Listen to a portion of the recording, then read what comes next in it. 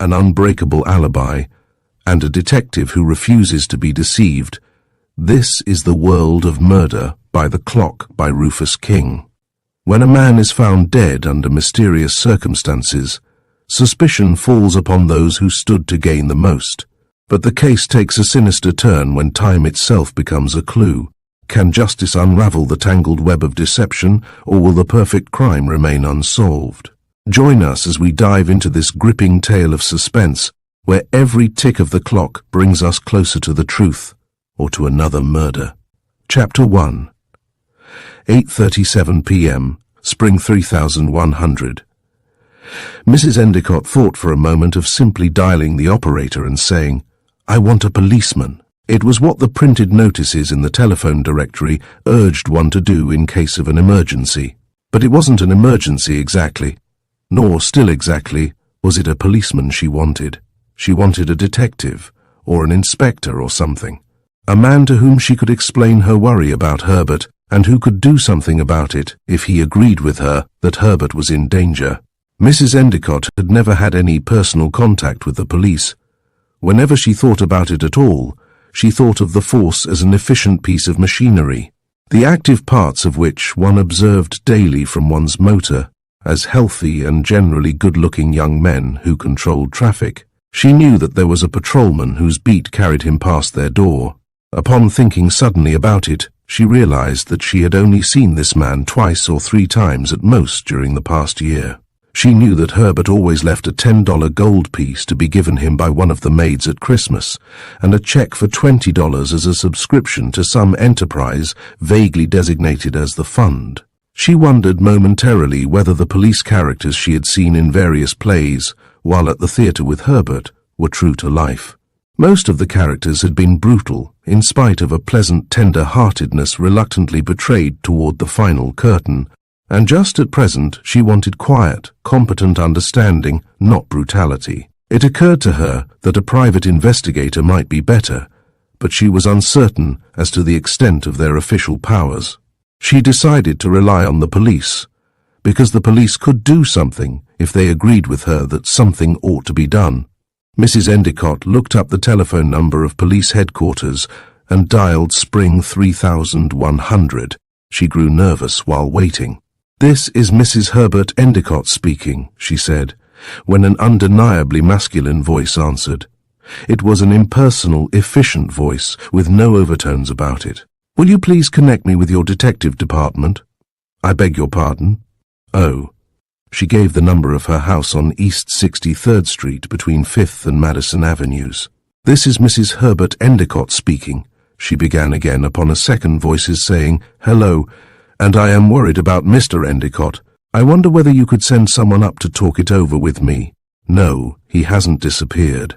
I know exactly where he has gone, but I have reason to believe that something might happen to him." "Yes, it's the Mr. Endicott who has been in the papers recently in connection with Wall Street. Around in a few minutes. But I thought police headquarters were down on Center Street." They transferred the call to the precinct station. "Really? Oh, thank you." Mrs. Endicott replaced the receiver on its hook.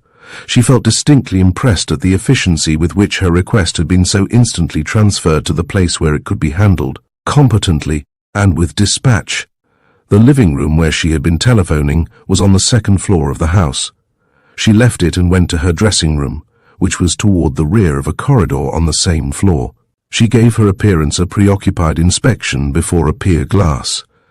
The soft and uneven lines of the jade chiffon of her dress would offer a satisfactory mask, she felt, for the nervous tenseness of her body. She renewed the red on her upper lip where she had been biting it. She returned to the living room, lighted a cigarette, and picked up a novel which she did not read. She smoked 3 cigarettes. Her sense of aloneness became stifling.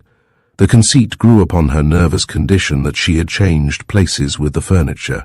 She had become inanimate, and the furniture endowed with attributes of life, as if her being were under the influence of some dispassionate regard, by something that had no eyes with which to see. It was nonsense, nonsense. She never should have listened, at least not attentively, to that wretched old woman. She could very well just have given the appearance. One had to be polite. Mrs. Endicott moved restlessly to one of the draped windows and stared down on the silent street. About her stretched the city of New York, and yet her environment could not have been quieter in some cabin in the woods. Not as quiet. Her memory swerved to that hellish week with Herbert in the forests outside of Copenhagen. What on earth was the name of that little watering place? Trollhättan? No, that was in Sweden. Names never mattered. She looked up for a while at a slender slice of night sky horizoned by cornices across the street. It was heavy with stars that held her, as if they were so many magic mediums arranged in heaven for the express purpose of granting her earthbound wishes. Wishes? She shrugged. She released the drapes, and they settled into place. A maid opened the living room door and came in. "A lieutenant from the precinct station, madam." "All right, Jane. Ask him to come up here." "Did he give his name?" "Lieutenant Valcour, madam, I think he said. Try and be more careful in the future about getting names." "Yes, madam." Mrs. Endicott lighted another cigarette.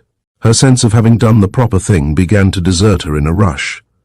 The police had a habit of finding things out, unexpected things, irrelevant to any matter on hand. She was sure of it, and wondered on what she based the knowledge, books, hearsay. She would have to be careful, but after all, a person with intelligence, he was standing in the doorway. "My maid," she said, "wasn't sure of your name. Is it Valcour?" She noticed with a sense of relief that he was not in uniform, and that he had left his hat and overcoat downstairs.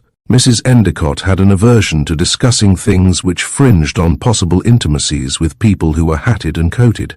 He was a mild, elderly man, with features that were homely but not undistinguished, well dressed in tweed and not smoking a cigar. He affected her with a quieting sense of reassurance. "Valcour is correct, Mrs. Endicott. I happened to be leaving for home when your call was put in, so I stopped in personally, instead of sending a detective as you suggested." The faint trace of cultured precision in his speech made her suspect foreign origin. She was sensitive to voices, and while not exactly collecting them, they almost amounted with her to a hobby. They were an essential part in the attraction she felt towards certain people, and it would have been within the bounds of possibility for her to have fallen in love with a voice. "You are of French origin, Lieutenant?"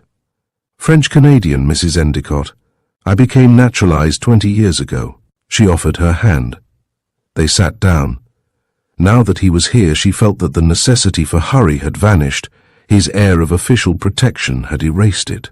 She wondered how it would be best to begin, just where to plunge into the foggy mass that composed her worry. Lieutenant Valcour accepted a cigarette and lighted it. He was agreeably impressed with Mrs. Endicott and with the room. Both were unusual, and the competent foundation in culture he had acquired at McGill University in his youth enabled him to place them at a proper evaluation. The furniture was low-set in design and severely simple, the general effect one of spaciousness and repose oddly marred by a muted undernote of harshness. It was not bizarre. He suspected it, correctly, of being modernistic. Mrs. Endicott herself had the startlingly clear perfection of features one occasionally finds in blondes. He decided that her age centered on 25. Beneath her authentic beauty, her face seemed planed in pale tones of pink ice. There would be a definite substrata of metal. He noted that the 6 cigarette butts crushed in the vermilion-lacquered tray on a small table beside her chair had not been smoked beyond a few puffs each. A clock standing on the broad-shelved mantel of the fireplace struck 9. "My husband," Mrs. Endicott said abruptly, "has been gone now exactly 2 hours." Lieutenant Valcour smiled amiably and settled himself a little less formally in his chair. His manner presented itself to her as a freshly sponged slate upon which she could trace any markings that she might choose. "He left here at 7 o'clock this evening," Mrs. Endicott said, "to go to the apartment of a woman with whom he thinks he is in love. Her name is Marge Miles, and her apartment is on the drive." Lieutenant Valcour's smile seemed to offer both consolation and an apology. "I'm afraid there isn't very much we can do for you," he said. "It's always private inquiry agents who handle work of that rather delicate character. No, I haven't made myself plain." Mrs. Endicott's indeterminate thoughts began to crystallize. "I'm not looking for evidence to secure a divorce. This woman is nothing of any permanence, but I'm afraid of her, of what she might do to Herbert." Then she added, as if the simple statement in itself would ensure his comprehension, "You see, I've seen her." "With him?" "Yes, they were lunching at the St. Regis. Herbert always was a fool about those things. She's foreign-looking, the Latin type." Mrs. Endicott felt the need for being meticulously explicit. "Her eyes are like the black holes you see in portraits of Spanish women. They're the entire face, everything else blurs into a non-essential whiteness. This woman's eyes are like that, like weapons. I know she's the sort who would kill if she got stirred up over something, got jealous or something. People do get jealous enough to kill," she ended, "frequently." Lieutenant Valcour stored away in his memory the broken nail on the little finger of Mrs. Endicott's left hand. The uniform perfection of detail in the rest of her appearance made it stand out jarringly. "This is all most unfortunate," he said sympathetically, "but I still doubt whether there is anything we could do. If there were only something definite, say a threat, for example, we'd be very glad to investigate it and to offer Mr. Endicott suitable protection." Mrs. Endicott stood up. The abruptness of the movement spread the folds of chiffon that streamed from a bow on her left shoulder, and Lieutenant Valcour's deceptively indifferent eyes lingered on bruise marks that showed blue smears upon white skin before the chiffon fell back into place. "Would you come with me to my husband's room?" Mrs. Endicott said. "Certainly. There's something there I'd like to show you, to ask you what you think about it." Lieutenant Valcour followed Mrs. Endicott along the corridor that led past her dressing room. A door beyond this opened into her bedroom, and directly across the corridor from it was the door to Endicott's room. The blank end of the corridor served as a wall for the bathroom, which connected the two bedrooms and turned them into a suite, which ran the width of the rear of the house. Lieutenant Valcour sensed a difference in the furnishings of Endicott's bedroom that set it at sharp variance with the other parts of the house that he had seen. It was done in heavy mahoganies that were antiquated rather than antique, and methodically centered in each panel of its grey-toned walls was a print of some painting by Maxfield Parrish. After a comprehensive glance around, he felt as if he had already met Endicott. He had at least evolved a fairly accurate portrait of the man's sensibilities, if not of his physique. He thought that Endicott would be difficult, a clearly divided neighbouring of the physical and the ideal, assuredly conscious of the fitness of things, which would be responsible for his acquiescence in the tone of the rest of the house, but dominated by an inner stubbornness which faced ridicule in the maintaining of his private room at the level he had accepted as a standard years before. "That is his desk." Mrs. Endicott indicated a flat-topped desk which was placed before one of the rear windows. A lemon-jacketed book with crumpled pages was lying on it, as if it had been slammed there. Near the book was a scrap of paper. Lieutenant Valcour leaned down and stared at the paper without picking it up. On it was printed in pencil. He looked at Mrs. Endicott. She was evidently waiting for him to speak. "Today is Thursday," he said. "Might it not be simply a memorandum?" "My husband doesn't print his memorandums, nor is it likely he would use a piece of paper torn from a paper bag." She added, to clinch her belief, "I can't imagine Herbert ever having a paper bag. Perhaps he bought something at some haberdasher's. The paper is too cheap. It's more like the sort they use at grocers or small stationers." "So it is. And there's a crudeness about the printing. It's almost an intentional crudeness." Mrs. Endicott stared fixedly at Lieutenant Valcour. "It's the sort of printing you'd expect to find in a threat," she said. "I have learned to find almost any sort of writing or material used for purposes of conveying a threat," Lieutenant Valcour said. "People who threaten are invariably unbalanced emotionally, if not actually mentally, and there is never any telling just what they will do. There was a case that recently came to my attention where a woman received a threat which had been engraved on excellent paper and enclosed in the conventional inner envelope one uses for formal announcements or invitations. Really, I'm not, by that, questioning your judgment in the matter of this note, Mrs. Endicott.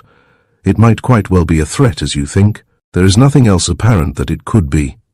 When did you find it, Mrs. Endicott?" "After my husband had left, lying just about where it is now." "Exactly where it is now. I see. You didn't touch it then, just read it. I wonder why your husband left it there." She looked at him almost impatiently. I don't imagine he did leave it there, that is purposely. It probably fell out from between the leaves when he slammed the book down. Has it occurred to you that we might call up this Marge Miles, but that's foolish. Of course you'd have thought of that. He observed her obliquely as she answered. He'd never forgive me. Her gesture was faintly expressive of helplessness. I'm not supposed to know anything about it. Of course, this menace, Mrs. Endicott, this danger that you are fearing, where do you think it lies? She became consciously vague. The streets, indoors, out. And you're basing it entirely upon this note? Primarily. It's something concrete at any rate. I think that he ought to have protection, and yet, if I did do anything about it, he'd put it down as spying. Well, if this note is a threat, there is rarely only one, you know. I wonder whether we might find any others. I haven't the remotest justification for looking, but I'm willing to do so if you wish me to. Mrs. Endicott grew curiously detached. His papers are in the upper right-hand drawer, she said. Lieutenant Valcour opened the drawer. Its contents were in a state of considerable confusion. It was not the sort of confusion which is the result of a cumulative addition of separate notes, letters, and sheets of paper, but a kind that exists when a normally orderly collection of papers has been milled around in suddenly. There's quite a mass of stuff here, he said. It might be simpler to eliminate other possible places before tackling it. I must repeat again that I'll be exceeding any legal rights by doing so, but if you earnestly believe your husband is in danger, I'd like to go through the pockets of his clothing. Pockets? It's a much more usual place to find important things than you would imagine. His clothes are in that cupboard. Mrs. Endicott indicated a door. Lieutenant Valcour went over and opened it. An electric light was automatically turned on in the ceiling. The large hulk of a man crumpled into one corner of the cupboard gave him a severe shock. The man was dead. He closed the door and faced Mrs. Endicott. He nodded toward the desk, on which a telephone was standing. I'm going to use that telephone for a few minutes, he said. There's a message I want to put through. Also, please ring for your maid. Mrs. Endicott's eyes widened a little. There's something in the cupboard, she said. Ring for your maid, please. She went past him and toward the cupboard door. He shrugged. The value of her reaction would offset the brutality of not stopping her. She opened the door and looked in. Her grip tightened on the knob. Then he didn't go out at 7, she said. No, Mrs. Endicott. He didn't go out at all. Chapter 2, 9:24 p.m. Hallmarks of Murder. Lieutenant Valcour felt that the utter stillness of the room would overwhelm him. He, Mrs. Endicott, everything seemed to be taking its cue from death. He reached past Mrs. Endicott and touched the body's cheek. It was quite cold. Where is your room, Mrs. Endicott? He carefully pried her fingers from the knob of the cupboard door and then closed it. But you can't leave him in that cupboard. Her voice held the toneless qualities of arrested emotion, as if the functioning of her nerve centers had stopped. We must leave him in there, Mrs. Endicott, until someone from the medical examiner's office has seen him. If you'll tell me the name of your family physician before you lie down. Lie down, lie down. Yes, and rest. I'll call the doctor up on the possible chance that we're mistaken. Only I'm quite certain, Mrs. Endicott, that we aren't. She stumbled verbally in her rush. Worth, doctor. Sanford Worth, Calumet 876. It's 876 something. I know it perfectly well. It's in my book. Come with me. She seemed mechanically vitalized, and her movements were those of a nervous, jerky toy. She flung open a door adjacent to the cupboard. It led into a bathroom, the fittings of which were of coral-colored porcelain. A door in the opposite wall led into her bedroom. She went immediately to a leather reference book beside a telephone near her bed. It's Calumet 8769, she said. Her finger slipped in the dialing. Lieutenant Valcour gently took the instrument from her hands and put through the call. The office of Dr. Worth, he said when a woman's voice answered him. This is the home of Mr. Herbert Endicott. I am Lieutenant Valcour of the police department. Mr. Endicott is dead. I would appreciate it if Dr. Worth would come here at once and consult with the medical examiner, and also attend to Mrs. Endicott. Thank you. He replaced the receiver. I haven't the slightest intention of collapsing, Lieutenant. We will need Dr. Worth anyway, Mrs. Endicott. Lieutenant Valcour dialed the central office and, in a suddenly most efficient voice, gave the requisite information. He then called his own precinct station and told the sergeant at the desk to send over a detail of 5 men in uniform. The chief of the homicide bureau, the medical examiner, and some of my own men will be here presently, he said to Mrs. Endicott. And my husband has to stay in that cupboard until they come? Unless Dr. Worth arrives first and disagrees with me that Mr. Endicott is dead. It's inhuman. Very, but there's a set routine for these cases that we have to observe. Is this the button you ring for your maid? He pressed a push button set in the wall at the head of the bed. Yes, but I don't want her. You may, and there's no harm in her being with you. I'm going to leave you in here for a little while, until the people we've telephoned for come. You insist on my staying in this room? Heavens, no. Do anything you like, Mrs. Endicott, or that you feel will help you. As long, he added gently, as you don't leave the house. Oh, you see, we'll have to talk such a lot of things over, just as soon as the usual formalities are finished. It's rather terrible, isn't it? Pretty terrible, Mrs. Endicott. So, she mentally groped for a satisfactory word, so conclusive. It seemed a peculiar choice. Lieutenant Valcour sensed that it wasn't just Endicott's life alone which was concluded by death, but something else as well, such as an argument, perhaps, or a secret and bitter struggle. The precise significance was elusive, and he gave it up, or rather checked it within his memory in that compartment which already contained 6 barely smoked cigarette butts, a broken fingernail, bruise marks, and a note which, in view of the body, might safely be presumed to have been a threat. A maid knocked on the door and came in. She stared speculatively for a curious second at Lieutenant Valcour. Madam rang? No, Roberts. Lieutenant Valcour rang. Lieutenant Valcour is of the police. Any sudden announcing of the police is always shocking. It is a prelude to so many unpleasant possibilities, even in the lives of the most blameless. They are in a class with telegrams. Lieutenant Valcour noted that Roberts accepted his identity with nothing further than an almost imperceptible catching of breath. Mrs. Endicott's attitude puzzled him. It wasn't resentment, certainly, or any stretching at rudeness. Such emotions seemed so utterly inconsequential at this moment when she must have been wrenched by a very severe shock. It reminded him of the aimless play of lightning clowning before the purposeful fury of a storm.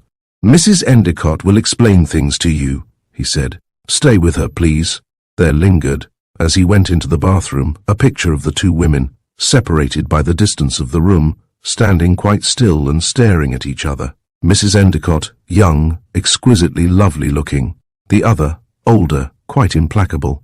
The connection was absurd, but the effect remained of 2 antagonists in a strange encounter who were standing in their separate corners of a ring. He closed the bathroom door and slipped the catch. He turned on all the lights. There was a single window. He parted muslin curtains and looked at a glazed lemon-coloured shade, especially along its hemmed bottom. There were some smudges at its centre that interested him. He believed that they had been made by a dirty thumb. He raised the shade and the lower sash of the window. The night was clear and cold and windless. A shallow stone balcony ran the width of the rear of the house. It was for ornamentation rather than use, as to get onto it one had to straddle the windowsill. Lieutenant Valcour did so, and stood looking down upon the dimly defined outlines of what, in spring, would bloom into a formal garden. He satisfied himself that there seemed no access to the balcony from the ground, unless one used a ladder or were endowed with those special and fortunately rare qualities which transform an otherwise normal person into a human fly. The house was 5 windows wide. The 2 on the right of the bathroom belonged to Mrs. Endicott's room, and the 2 on its left to her husband's. He flashed on his electric torch and examined all 5 sills. None showed a trace of recent passage, and there was no very good reason, he realized, why any of them should. They were clean, windswept and smooth. How pleasant it would be, he reflected, to come across the perfect imprint of a shoe or a rubber. Or, what was it that was so popular at the moment? Of course, the footprint of a gorilla. The case would then be what was technically known as an open and shut one. He'd simply take the train for California and arrest Lon Chaney, and but enough. and the floor itself on the balcony was smugly lacking in clues. He relinquished the keen, sharp air, the star-heavy night, and returned to the bathroom by way of its window, which he closed, and again drew down its lemon-colored shade. A cake of soap in a container set in the wall above a basin attracted his attention.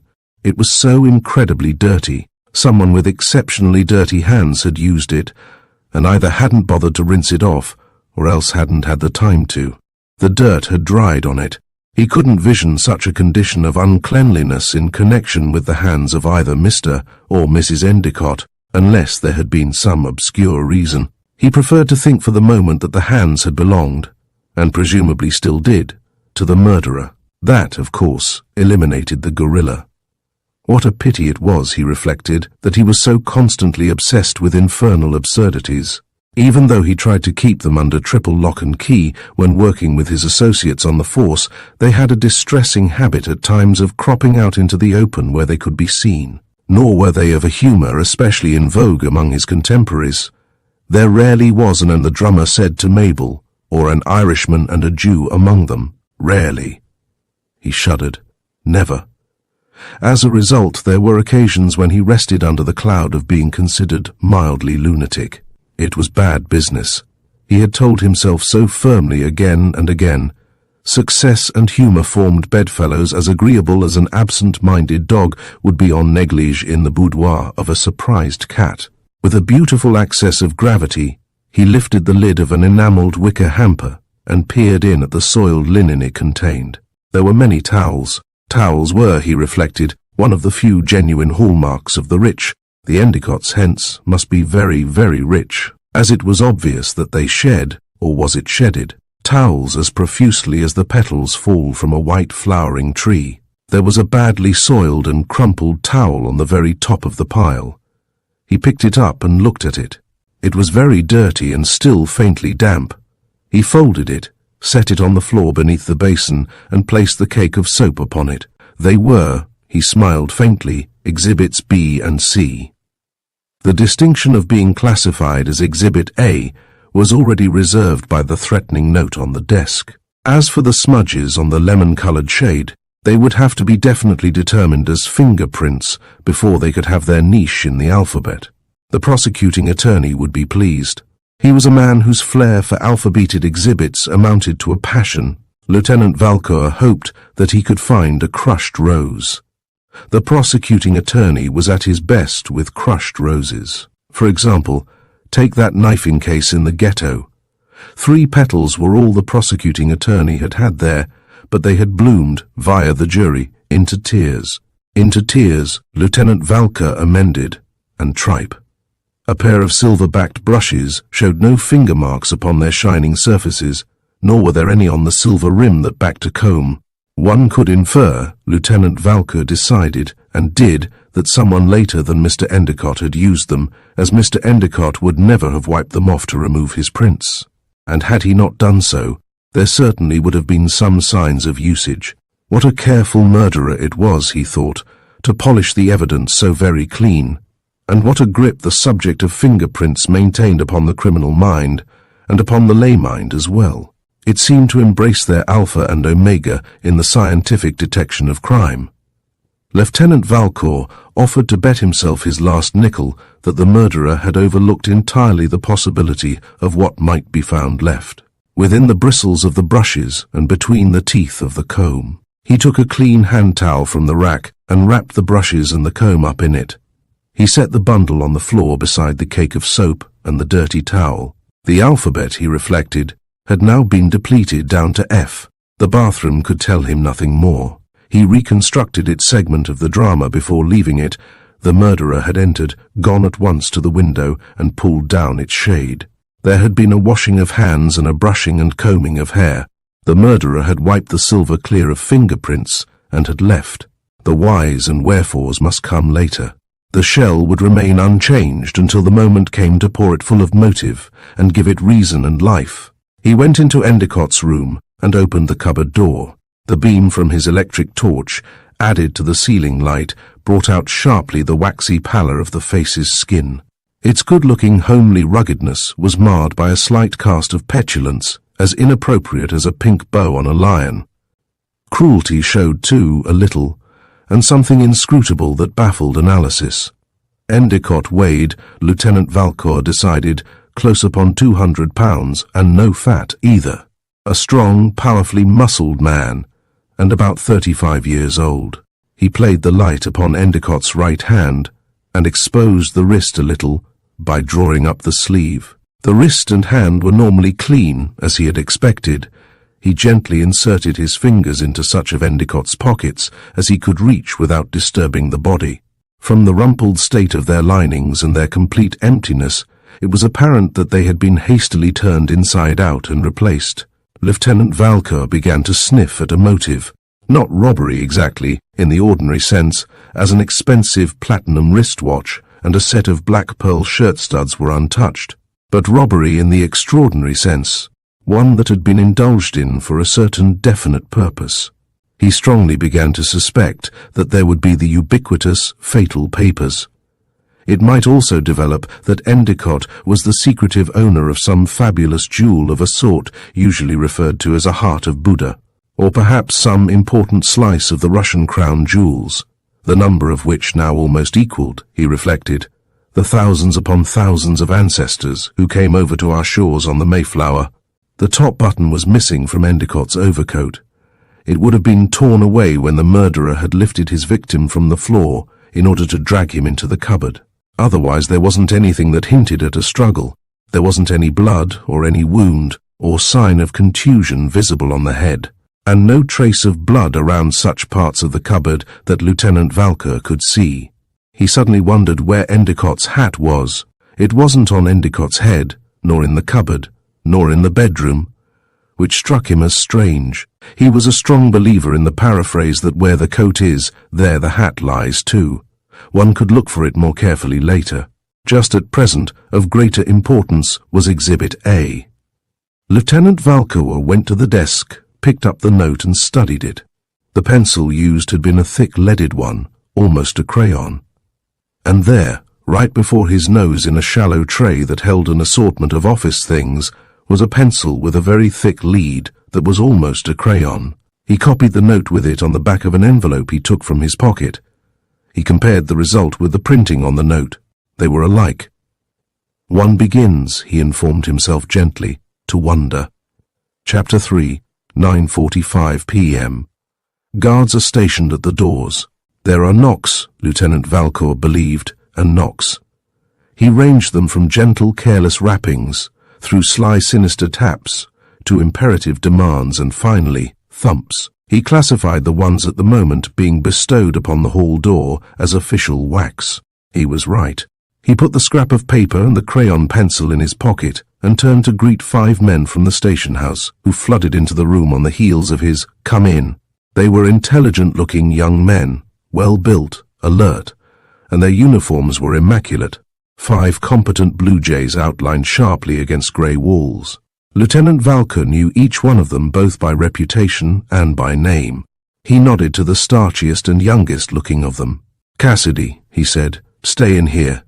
O'Brien, stay by the front door and keep Hanson with you to carry messages. There's a servant's entrance at the front, McGinnis. It's yours. And you, Stump, watch the door from the back of the house into the garden. If anyone wants to leave the house, send him to me first. You can let anyone in with the exception of reporters and find out their business. Now, in regard to the reporters, just be your natural genial selves, and say that apart from the plain statement that Mr. Herbert Endicott, the owner of this house, is dead and that—" Lieutenant Valcour choked slightly. "Foul play is suspected. You can tell them nothing. The police, as usual, are actively on the job, have the case well in hand, and there is every reason to believe that in view of our customary efficiency, the guilty parties will soon be brilliantly apprehended, etc. And so forth. Amen. Excuse it, please." "Cuckoo," confided O'Brien to Hanson, as, with Stump and McGinnis, they filed out. "Cuckoo was a fox," agreed Hanson, who had worked under Lieutenant Valcour on a case before. Yeah? Lieutenant Valcour and young Cassidy were alone. "Tell me, Cassidy, how are the servants taking all this, if you bumped into any of them?" Sure, I only saw the girl at the front door, Lieutenant. She's a sorry piece, and was shivering worse than one of them new and indecent dances. Did she say anything? She did not, beyond telling us to follow her upstairs. She took us to that door across the hallway first, and some lady said you was in here. How did that lady's voice sound to you, Cassidy? Smooth, sir. Not nervous? Devil a bit. What are you looking for, Cassidy? The corpse, sir. It's in that cupboard. Is it now? Said Cassidy, casually removing himself as far from the cupboard door as he could. It ain't one of them Western hammer murders, is it? I don't know what kind of a homicide it is, Cassidy. There are no marks on him that I can see. Will it be poison, then? Maybe. Well, let's hope it's one or the other. I hate them mystery cases where the deceased got his go-by from a Chinese blowgun, or some imported snake from Timbuktu, or parts adjacent. When did you ever work on such a case, Cassidy? Sure, Lieutenant. You can read about them every week in the magazines. There's one that's in its 4th part now, where some louse of foreign extraction kills a dumb cluck of a Wall Street magnate with a package of paper matches, the tips of which was so fixed that they exploded when struck, instead of acting decent-like and shot dabs of poison into the skin of his fingers. Can you imagine it? Just say the word, and I'll bring it around to the station house, and you can read it for yourself. Thanks, Cassidy. It'll be no trouble at all, Lieutenant. An important knock on the door disclosed a stranger. Lieutenant Valcour addressed him correctly as Dr. Worth. Dr. Sanforth Worth did not merely imagine that he cut a distinguished figure, he was sure of it. A certain greyness clung impressively about the temples of an intellectual brow, and he was probably one of the few physicians left in New York who had both the audacity and ability to wear a Van Dyke. He was dressed in evening clothes and had not bothered to remove his overcoat or to give up his hat. Dr. Worth? I am Lieutenant Valcour of the police. Mr. Endicott is in here. Dr. Worth bowed gravely and with a sparklingly manicured hand stroked his Van Dyke once. I have been afraid of something like this for quite a while, Lieutenant, he said. His voice, in company with everything else about him, sounded expensive. Lieutenant Valcour raised his eyebrows. It begins to seem, Doctor, as if everybody except Mr. Endicott himself anticipated his murder. Murder? It was Dr. Worth's eyebrows' turn. They raised. They fell. They became, in conjunction with pursed lips, judicious. He removed his overcoat and placed it, with his hat, upon a chair. I believe you will find, Lieutenant, that it is just his heart. His, dear God in heaven, man. What have you left him slumped down like this for? You mustn't touch him, Doctor, unless you think he isn't dead. Dr. Worth stiffened perceptibly. Fancy that, he said. Well, one would infer that he is dead, all right. Just the same, Lieutenant. Is there any legal objection to opening his coat and shirt bosom? I dare say I could slit them, if you preferred. You see, it might be advisable to test for any trace of heart action with the stethoscope. I had no intention of offending you, Doctor. Go right ahead and do anything you think is absolutely essential to establish life or death. Dr. Worth melted conservatively. You see, sir, I know his heart. He had a nervous breakdown 2 years ago, which left its action impaired. He loosened Endicott's overcoat, and the black pearl studs set in a semi-soft shirt bosom. He listened for a moment, and then removed the stethoscope. No trace, he said. He's dead. Shall I button up the shirt front and the coat again? It isn't necessary, Doctor. The hall door opened abruptly. The homicide chief and the medical examiner came in, followed by a squad of detectives. Lieutenant Valcour was well acquainted with both officials. He introduced them to Dr. Worth and placed at their disposal such information as he had gained while waiting for them to arrive. The department's experts automatically began to function at once. A photographer was already arranging his apparatus to make pictures of the body from as many angles as its position in the cupboard would permit. A fingerprint man went about his duties along the lines laid down by established routine. The medical examiner and Dr. Worth gravitated naturally together and plunged into a discussion of Endicott's medical history. The homicide chief, a well-built, alert-looking man of 50 by the name of Andrews, drew Lieutenant Valcour a little to one side. "What do you really make of it, Valcour?" he said. "Oh, it's undoubtedly murder, Chief. But I doubt whether there'll even be an indictment unless we get a lucky break, establish a definite motive and get a confession. I feel that way about it too. Any signs of an entry having been forced? I haven't looked. I've been in here all the time and my men just came. Well, Stevens and Larrabee are making the rounds now. They'll let us know. If the autopsy doesn't show poison or some wound, it'll be a nuisance. If it's a straight heart attack, as Dr. Worth claims, we might just as well drop it. Can you imagine getting up before a jury that's been shown a picture by the defense of a big husky like Endicott and saying, this man was scared to his death? Suppose a woman was the defendant. They'd laugh the case out of court. Maybe it won't be as bad as all that, Chief. While you're busy in here, I'll wander around and try to scare up something. Would you mind sending for me when the medical examiner reaches some decision as to the manner of death? Sure thing, Valcour. I'll see to it too that those brushes and comb are looked into. I'll probably be in Mrs. Endicott's room. That's the door just across the corridor. Andrews was aware of Lieutenant Valcour's reputation in the department for the painless extraction of useful information from people. Go to it, he said, and squeeze every drop that you can. Chapter 4, 10:02. M. Pale flares the darkness. Lieutenant Valcour wondered concerning Mrs. Endicott as he walked slowly across the corridor and knocked on the door of her room. A curious woman, with youth and beauty that almost passed belief. He knew her instinctively as one of life's misfits, complex to a note far beyond the common tune, essentially an individualist, essentially unhappy from an inevitable loneliness which is the lot of all who are banished within the narrow confines of their own complexity, a type he had seldom met, but of whose existence he was well aware. Roberts opened the door. The woman's face was butchered, and her eyes had the quality of glass. Ask Mrs. Endicott, please, whether she feels strong enough to see me for a moment. Mrs. Endicott's voice was definitely metallic. As it reached him in the corridor, disembodied from any visual association with herself, it seemed to hold a muted echo of brass bells. Certainly, come in. I wish, Lieutenant, you would give up the tiresome fiction that I am going to collapse. I'll ring Roberts when I want you. Yes, madam. As Roberts passed him on her way to the door, Lieutenant Valcour felt an imperative awareness of an attempt at revelations, an attempt to impart to him some special knowledge. Her eyes, as she glanced at him, lost their cobwebs and grew sharply informative. It was entirely an unconscious reaction on his part that forced from his lips the word later. The cobwebs reappeared. She left the room. Lieutenant Valcour drew a chair close to the chaise longue upon which Mrs. Endicott was nervously lying.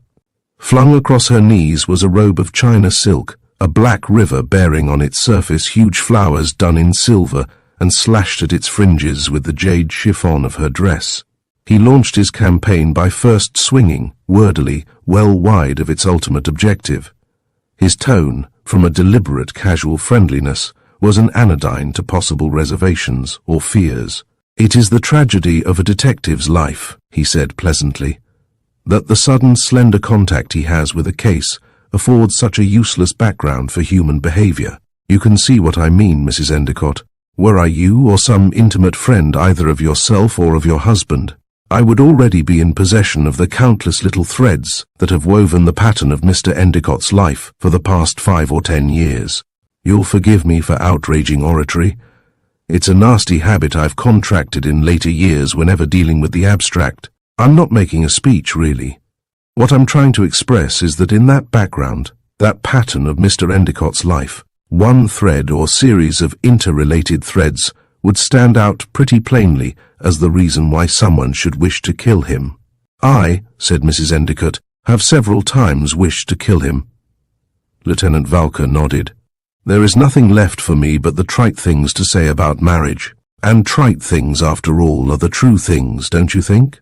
If they're just discovered, I mean by that to the person just discovering their deadly aptness they're true, rather terribly so sometimes.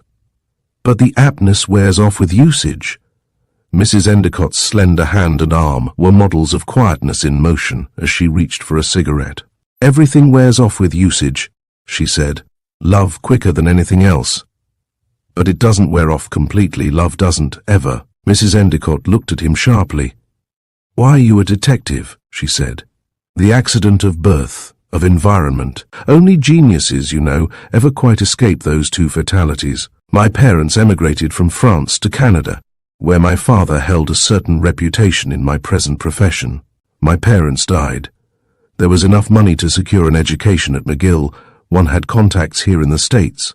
Lieutenant Valcour smiled infectiously.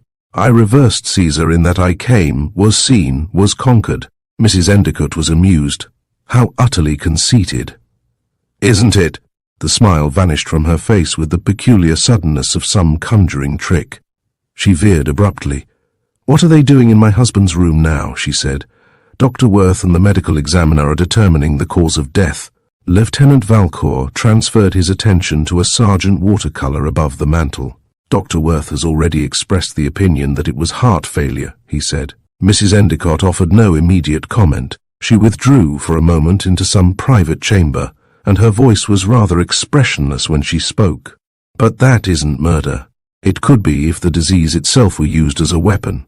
I don't believe that I understand. Why, if some person who knew that Mr. Endicott was subject to heart attacks were deliberately to shock or scare him suddenly, or even give him a not especially forceful blow over the heart, and he were to die as a result of any one of those things, that would be murder. It would have to be proved pretty conclusively, of course, that it had been done deliberately. Mrs. Endicott joined him in his continued inspection of the sergeant. It would indicate a rather circumscribed field for suspects too, don't you think? Yes, one would confine one's suspicions to those who were intimate enough with him to know of his physical condition. But apart from all that phase, there are those things we technically speak of as attendant circumstances. They point to murder. Their glances brushed for a second in passing and then parted. Such as, Lieutenant Valcour explained with certain reservations, the note you showed me, the position of Mr. Endicott in the cupboard, the fact that he is completely dressed for out of doors. But there is no trace of his hat. Oh, several little things that speak quite plainly. He focused her directly. Where did Mr. Endicott usually keep his hats? I've never noticed particularly. There's a cupboard downstairs in the entrance hall, and of course the one... Yes, I've looked for it up here. I wonder whether you'd care to tell me what happened. What you did, I mean. And what you remember of Mr. Endicott's movements from the time, say, of his reaching home this afternoon. Mrs. Endicott's face sought refuge in the very pith of candour. Why, nothing much, nothing unusual. Lieutenant Valcour laughed pleasantly. That is where I fail in my background, he said. The things done were usual to both of you, and therefore of no importance. To me, however, they would prove interesting because of their unfamiliarity. Did you talk at all? Elaborately, I beg your pardon. I said elaborately. Herbert makes a point of talking elaborately whenever he's lying. I see, he was lying then about Marge Miles, and unoriginally. But Herbert never was original much in his emotions. He told me he was going to an impromptu reunion of some men in his class at the Yale Club. These reunions have occurred with astonishing regularity once a week for the past month, in spite of their impromptu character. I detest having my intelligence insulted, she ended, not unfiercely, more than anything else in the world. You will forgive me for becoming personal, but I doubt whether Mr. Endicott understood you very well. He didn't understand me at all. And you, him? Mrs. Endicott momentarily disarranged the perfect arch of her eyebrows. I could see through him perfectly, she said. A child could see through him. But understand him? I don't think anyone could understand Herbert. He made a fetish of reticence. He was, she concluded, half animal, and the other half rather cloudily complex. A fog, and when he came home this afternoon at 5:30, nearer 6 even. Toward 6 he joined you in the living room and gave you the weekly excuse. I didn't say the living room. It was the top floor. You may have noticed that this house has a peaked roof, in what would correspond in the country to an attic. She stopped sharply, and her defensive veneer cracked for an instant, long enough to show that she was definitely startled. You feel that you shouldn't have told me that. Perhaps you shouldn't. If the fact of your having met Mr. Endicott in the attic has nothing to do with the case at all, it will cause us to snoop around among your personal affairs unnecessarily. He didn't meet me there, as you say.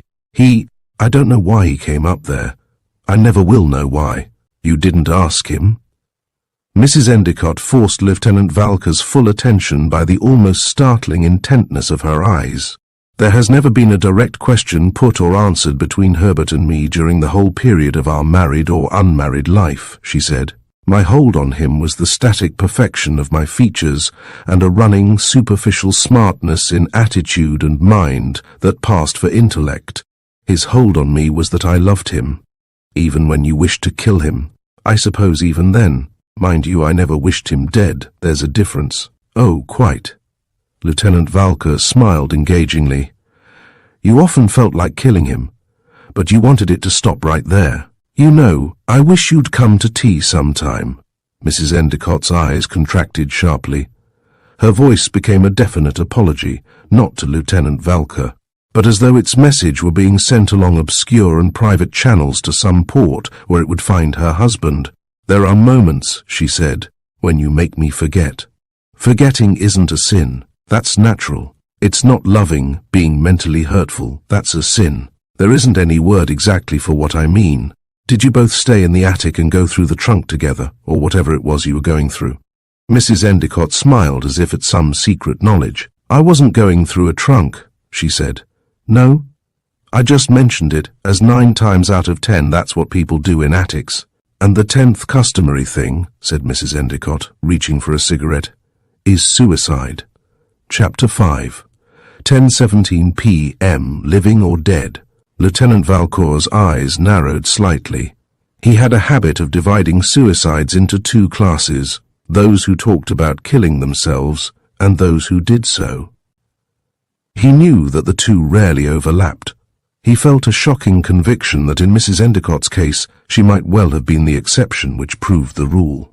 I suppose an attic is the conventional place for suicide, he said. Or at least to think about it. Mrs. Endicott's laugh was without humour.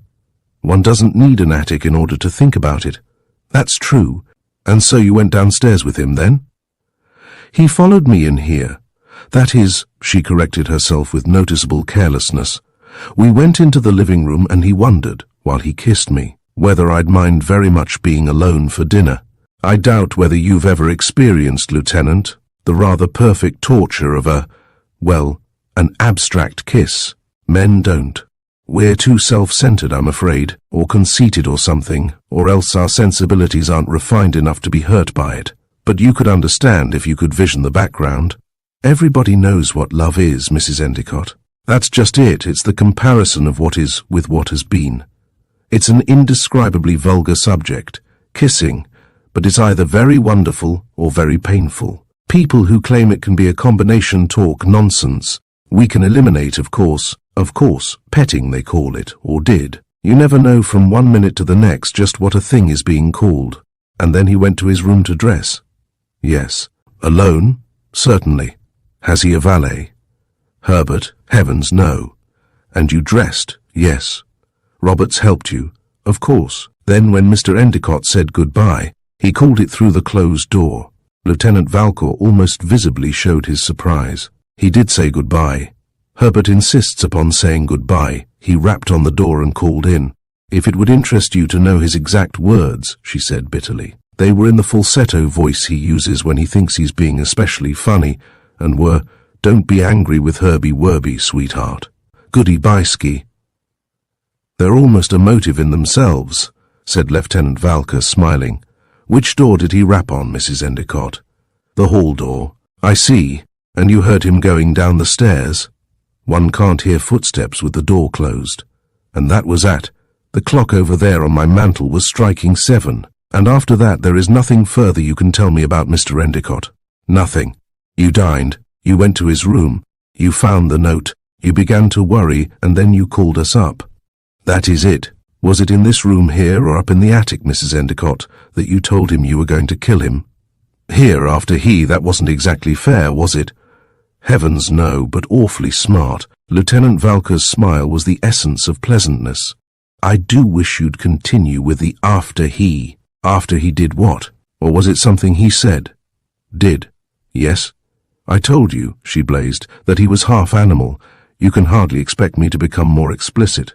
Lieutenant Valcour was genuinely upset. "I do beg your pardon, Mrs. Endicott," he said. "About this afternoon, were you in the house?" "Partly. I had tea at the Ritz early, about 4:30 with," she added defiantly, "a man."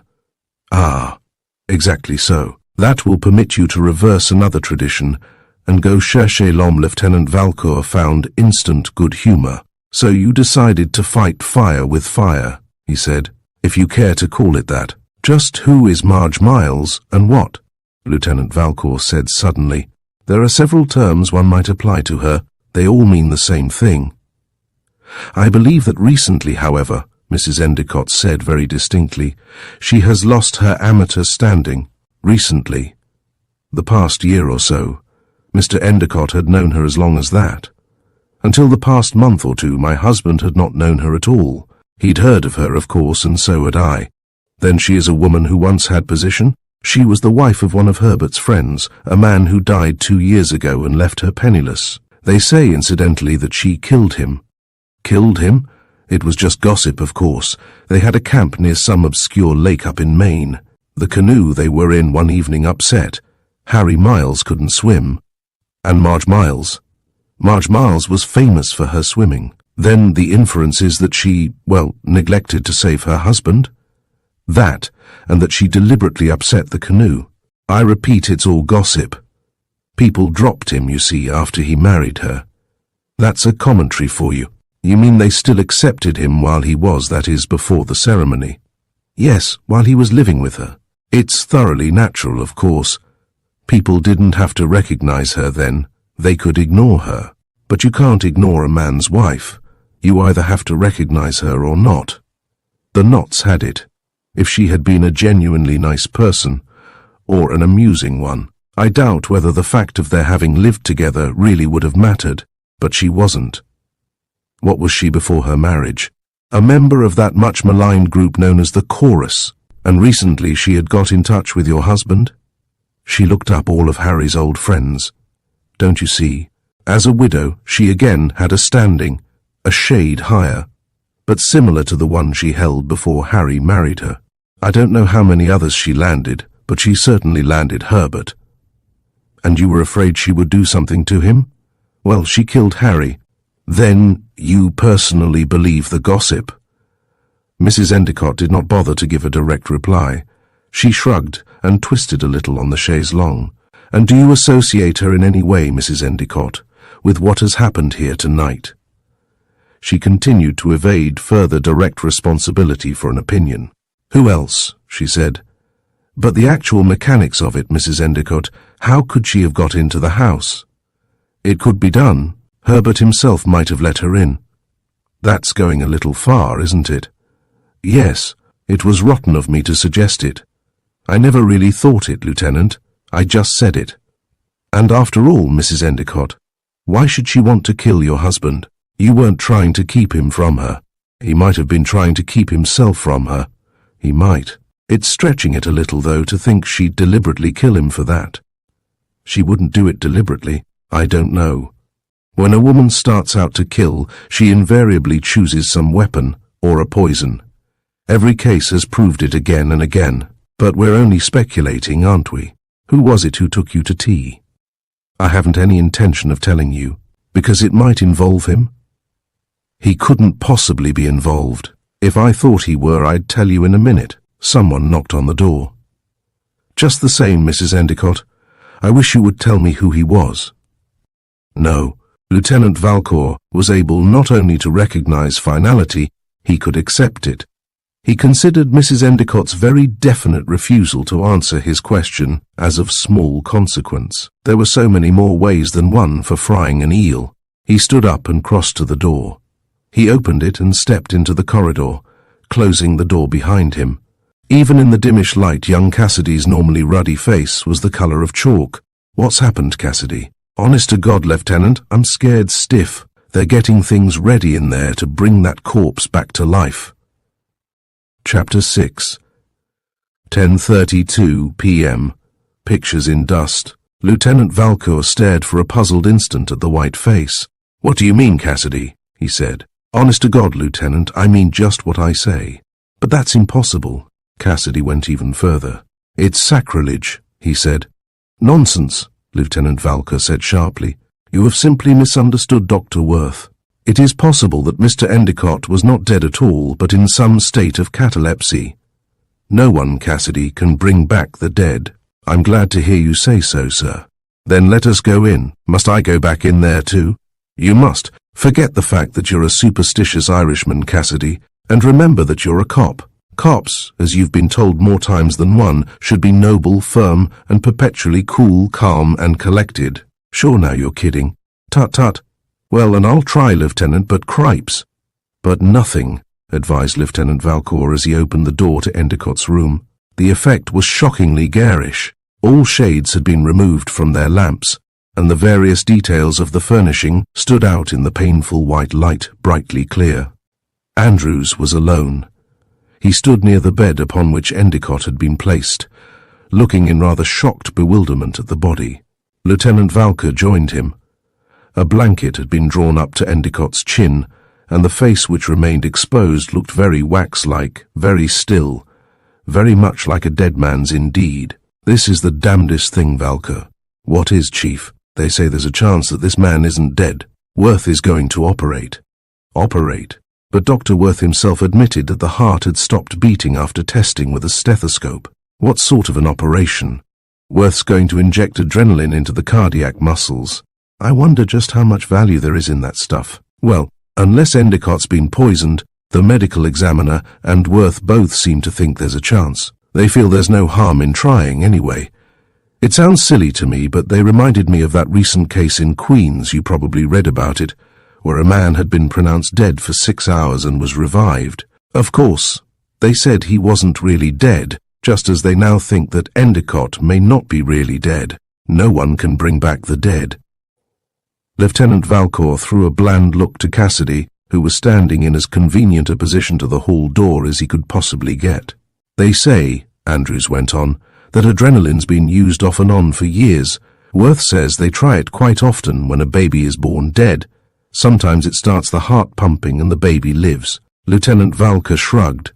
It will make things pretty simple for us if it works with Endicott, he said. He can make a statement and prefer charges himself. Where is everybody? The medical examiner and Worth are downstairs telephoning and making arrangements for the operation. My men have finished and have gone back to headquarters. There wasn't any sign of forcing an entry, so it looks like an inside job, if there was any job. I tell you, Valcour, if it wasn't for your suggestion that robbery was a motive, or for that note that might have been a threat, I'd drop the whole thing. It's a different matter if the adrenaline doesn't work and an autopsy proves poison or something. Find out much from Mrs. Endicott? Enough to be interested in learning more. Want the details? Later, if I have to get to work on the case. You want to keep on handling it? Yes. Go ahead. Call for any outside stuff you want us to check up on for you. I'll send you a report on the brushes and comb as soon as they finish with them downtown. You going, Chief? No use in my sticking around, Valcour. We haven't a case yet, really, that calls for any central office work. Hell, according to those 2 6-syllable specialists downstairs, we haven't even got a corpse. Robbery there may have been, and it's your precinct, so go to it. I'll find out from the medical examiner when he gets back how the operation turned out, and if there's going to be an autopsy. If poisoning is proved and you haven't pinned it on anyone by then, I'll get on the job again. I suppose you'll see that the people in the house are given the once-over. Certainly, Chief. I'll run along then. Good luck, Valcour. Thank you, Chief. Andrews left the room and closed the door. I bet he's got a date, said Cassidy. He'd stay here if he had 20 dates, if he thought it was necessary, said Lieutenant Valcour. Well, I wish I had a date. You'll have a whole vacation if you don't brace up. I'm going to take a look in that cupboard, now that Endicott's no longer in it. Even a cupboard seemed preferable to Cassidy to being in the room. Can't I help you, sir? He said with almost fervent politeness. No, Cassidy, you can't. You can stay just where you are. Oh, very well, sir. Lieutenant Valcour picked up a straight-backed chair and took it into the cupboard with him. He held a sincere respect for the central office men, but at the same time felt that their work was too methodically routine to permit their darting along interesting tangents or wasting their time in strolls along bypaths. That might lead to fertile fields. There was no criticism in his mind at all. He admired the system that had been established, and the expert functioning of its units and departments. He knew very well that its average of successes was greater than its average of failures, but it was deficient in that elusive, time-taking, and sometimes expensive thing known as the personal equation. It remained at its best a machine. A certain amount of carelessness, too, ran in the general plan.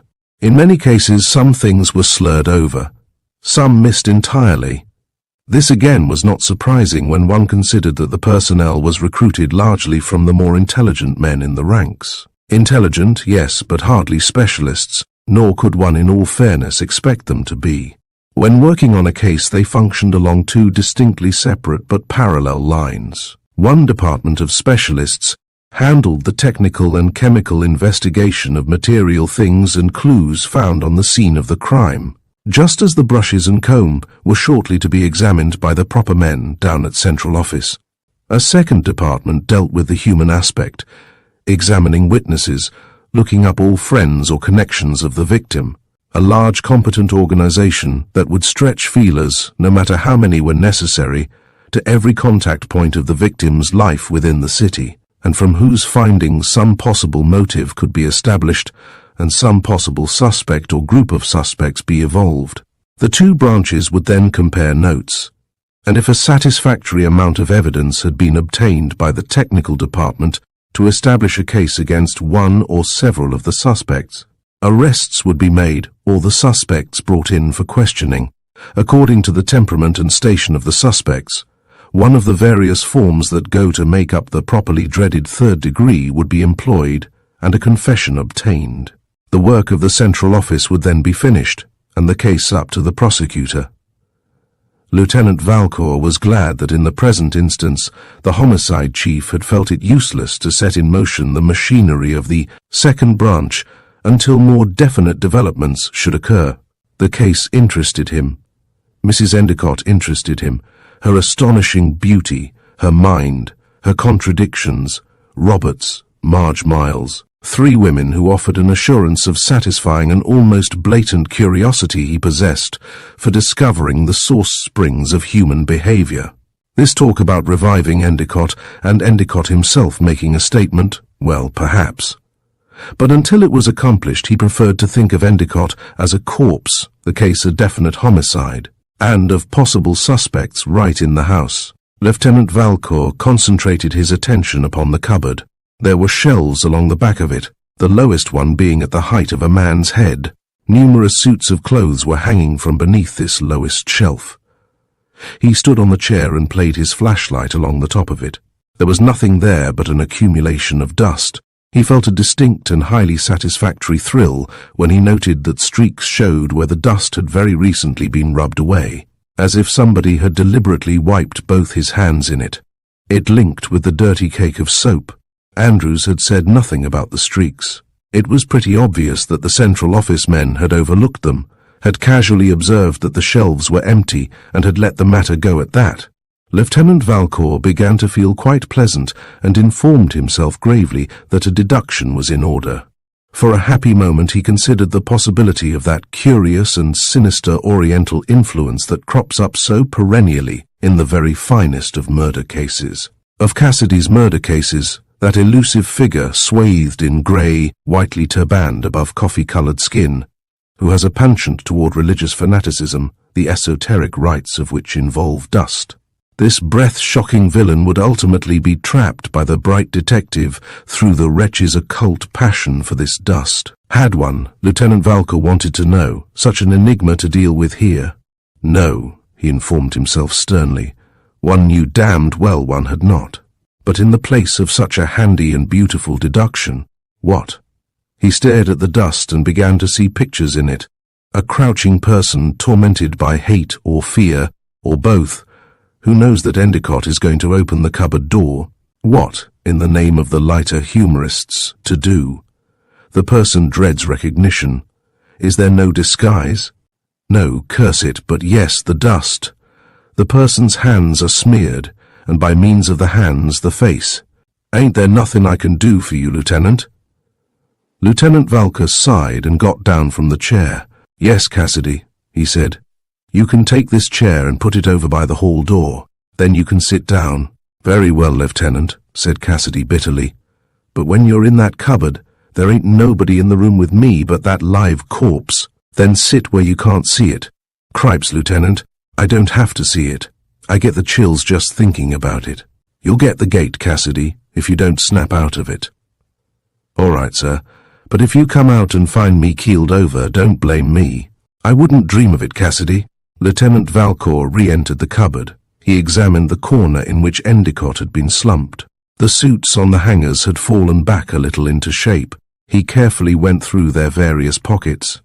They were empty, and from the rumpled condition of their linings, he knew that they had been hastily gone through before. Perhaps the central office men had done so, but he doubted it. They would concern themselves pretty exclusively with the effects taken from the clothes Endicott had been wearing at the time of the attack. It interested him to note that the suits against which Endicott's body had been slumped showed evidence of having been searched with the rest. It confirmed his theory that that was what the attacker had been doing when caught in the cupboard by Endicott's sudden appearance in the bedroom, and it also strengthened his theory of the ingenious use of dust from the shelf top as a disguise. Shoes lined a low shelf along the bottom of one side, and hat boxes occupied a corresponding shelf on the other. Lieutenant Valcour dismissed the possibility that the particular hat he was searching for, the one that Endicott was wearing or intended to get at the moment of the attack, would be in a box. Perhaps it was in the cupboard Mrs. Endicott spoke about downstairs in the entrance hall. The point kept nagging at him irritatingly, and he considered it important enough to go down and find out. Cassidy barely restrained himself from clutching Lieutenant Valcour's arm by the hall door. "Honest to God, you ain't going to leave me in here alone, Lieutenant?" "Honest to God, Cassidy, I am." Lieutenant Valcour went out. Cassidy took one bleak look at his charge, the living corpse, carefully crossed the fingers of both his hands, and sat down. "I just knew," he muttered truculently, "that this case was going to be one of them printed damn things." Chapter 7, 11:01. P.M. Banked fires. The corridor was deserted. Lieutenant Valcour walked along it to the top of the stairwell and looked down into the entrance hall.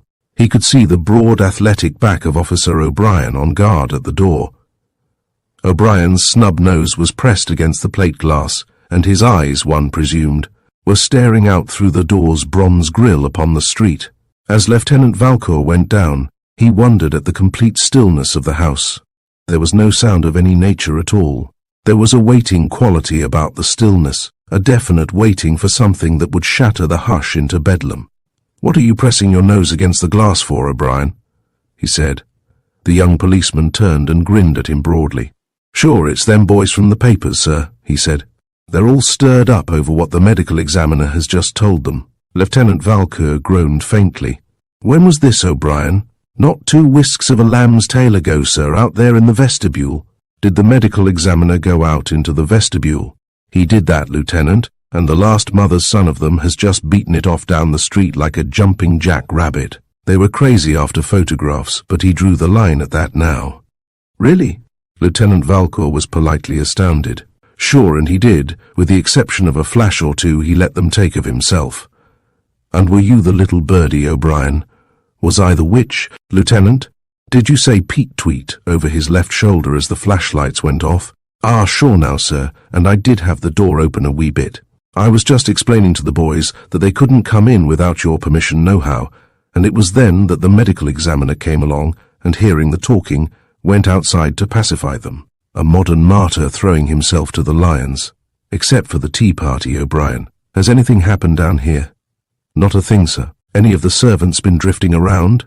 "Only one old dame in black, and 7 foot tall if she's 1 inch. She came halfway down the stairs, took one dirty look at me, and then stalked back up as stiff as a poker. Her bonnet was on her head." "You don't know who she was, I suppose?" "That and I don't, sir. She looked like she might be a housekeeper." "She probably was.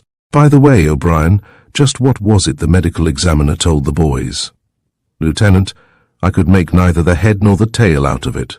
I'd been telling them myself that the boss upstairs was dead and that foul play was suspected, and they were hot after the medical examiner for a further word, and I'm damned if he didn't give it to them." What was the word, O'Brien?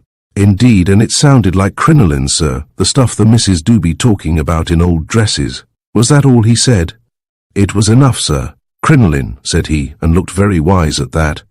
Then he added, for the present, boys, no more, and off they scampered like the devil in person was after them. All right, O'Brien, just stick where you are.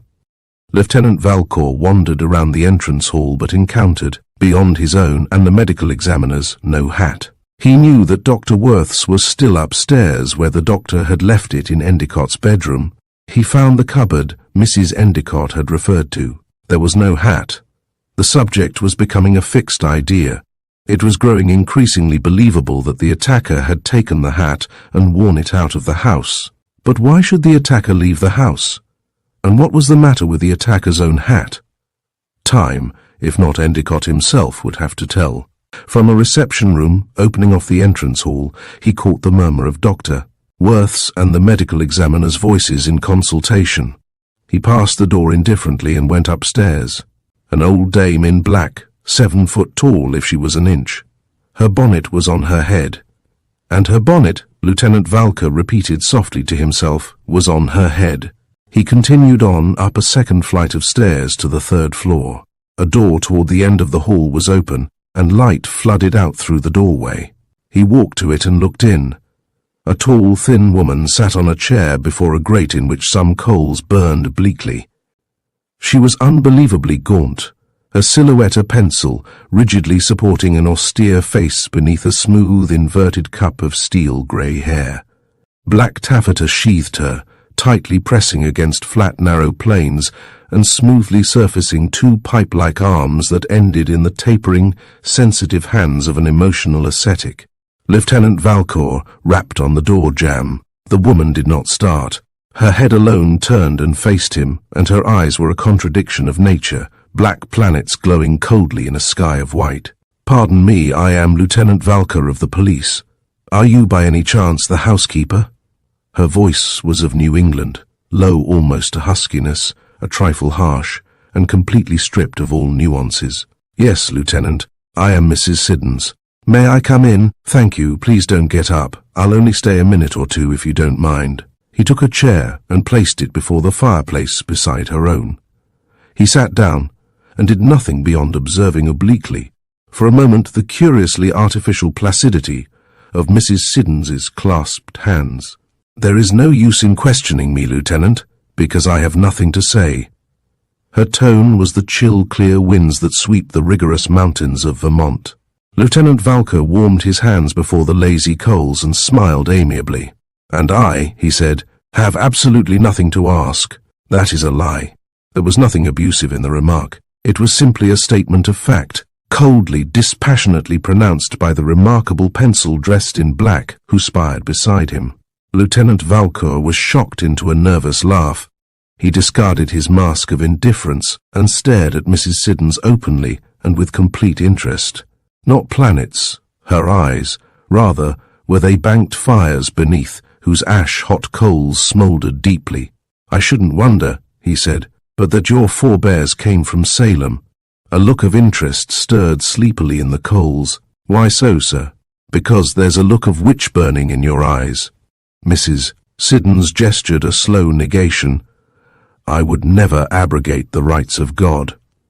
But you would approve, Mrs. Siddons. I would rejoice, sir, in the crushing out of any evil or, her tone became implacably stern, of any evil thing, or even of a human being.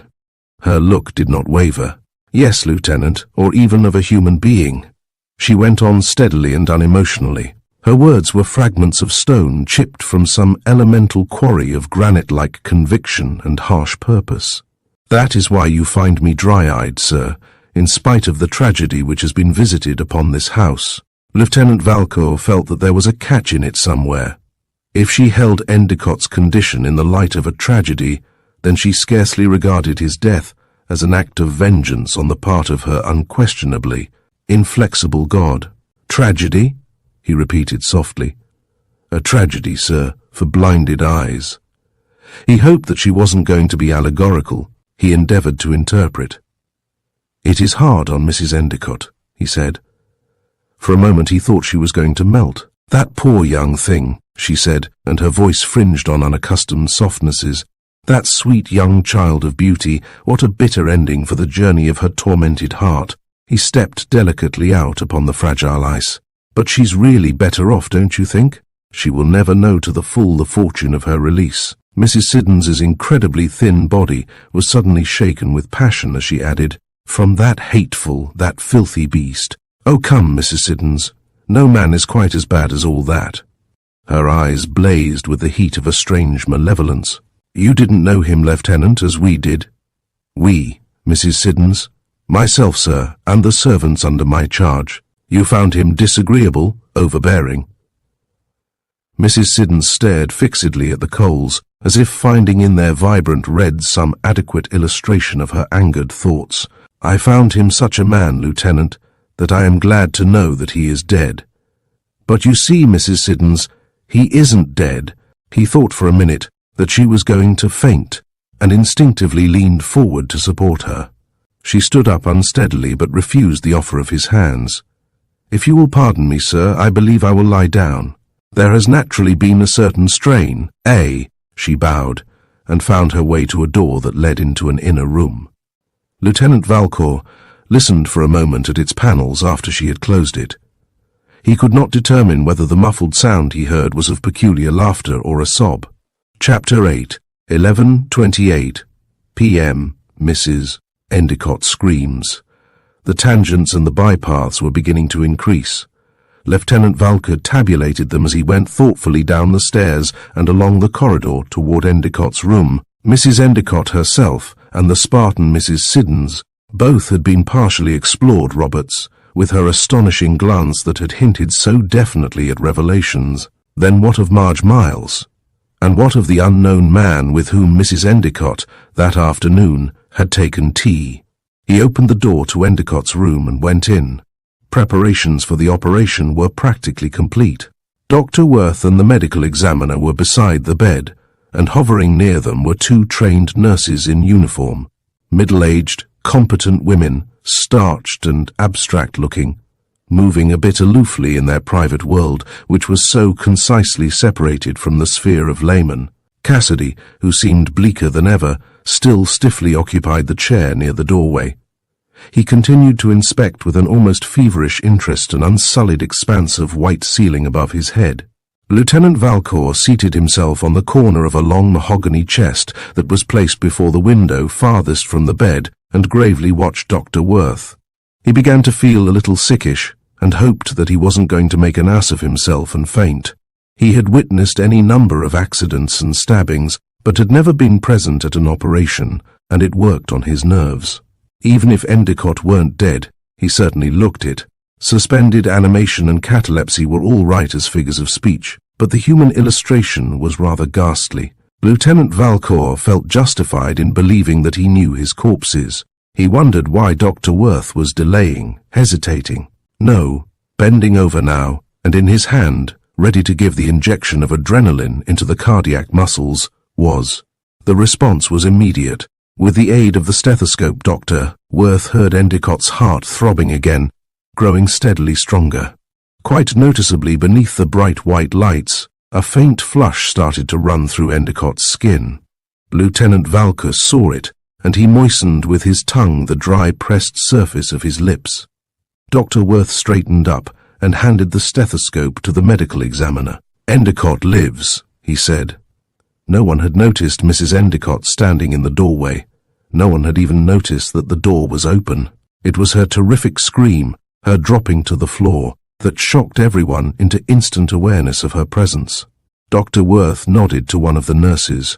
With her aid, he lifted Mrs. Endicott and carried her from the room. Everyone else remained quite literally spellbound, still chained within the influence of that extraordinary scream.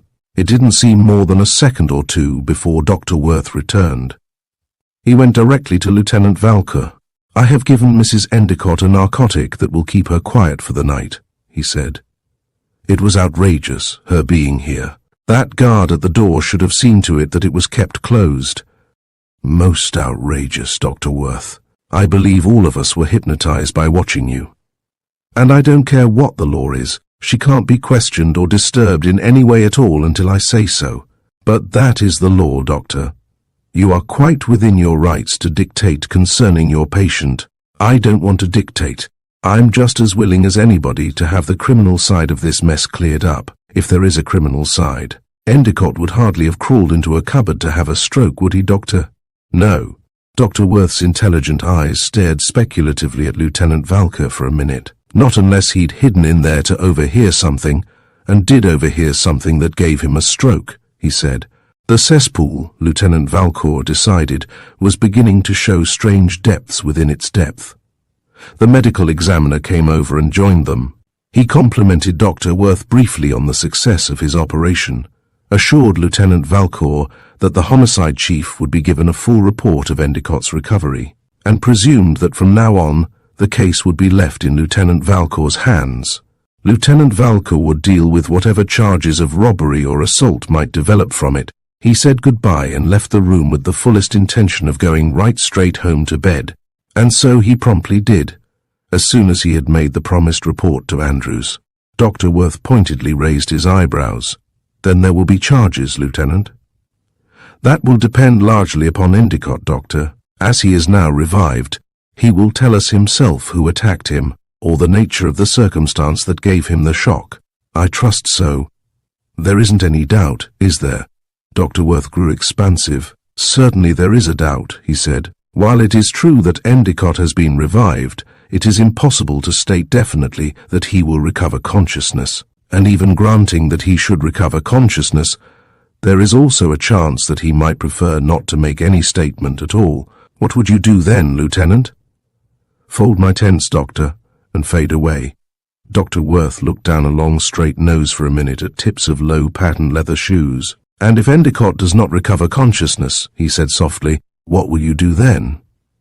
You'll be surprised at the number of things I will do then. Dr. Worth's eyes, surfeited with patent leather, snapped up sharply. I must impress on you that Mrs. Endicott is not to be disturbed, he said. She won't be, Doctor. Nurse Vickers, who helped me into her room with her, is going to stay with Mrs. Endicott all night. 2-day nurses will come in the morning, one for her if necessary, and surely one for Endicott. I need scarcely impress upon you the seriousness of his condition. Dr. Worth made a gesture of irritated bewilderment. I wish I knew him more intimately. Who his friends are, I mean. He never talked with you about them? Never. He seems an unusually reticent man, with an almost abnormally developed feeling for privacy concerning his intimate affairs. Dr. Worth's manner grew definitely severe. Mentally, he wagged a finger under Lieutenant Valcour's nose. He mustn't have any further shock. There must be nothing, absolutely nothing that will shock him when and if he regains consciousness. He directed his attention momentarily to the nurse. Get those shades back on the lamps, please, Miss Murrow, and turn out the ceiling lights. And now, Lieutenant, to continue about Endicott. As she is under the influence of the narcotic I gave her, it is out of the question that his wife be here. I wish she could be. I want the first person he sees to be someone he knows, loves. His mind, you see, will pick up functioning at the precise second where it left off, at least, such is my conclusion. And that was one of shock.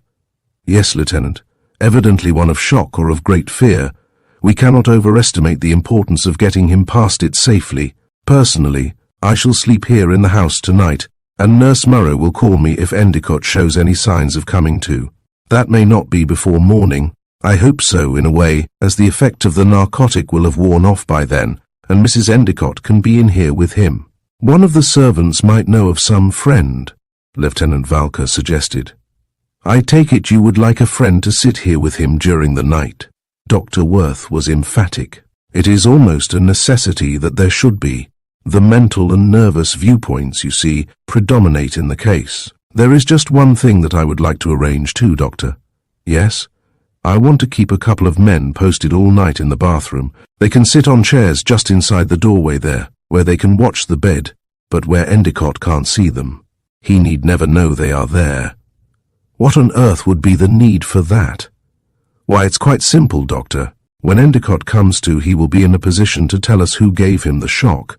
A shock sufficient almost to kill him. One which would have killed him if we hadn't found him tonight. And if, he added thoughtfully, Mrs. Endicott hadn't had her suspicions. But why the men in the bathroom? because I don't want to take any chances of there being a repetition before Endicott makes his statement. Dr. Worth pursed his lips and looked very wise indeed. I see, he said. I see. You are afraid that the same person might get at him again and, well, silence him before he could talk. Something like that, Doctor. Lieutenant Valcour became courteously formal. As the physician in charge of this case, sir, have you any objection to my stationing the two men in the bathroom? Providing Endicott isn't able to see them and won't be disturbed by them in any way at all. Then that's settled. You'll have a nurse in here all the time, I suppose? Naturally. Then I'm going to ask her to keep this hall door locked on the inside. She can open it if anyone knocks, and my men will keep their eyes on whoever comes in. The precautions seem extraordinary, Lieutenant, and so does the case. I'll go downstairs now and try to find out something from the servants about his friends. I'll tell them, if you like, about your staying here, in case there is anything that has to be got ready. Thank you, Lieutenant. Not at all, Doctor. Lieutenant Valcour went outside. He found the maid Jane in the hallway seated on a chair near the stairs, trembling. A tray with an empty glass was on the floor beside her. She saw him, picked up the tray, and stood up. I'm that upset, sir, she said. That upset. Something has startled you. Startled. Glory be, sir, what with this bringing back of the dead and the missus gone into a coma. If it wasn't for them 3 cops at the downstairs doors, I'd be out of this house this minute. And so would the rest of us, too. How many of the rest of you are there? Sure, and including the housekeeper, there's 8 of us, sir. The Endicotts, Lieutenant Valcour was now quite certain, must be multi-millionaires. All women. Except for the houseman and chauffeur. And do they sleep in the house? The chauffeur does not, sir. He has an apartment for himself and his wife and his 3-year-old child, named Katie, over the garage in East 66th Street, sir. Have all of you been in service here a long time? Indeed, and we haven't, sir. Except for Roberts and the housekeeper. I've been here a month myself, and the rest of us not more than 2 or 3. And Roberts has been Mrs. Endicott's maid for the past several years, say? And sure, and ever since she landed here from England, sir. Roberts is an Englishwoman. Hold your wish, sir, and I'll tell you that she's of the aristocracy, no less. Lieutenant Valcour considered this gravely. It was not improbable. Many English families were utterly wrecked financially by the war, and the children had scattered whither they could, like sparrows in search of bread. You're sure of this? He said. And indeed it is common knowledge, sir. The housekeeper herself it was who told me. Lieutenant Valcour switched suddenly. I wonder whether you could tell me who Mr. Endicott's intimate friends were, he said. Well, sir, there's quite a few people have called on the madam off and on, and a few on Mr. Endicott too. I couldn't say, though, as to just how intimate. But didn't he ever discuss his friends? Not before me, sir. I'm one of the downstairs girls. Perhaps Roberts would know. She's often in the room with the madam and Mr. Endicott, even when the pair of them is quarrelling that hard that, glory be to. Tut, tut, said Lieutenant Valcour gently. Married couples are always quarrelling together. There's nothing unusual in that. Indeed, and there ain't. I wonder whether you'd ask Roberts to come out here and see me. I will, sir. Oh, and will you also tell whoever has to know about it that Dr. Worth plans to stay here all night, and then let him know, please, where he is to sleep? Yes, sir. Jane went to the door of Mrs. Endicott's room and knocked. Nurse Vickers opened it and stepped halfway out, blocking the entrance. Their voices were too low for Lieutenant Valcour to hear, but he saw the nurse retreat into the room, caught an affirmative nod from Jane, and presently Roberts came out and toward him. You wish to see me, Lieutenant? There was still that curious shielding in her eyes, a hinting at definite information kept closely guarded behind twin gates. I want you to tell me, he said quietly, why you compelled me a while ago in Mrs. Endicott's room to say later. I don't believe I quite understand. And I believe that you do. Roberts became coolly detached. One is justified in having one's beliefs. Just why do you hate Mrs. Endicott so? She flinched as if he had struck her physically. Is that why you sent for me? She said. Lieutenant Valcour himself indulged in a veiling of eyes. I wish, he said, that you would sit down. Chapter 9, 11:55 p.m. Queer Deeps. Roberts went indifferently to the chair that Jane had been using and sat down. Lieutenant Valcour drew another up beside her. He began with the usual distant skirmishing before launching the main body of his attack. "I will explain why I wanted to see you," he said. "It's concerning Mr. Endicott, concerning his condition." He noted the sudden reflex from tension on the part of her hands, as he summed up concisely the statement made to him by Dr. Worth. "I understand," he concluded, "that Mrs. Endicott is under the influence of a narcotic and will not be available before tomorrow morning at the earliest. Dr. Worth naturally wants to prevent all risk, and so we've turned to you." He felt her staring through him, as if by some fourth-dimensional process his being had been erased from her vision. "Mr. Endicott has very few friends," she said. "You are taking the word at its literal meaning." "Oh, quite. His acquaintances are numerous and transient." She focused him into an entity again. "They're mostly women. I don't suppose one of them would do." Lieutenant Valcour smiled slightly. "Not if their status is so uncertain, their emotional status, I mean." "Exactly." The masked effect of her attitude remained unchanged as she asked with almost perfunctory detachment, "Would a man do?" "Why not?" "Because there is one man of whom Mr. Endicott speaks quite frequently as being his best friend here in town, in a bachelor apartment on East 52nd Street. You have his exact address. It is in the memorandum book beside the telephone in Mrs. Endicott's room." Lieutenant Valcour grew markedly casual. "A mutual friend, then?" "One couldn't say. He is your only suggestion. He is the only man to whom I have heard Mr. Endicott refer in terms of friendship and of intimacy." "Then there really isn't any choice." Roberts's smile signified nothing. "No choice. Have you ever seen this man? His name is Mr. Thomas Hollander." "I have never seen him." "Has anyone in the household ever seen him, to your knowledge?" "I dare say. I don't know." "One could inquire." Lieutenant Valcour recognized the rising inflection at each period mark, a habit so much in vogue among certain types of English people when they wish to be mildly disagreeable. He felt a Gallic insistence to retaliate even at the expense of chivalry. At the worst, he thought, he would only be living up to the popular conception of the men in his profession. And there was some link of peculiar intimacy between this woman and Endicott. "If we cannot get hold of Mr. Hollander," he said, "would you consider it advisable for the post to be taken by yourself?" He repented instantly at the sight of her deadly whiteness. It seemed impossible that blood could drain so swiftly from the skin. His own face blazed like fire from the slap of her hand across his cheek. He noticed, as he sat very still, the strange terror that hid beneath her bitter, staring eyes. It wasn't any terror of the law, the cheek of which she had symbolically in his person just so vigorously slapped. It wasn't any terror of what he or the machine he represented could do to her, what anyone or anything could do to her. It was baffling, baffling as the undiscoverable source of any intense emotional reaction is baffling. Something that drew its sustenance from roots embedded not in the immediate present but in the past. "You will permit me to offer my apologies," he said. She returned vividly to the moment, and her colour swept back in a succession of bright waves. "I am not usually so unmannerly," she said, "nor usually subjected to insult. The fault was mine." Her laugh was quite harsh. "On the contrary, Lieutenant, I am accustomed to insult." "Then why do you stay with Mrs. Endicott?" he said softly. "Because there are some people, Lieutenant, who can only find their happiness in hell. Martyrs." "Not martyrs, precisely." "Just what, then, precisely?" "It's a sharing, if you wish, sort of a sharing of torture." Vague, vague. Lieutenant Valcour felt quite convinced that he would shortly begin to gibber if the mysteries of hearts, of minds that he had dipped into during the past few hours, did not soon coalesce within the mould of reason.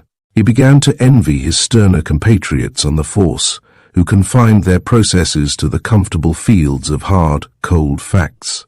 The "did you at 5:45 this afternoon place the silver teaspoon on the pantry shelf, or did you not?"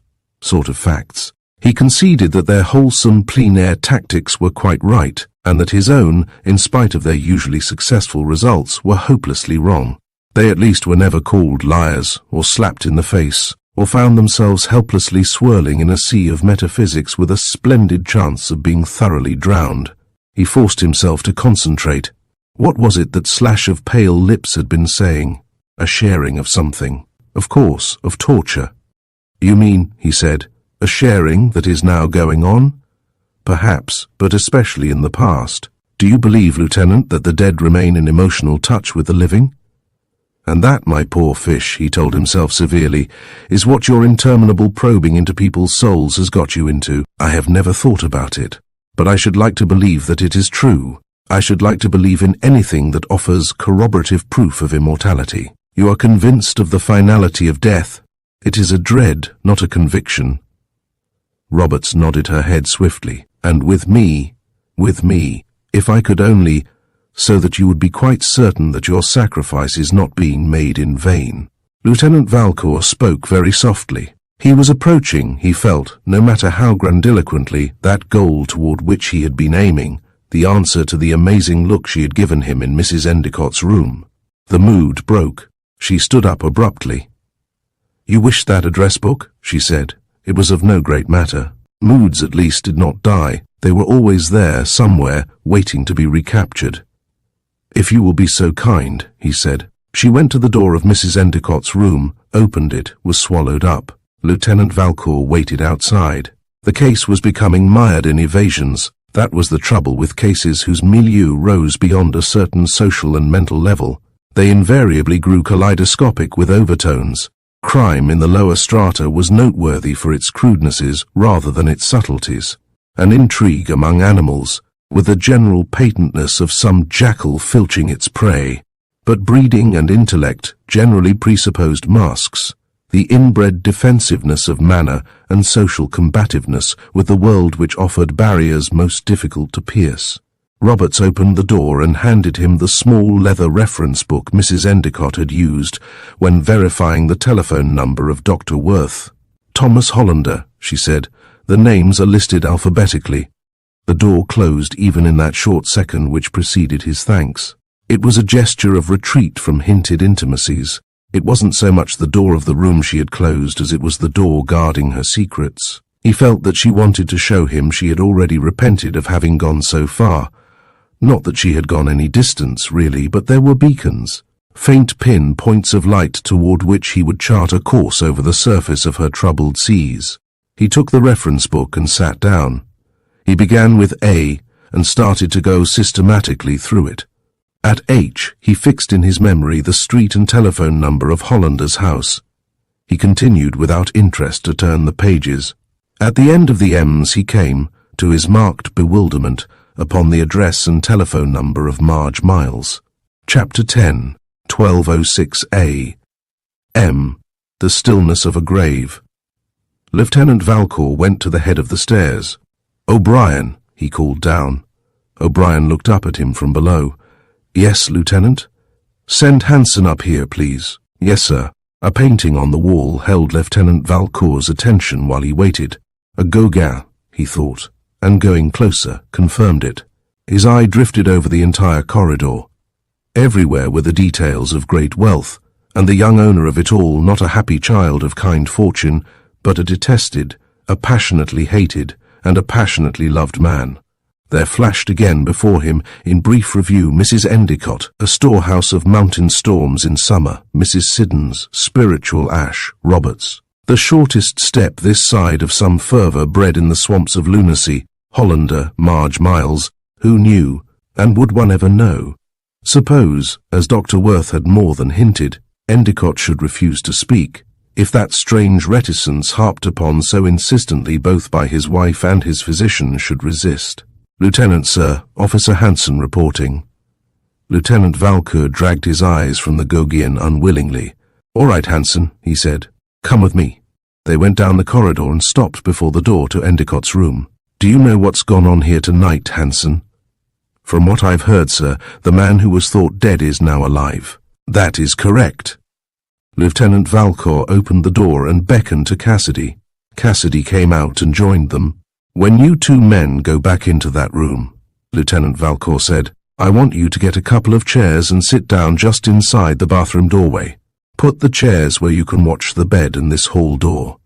If you talk, use a low voice that won't disturb either the patient or the nurse.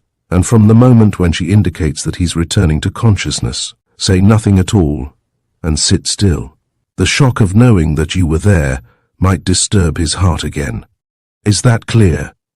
They assured him in unison that it was. This hall door, Lieutenant Valcour went on, is going to be kept locked on the inside by the nurse.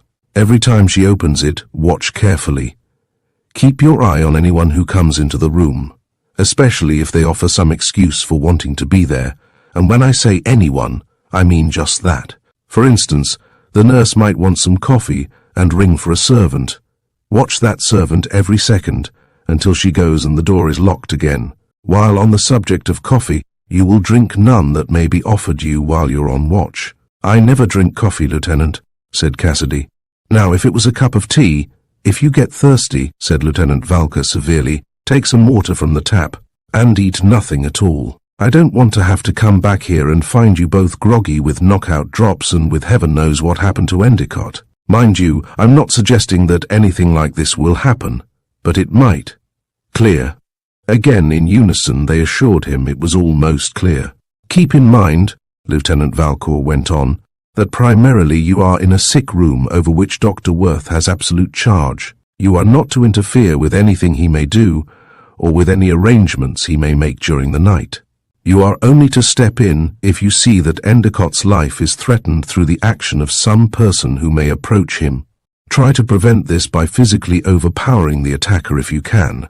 But if there is no time for that, do not hesitate to shoot. Even if it's a woman, Lieutenant, said Hansen quietly.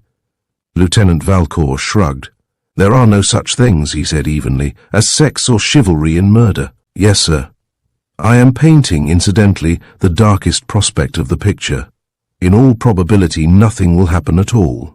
You'll spend a sleepless and tiresome night, get cricks in your necks, and damn the day you ever joined the force. Now then, there is one thing more, and that concerns a man by the name of Thomas Hollander. Dr. Worth believes it advisable that an intimate friend of Endicott be near him and be the first person whom Endicott sees when he recovers consciousness. Mr. Hollander is that friend. I am going to try to get in touch with him shortly, explain matters to him, and get him to come up here. Mr. Hollander is naturally the exception to my previous instructions.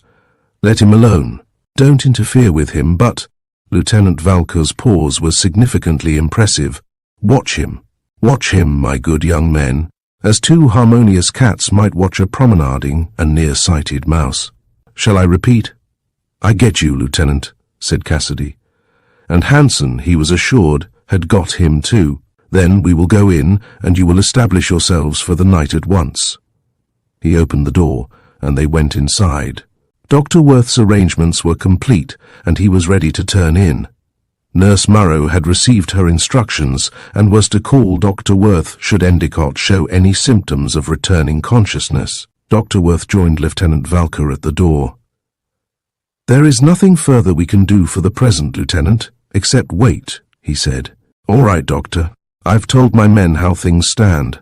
He nodded toward Cassidy and Hansen, who, on tiptoe, were vanishing into the bathroom with 2 chairs. I've told them you're in charge here, and that there's not to be an unnecessary sound or move out of them. Dr. Worth continued to remain politely incredulous. Well, I dare say you know what you are doing, but it still seems an extraordinary precaution to me. And it probably is. I spoke to one of the maids about your staying here, Doctor. Yes, thank you. They've told me where my room is. It's the one directly above this one. I've also lined up one of Endicott's friends. I'm getting in touch with him directly, and when he comes I'll have him sent up to you. You can tell him just what you want him to do, and then see that he gets in here all right if you will, please. By all means. Who is he, Lieutenant? A Mr. Thomas Hollander, lives on East 52nd Street. Never heard of him, but there's no reason why I should have. He sped a parting look toward Endicott, faintly breathing on the bed. The most reticent man, Lieutenant, whom I have ever met. They went outside and closed the door. Nurse Murrow went over and locked it. She felt, to put it mildly, not a little atwitter. Her life had not conformed to the popular version of a trained nurse's. There had been no romantic patients in it whose pallid, interesting brows she had smoothly divorced from fever by a gentle pass or two with magnetic fingers. No grateful millionaire had offered her his heart and name, nor had any motherly-eyed old dowager died and willed her a fortune. No. There had been, on the other hand, a good many years of sloppy, disillusioning, grilling work, long hours spent in pampering peevish patients who were ugly with that special ugliness which is inherent in the sick, snappish doctors, and a perfect desert of romance. The present case loomed as a heaven-sent oasis. Who knew what might not develop out of it? It awakened all the atrophied hunger of her starved sentimentalism, and even if nothing did result from it, nothing practical, like marriage or a good bonus, it would at least leave her something to think about during those endless, tiring hours of the future. She crossed to the bed and looked down at Endicott. She felt his pulse and made a notation on her night chart. She lingered near the bathroom doorway. "The strangest case," she whispered, "that I've ever been on." Cassidy looked up at her bleakly. Hanson said, "Yes, ma'am." "I dare say," she whispered on, "that it's quite in the ordinary run of things for you gentlemen." "Yes, ma'am." "There's an atmosphere, a something sinister." "Yes, ma'am." Nurse Murrow's broad shoulders jerked impatiently.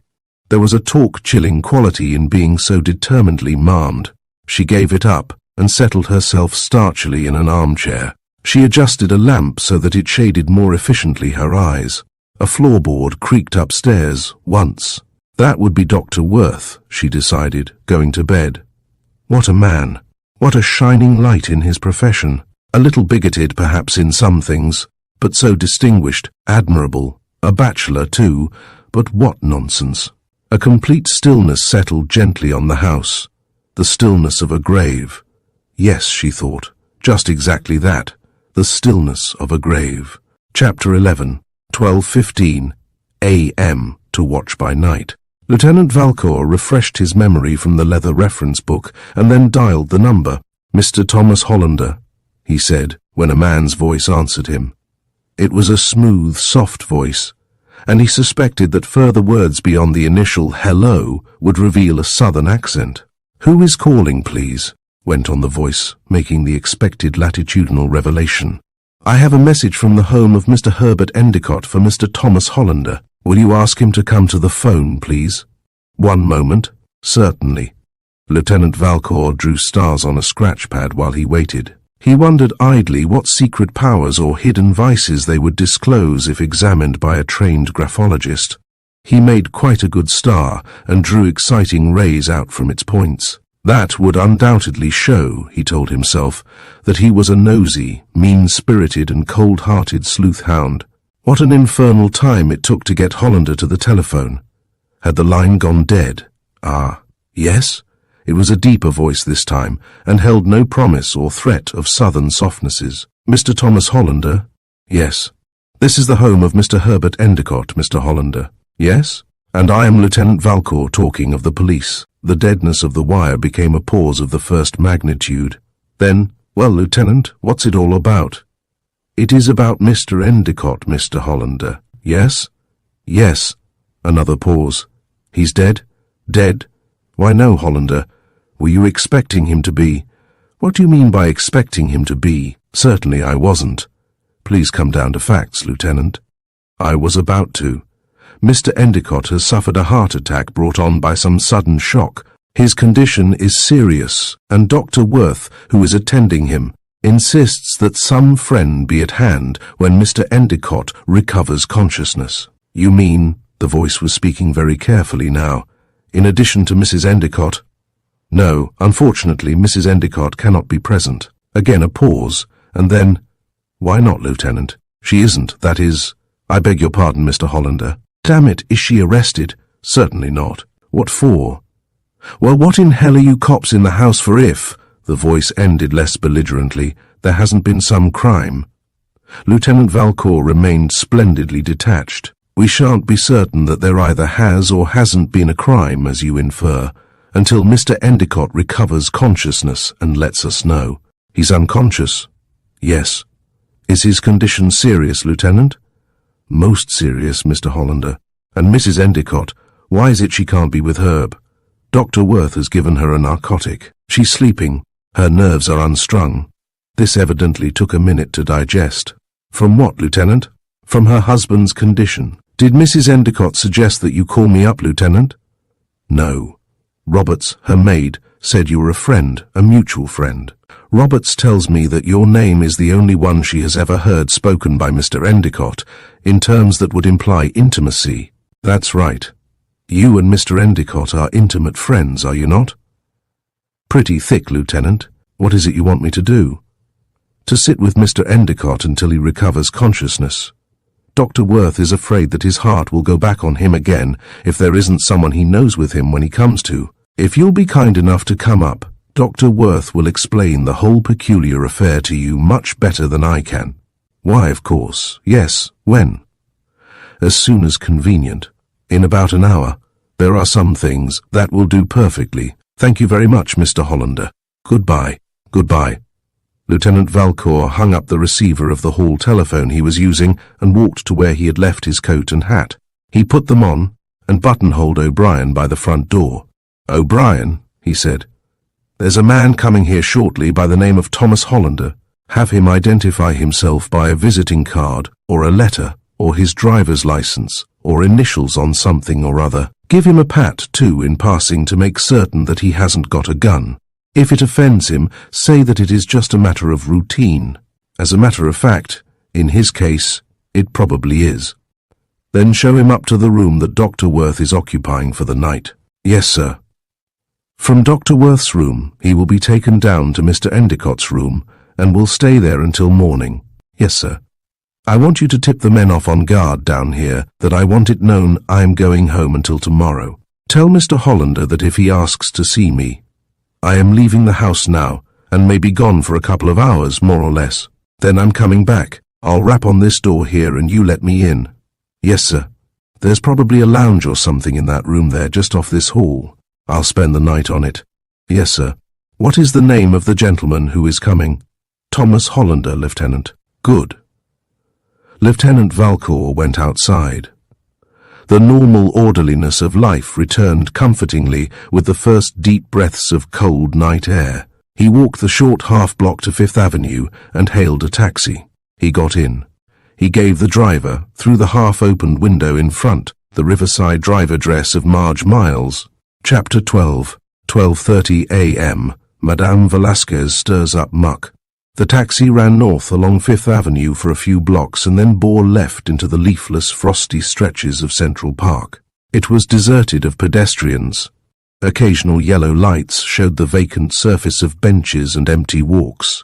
The average worthlessness of any person's reactions when suddenly confronted by the police, Lieutenant Valcour reflected, was a curious phenomenon. It was his belief that only rarely were such reactions the result of the moment at hand. They were instead a subconscious scurrying backward to some earlier time when something had been done by that person or known by that person, which might then have brought him into the grip of the law. No one, he included himself in the arraignment, led a blameless life. No, not even the saints, for they had their periods of expiation, which in themselves presupposed blemishes that required the act of expiation for their erasure.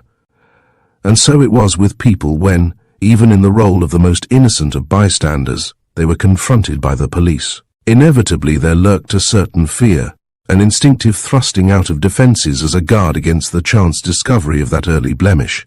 Take Hollander, for instance. Every word of his telephone conversation had been a negative defence, and yet one could not link it necessarily with the attack on Endicott. No, not necessarily. It was perfectly obvious that Hollander had expected something to happen to Endicott, and equally obvious that he was worried about the fact that Mrs. Endicott might be involved in it. But one couldn't say that he had been involved in it himself. The taxi stopped. Lieutenant Valcour got out, paid the driver, and dismissed him. Riverside Drive seemed about 10 degrees colder than the Midtown section of the city had been. Or was it 15 or 20 degrees? A northerly wind blew iced blasts from the Hudson River and at him across the treetops of the terraced park. Marge Miles, Lieutenant Valcour decided as he took in the facade of the building that housed her apartment, did herself rather well. A sleepy and irritable man casually asked him, "Wah floor, and who, sir?"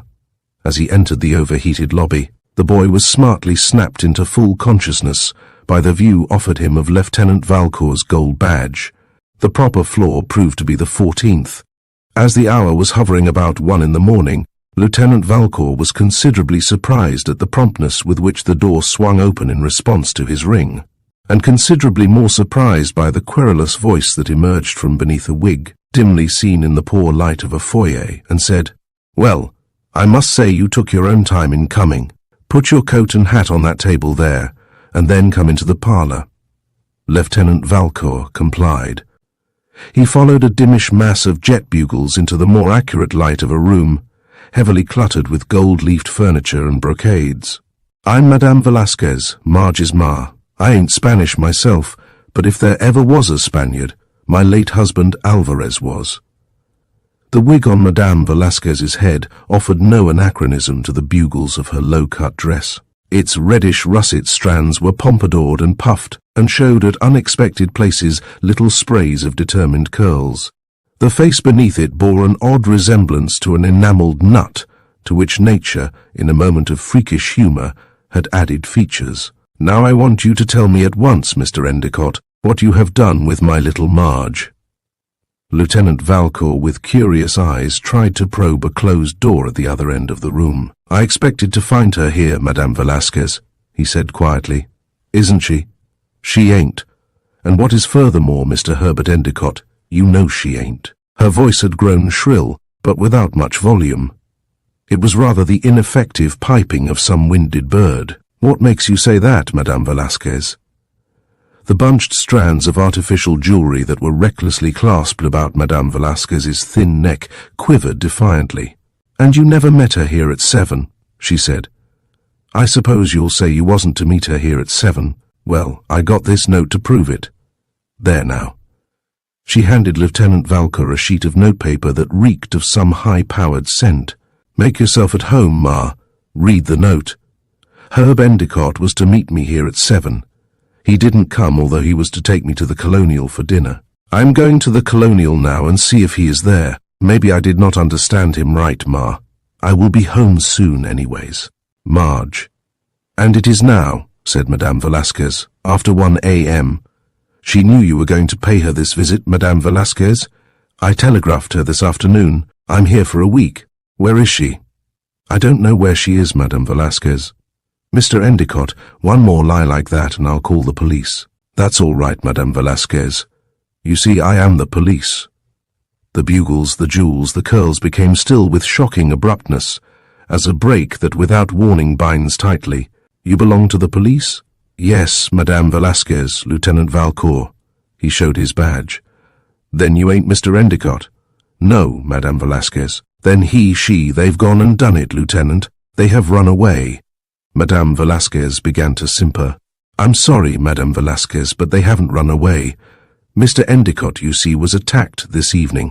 If he doesn't live, whoever did it will be charged with murder." There was a complete absence of expression in Madame Velasquez's tone. "And you think Marge done it?" she said. "Not necessarily so at all. Your daughter may very well have met somebody else at the Colonial, some other party of friends, and have joined it when Mr. Endicott failed to show up.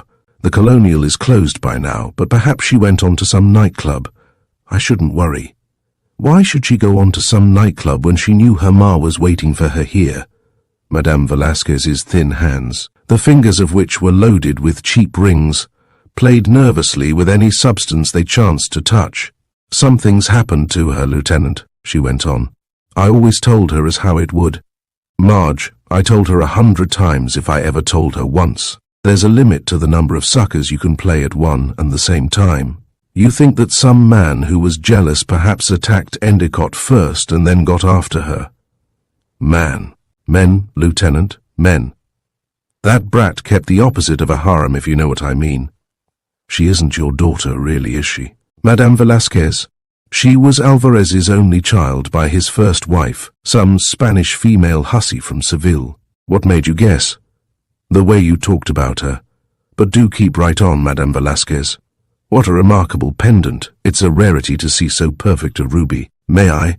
Madame Velasquez simpered audibly, while Lieutenant Valcour leaned forward and stared earnestly at the bit of paste. My late husband, Lieutenant, used to say that nothing was too good for pretty Miramar. That's my name, Lieutenant, Miramar. Few people are so happily named, Madame Velasquez. Tell me, let me rely upon your woman's intuition. Just what did Marge expect from Endicott? Madame Velasquez leaned forward confidentially. An atmosphere as of frenzied heliotropes clung thickly about her. Every last damn nickel she could get, she said. Lieutenant Valcour assumed his most winning smile. Scarcely an affaire du cœur, Madame Velasquez. If he had had a moustache, he would have twirled it. I suppose her early marriage embittered her, rather hardened her against men. Well, if it did, I ain't noticed it none. Perhaps Endicott came under the heading of business rather than pleasure. Well, yes, and then no. A happy combination. Just a combination, not so damn happy. A little bickering now and then. A lot. Indeed, Marge was on the stage, wasn't she? If you can call it the stage nowadays, Lieutenant. In the chorus, wasn't she? Yes. And Harry Miles saw her and carried her off. Madame Velasquez's laugh was an art. Unfortunately, not a lost one. The millionaire marriage, she gasped. My dear. Her hand found a resting place on one of Lieutenant Valcour's knees. He didn't have a cent. She felt disappointed, I suppose. Disappointed! Madame Velasquez fairly screamed the word at him, like an angry parrot. Her manner changed and became darkly mysterious. I know, my little no, she said. You can believe me, Lieutenant. Little Miramar's not the boob some parties I could mention, but won't think she is. Her voice grew harsh with the gritty quality of a file. I'll learn her to leave me in the ditch like this. Then you think Marge purposely isn't here to greet you? It was a sweet little bunch of filth, taken all in all, thought Lieutenant Valcour. It was perfectly plain. Madame Velasquez either held definite knowledge that Marge had killed Harry Miles, or else had convinced Marge that she knew, and then Madame Velasquez had simply bled Marge of all the money she could get. Is Marge frightened easily, Madame Velasquez? About some things? The reddish, dusty-looking curls nodded vigorously. Lieutenant Valcour looked at his watch. It was 1:30. He stood up. Thank you for receiving me, Madame Velasquez. If I leave you a telephone number, would you care to call me up when Marge comes in? Or will you be in bed? Leave your number, Lieutenant. The seamy enamelled face became more nut-like than ever. I got a thing or two to talk over with that female Brigham Young. She raised a be-ringed hand and held it unescapably close to Lieutenant Valcour's lips. He brushed them gently against a hardened coat of whiting, smiled his pleasantest, and left, assisted doorward by what might at one time have been called a sigh. He paused for a moment in the small foyer, after putting on his hat and coat, and penciled the Endicott's telephone number on one of his cards. He started back to give it to Madame Velasquez. She wasn't in the room where he had left her, and the room's other door stood ajar. He crossed to it softly and looked in. Madame Velasquez, yes, he convinced himself, it was Madame Velasquez, was sitting before a dresser. Her wig was off, and her heavily enamelled face peered into a mirror beneath thin knots of corn-grey hair. As the lonely, weak-old voice rose and fell, Lieutenant Valcour caught a word or two of what Madame Velasquez was saying. He didn't know. If I went and told her once, I told her 1,000 times he didn't. There followed a short, dreadful noise that passed as laughter. But I know Miramar knows, darling, you little lousy. Lieutenant Valcour retreated softly. He left the card lying on a table. He went outside and closed the door. He rang for the elevator and shut his eyes while waiting for it to come up. There were times when they grew a little weary from looking too intimately upon life. Down in the lobby he used the house telephone and called up the Endicotts. Lieutenant Valcour talking, he said. O'Brien, sir. Everything quiet. Indeed, and it is, sir. Mr. Hollander get there yet? He's just this minute after arriving, sir. He's upstairs with Dr. Worth now. Did he identify himself all right? He did that, Lieutenant, with cards and a driver's license. Good. I'll be along in about an hour now. Goodbye. He was helped by the bitter wind as he walked east to Broadway. He found a taxi and gave the driver Hollander's address on East 52nd Street. He settled back and closed his eyes. He went to sleep. Chapter 13. 2:01 a.m. Glittering eyes. Nurse Morrow didn't slumber exactly. It was much too slender a lapse from consciousness for that. But it was not until the second gentle rapping that she stood up. Someone was rapping on the hall door. She glanced at her wristwatch as she crossed the room, and was glad to note that it was just after 2 o'clock. 3 or 4 hours now, and it would be dawn. She'd get some coffee then, and her work for the night would be almost over. As she turned the key in the lock, she noticed with a sharp thrill of interest that the 2 policemen, very quiet, very alert, but still sitting on their chairs in the bathroom doorway, had each drawn a gun from its holster and was holding it by his side. She opened the door. Dr. Worth, his dignity considerably muffled in camel's hair, stood in the corridor with a stranger. "Miss Morrow," he said. "This is Mr. Thomas Hollander, the friend who is going to sit up with Mr. Endicott. He understands everything about the situation, and I have advised him just what to do." "Yes, Doctor." Dr. Worth failed futilely in suppressing a yawn. "Are there any reports?" "No, Doctor." "Then I'll return to my room. Call me at the slightest indication." "Yes, Doctor." Hollander came inside. Miss Morrow closed the door and locked it again. She stood watching Hollander as he went an uncertain step or two toward the bed, with that natural hesitation with which one approaches the very ill. He was a personable young man in his 30s. He was more than personable, she decided. Not handsome, exactly, heavens. No, she corrected herself rapidly. The features weren't molded in the tiresome regularity of handsomeness. Engaging? Perhaps. A body perfectly proportioned, with the broad shoulders and slim hips of a fighter, a prize fighter, an amateur sportsman. Hollander had finished with staring down at Endicott. His walk, as he came over to where she was standing, caused Miss Morrow to change her opinion as to his vocation. She put him down as a sailor, a yachtsman. There was a buoyancy, a certain fluidity in his movements, as if his feet were accustomed to maintaining him with poise across the surfaces of moving things. His eyes, except for one flashing glance, did not meet her own directly. "Is it all right to smoke?" he said. Miss Morrow smiled apologetically. "I'm afraid not, Mr. Hollander. Mr. Endicott's lungs require as clear air as possible. I've even opened that window a little to keep the atmosphere in the room quite fresh." She nodded toward the window above the large mahogany chest. The sash was up about 6 or 7 inches from the bottom. "Oh." Hollander continued to stand before her, giving her still that peculiar effect of movement. There was nothing perceptible about it. His body was like a stolid field, motionless, beneath drifting shadows of the clouds. "Will Dr. Worth be here when Herb comes to?" Nurse Morrow felt a professional stiffening. "I will inform Dr. Worth at the first sign of returning consciousness." "How?" "I beg your pardon. How'll you inform him?" "By going up to his room, of course." "Oh." Hollander's gaze wavered about at the line of her chin. "Then I'll just baby Herb along until you get back down here with the doctor. The doctor and I will undoubtedly be back before Mr. Endicott actually does come to." "Aha." "Good kid, Herb." She threw out a tentative feeler. "You and he are great friends, Mr. Hollander." "Buddies. War buddies." Miss Morrow's thoughts fled back along old trails. "How splendid. So few war friendships have really lasted, Mr. Hollander. I know it's been so in my case, and with so many, many others." A faint flush crept over her palish cheeks and made her look rather young again.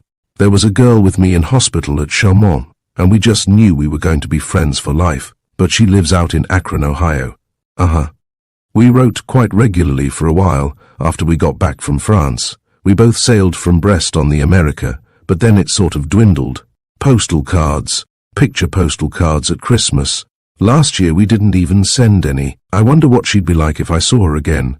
Have you ever wondered about people whom you've once been very fond of, that way? About whether they change in time, I mean?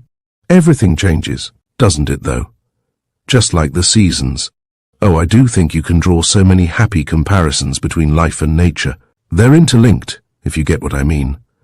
That's why the weather is so affecting.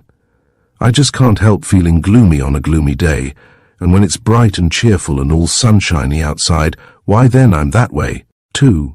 "Cripes," muttered Hollander softly. "What did you say, Mr. Hollander?" "I said that was nice." Now I suppose with you and Mr. Endicott you see each other quite regularly, now and then. I suppose whenever your business permits. His look flicked her like a whip. Well, I sit, he said. Nurse Morrow vanished within her professional sphere. Near the patient, please. She wondered whether he had meant to snub her. It wasn't a snub exactly. Yes, it was too. Well, what of it? He was attractive enough to get away with it, and it probably was nothing but brusqueness after all. Many strong men were brusque, purposely so to hide a tender interior. There was a man, and a millionaire at that. Hollander was back again beside her. She wondered whether it was so, whether people who didn't look into your eyes were people whom it was unsafe to trust.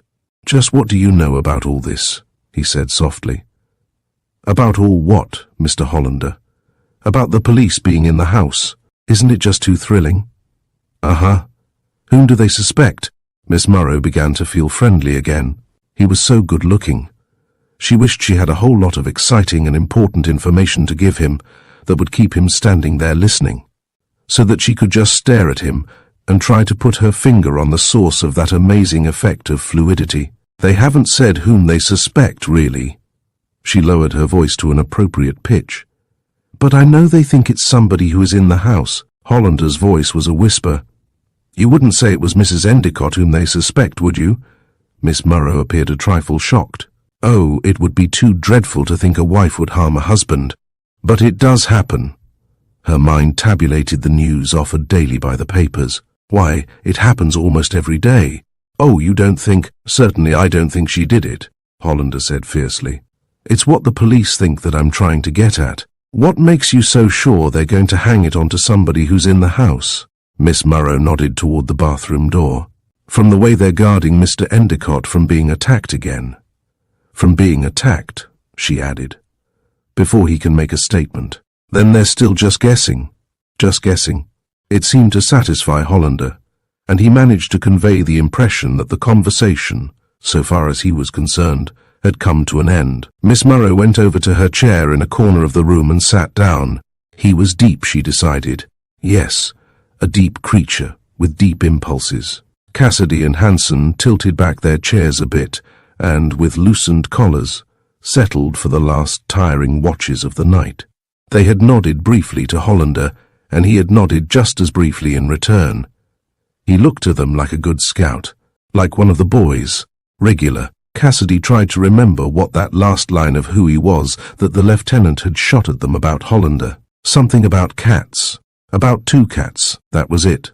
Watching a promenading and near-sighted mouse. Nuts. Hollander took an armchair and pushed it close to the head of the bed. It was an upholstered armchair, heavy, and with a tall solid back. He placed it so that its back was to the bathroom door. The back also obliquely obscured him from a full view on the part of Nurse Morrow. He vanished into its overstuffed depths and settled down. His eyes travelled slowly along the spread until they came to rest with a curious fixity on the smooth, mask-like face of his friend Endicott. Then the pupils of Hollander's eyes contracted until they glittered like the heads of 2 bright pins. Chapter 14. 2:01 a.m. An empty sheath. It was just after 2 o'clock when Lieutenant Valcour stepped to the pavement and paid his fare to the driver. The cab snorted away and left silence hanging heavy on the street. The bachelor apartment house where Hollander lived had an English basement entrance. He found Hollander's name among a row of 5 others and pressed the proper button. After he had pressed it 4 times, a voice answered him through the earpiece of the announcer. "Who and what is it?" said the voice. It was the southern voice. "This is Lieutenant Valcour of the police department talking." "Oh, Mr. Hollander has already left, Lieutenant." "Thank you, I know that. I want to come upstairs. 4th floor, Lieutenant. Automatic lift." "Thank you." The release mechanism on the door was already clicking. Lieutenant Valcour entered a smart little lobby and then an electric lift. He pressed the button for the 4th floor. "Sorry to bother you like this," he said, as he stepped out into a private foyer and stared curiously at the young man facing him. "No trouble at all, Lieutenant." "That's very kind of you, Mr. Smith, Lieutenant Jerry Smith." "Since when?" asked Lieutenant Valcour gently, as he started to follow Mr. Smith into an adjoining room. "Why, what do you mean, Lieutenant?" The man stopped, and his soft dark eyes stared earnestly at Lieutenant Valcour from a ruddy, slightly dissipated-looking young face. Lieutenant Valcour removed his hat and placed it on a settee. "Nothing much, Mr. Smith," he said. "Certainly nothing beyond the fact that I saw you one morning last month in the line-up down at headquarters, in connection with some nightclub business, I believe. The charge fell through, I also believe, because the woman involved preferred the loss of her emerald necklace to the loss of prestige she certainly would have suffered during the publicity of a trial had she pressed the case. That's all I mean, Mr. Smith. I don't suppose, sir, I could convince you of my innocence? No, I don't suppose you could. It was my misfortune that the case never did come to trial, Lieutenant. I could have cleared myself then. Nonsense. You could have brought counter-charges, sued for damage for false arrest." Mr. Smith looked inexpressibly shocked. "We of the South, sir, do not bring charges against a lady." "Well, the ethical distinction between swiping a woman's necklace and bringing charges against her is a shade too delicate for my northern nerves to grasp." Lieutenant Valcour crossed casually to a chair placed before a secretary and sat down. "Sit down, Mr. Smith," he said, "and tell me something about your friend Thomas. The straightest, squarest gentleman who ever lived, sir." "Why?" Mr. Smith plunged into a panegyric that would have brought a blush even to the toughened cheek of a Caligula. Lieutenant Valcour permitted him to plunge. While the flood poured into his ears, his eyes were inconspicuously busied with such papers as were on view in the secretary. "Tom, darling," he read on the folded half of a sheet of notepaper, "let's tea on Thursday at the Ritz, 4:30, as Herbert." Lieutenant Valcour did not consider it essential to reach out and turn the page. His fingers absently busied themselves with the leather sheath for, presumably, a metal paper cutter, or perhaps a stiletto. "Yes, he is an honourable and an upright gentleman, sir, and if you think there is anything wrong with him in the Endicott business—" Mr. Smith temporarily moved north of the Mason and Dixon line. "You're all wet." Mr. Smith was through. "For how long has he known Endicott, Mr. Smith?" "As I've been telling you, Lieutenant, ever since that night he saved Endicott's life."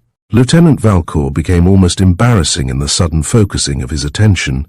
"Would it bother you very much, Mr. Smith, to tell me of that occurrence again?" "Why, it's just as I've been saying, Lieutenant. In the war." "The war? Oh, of course. Endicott and Hollander were in the same outfit, and Hollander saved Endicott's life. You can prove it, sir, if you wish. Just call up the Bronx Armory and ask for the adjutant, in the morning, of course, as he wouldn't be there now. He'll make it official." "Oh, I believe it all right, Mr. Smith. It's a very reasonable explanation of why Endicott should be so intimate with one of your friends. I swear you have me wrong, Lieutenant. I had no more to do with that gilt-knuckles job than—" Mr. Smith sought desperately for a convincing simile, "than a babe unborn." "It isn't any of my business anyway, Mr. Smith, even if you had," said Lieutenant Valcour soothingly. He tapped the leather sheath he was holding against his fingers. "I suppose Hollander was even quite prominent at the wedding, when Endicott was married." "Prominent? He was the best man." "Really? Well, well. Mrs. Endicott is indeed a very beautiful woman, and from all that she has told me, a much misunderstood one." Mr. Smith poised himself delicately upon the fence, and remained watchful. "It must have been rather a problem for Hollander," Lieutenant Valcour went on reflectively, "when she told him this afternoon during their tea at the Ritz that she was faced with one of two things." "What do you mean, Lieutenant?" "Didn't he tell you?" "Tell me what, Lieutenant?" "That Mrs. Endicott told him she couldn't stand it any longer, that she either was going to kill her husband or else commit suicide." Mr. Smith smothered a sharp intaking of breath. "Oh, you know how women talk, Lieutenant. It's just talk." Then he wasn't impressed, really. "Why, of course not. No more so than you or I would have been. He got back here from the Ritz at 6. "About, and stayed here until I phoned him?" Mr. Smith looked a little baffled. "Well, not exactly, Lieutenant." "Just how exactly, Mr. Smith?" "Why, you see, he left for dinner right after he came in, just after 6. Near 6:30. "And what time did he get back from dinner?" "I wasn't here, Lieutenant. I had a date and didn't get back here myself until around midnight." Lieutenant Valcour became very, very casual. "Did Hollander plan to marry Mrs. Endicott after she'd got the divorce?" he said. "Golly, no. There wasn't going to be any divorce. It was platonic, and damned if I don't believe it. It's quite possible. I have never seen her, but to hear Tom rave. She is very beautiful. Lieutenant." Mr. Smith's exceedingly attractive dark eyes stared solemnly into Lieutenant Valcour's veiled ones. "He thinks she's a saint. I mean it." "Dark and strange," muttered Lieutenant Valcour. "Dark and strange. What's dark and strange, Lieutenant?" "The rather terrible things that sometimes happen, Mr. Smith, under the patronage of love." "I'll be damned if you talk like a cop," said Mr. Smith, suddenly very suspicious. "Then I'm afraid you are damned, Mr. Smith." "What?" Lieutenant Valcour asked suddenly, "was kept in this?" Mr. Smith, momentarily distracted from his suspicions by the abrupt switch, stared at the leather sheath Lieutenant Valcour was holding out at him. "Some sort of a sticker that Tom picked up on the other side," he said. "Damascus steel, he calls it. Uses it for a paper knife." "I wonder why it isn't in its sheath," said Lieutenant Valcour mildly. "Search me." Lieutenant Valcour poked around among the papers. "It isn't here in this secretary either." "Well, I don't know where it is, Lieutenant. It was there this afternoon." "I don't know where it is either, Mr. Smith, but I'm going to find out. Go ahead." "Where was it you saw it this afternoon? On this secretary?" "Yes." Lieutenant Valcour's search of the secretary was swift and thorough. The pigeonholes, the drawers yielded no stiletto of Damascus steel. Hidden in one of the drawers was a copy of the Oxford Book of English Verse. That interested him momentarily. He gave it sufficient attention to note that the most used portion included the sonnets of Shakespeare, but there was no time now. No time. "I'm going through the rooms here," he said. "And look for that stiletto. You'll be exceeding your authority if you do, Lieutenant." "Have you any objections?" Lieutenant Valcour asked quietly. Mr. Smith grew almost fervent in his protestations that he had none. Why should he? He had nothing to conceal, nor had Hollander. Of course, there were a bottle or two of gin and a quart of scotch, but he didn't imagine the lieutenant would be interested in anything along that line. No, the lieutenant assured him, he wouldn't be. Liquor was not in his province. Then it would be all right to go ahead and search? Lieutenant Valcour wanted to know. Oh, quite. In spite of his verbal acquiescence, Mr. Smith followed Lieutenant Valcour through the two other rooms of the apartment with a gradually growing air of truculence. He stood near and a little behind him when, after the search yielded nothing, Lieutenant Valcour went to a telephone and dialed the Endicott's number. Lieutenant Valcour did not get the connection because Mr. Smith drew a pliable leather-bound slug of lead from his pocket and struck Lieutenant Valcour with it on the head. Chapter 15, 213A. M. The thin steel blade. Miss Morrow began to feel fidgety. Even after the many, many years she had spent in nursing, she had never accustomed herself to spending a night quite comfortably in a chair. She had always had her attacks of the fidgets, and would probably continue to have them until she arrived at the port of destination for all good nurses and married one of her patients or a doctor. Of the two, she really preferred a patient. She trained a speculative eye on her present one, over there on the bed. Not really speculative, as she told herself firmly, he was already married, although heaven knew that that never mattered. Take the case of that red-headed Guildford girl who had snapped old man Tomlinson, right up from under his wife's nose probably, at that, because of his wife's nose, which had been an unusually large one. Miss Morrow giggled. That was almost witty enough to tell to Mr. Hollander. He must have felt that she was thinking about him. What a curious expression that was in his eyes. He had just turned them toward her, and they seemed to glitter. Yes, that was the word exactly, glitter. It was a fancy of Miss Morrow's to be meticulous in the matter of words. Really, she thought, I don't see why I couldn't be an author. She felt sure she had ever so much more knowledge of life than one encountered in the average run of books. Tripe. Yes, tripe was indeed the word. Of course her books wouldn't be average. Now that little story of Delia Hackenpool and the intern with those shifty eyes. Eyes. Yes, Mr. Hollander's eyes were glittering. Even in that second flash she had just caught of them. But possibly he, too, had the fidgets. He'd been sitting terribly quiet for the past 10 minutes or so. Not a budge out of him. A body would forget he was there, almost. Of course he was handsome, especially in that soft, vague light from the distant lamp which picked his pale features out obscurely. And they were pale, at that. Genuinely pale. She did hope he wasn't going to be ill or have a nervous breakdown and ruin this perfectly marvellous case of the dear doctor's. Mrs. Sanford Worth, what a pleasant name it would be. Distingue. How apt the French were. She knew 10 phrases. Was that right hand of Mr. Hollander's actually moving, or was it an illusion of light and shade? It seemed to be slipping slowly from the arm of the chair and would eventually end up in his lap. It was moving. It wasn't. Quite creepy, really. Damn the fidgets. She shifted her centre of balance and felt temporarily relieved. Overstuffed chairs were really wretched for prolonged periods of sitting when you came right down to it, whereas a good old-fashioned horsehair sofa, such as Aunt Helen had had at Ceuta, why, the hand was gone. Positively gone, like a conjuring trick. It wasn't on the arm of the chair, so it must be in Mr. Hollander's lap. Then it had been moving after all, and she hadn't been just imagining it. Why, it was almost sneaky. His profile was toward her. Not a snub nose, exactly, nor retrousse. You couldn't apply that term to anything about a man, and whatever else he might be, Mr. Hollander certainly was a man. How interesting his life at sea must have been. She had definitely ticketed him as a sailor. Lives at sea were always interesting. All the best books were in accord with that. You never read of a main street on the ocean. What with the girls in every port and the fights and the smell of crisp salt air. What a wretched little twerp that boy had been down at the beach last summer, with his absurd remarks about the salt smell being a lot of decayed lobster pots and dead fish. Of course the air at sea was salt. Sea and salt were synonymous. Mr. Hollander did have the fidgets. She couldn't see exactly because of the masking arm of the chair, but he certainly was fiddling with something.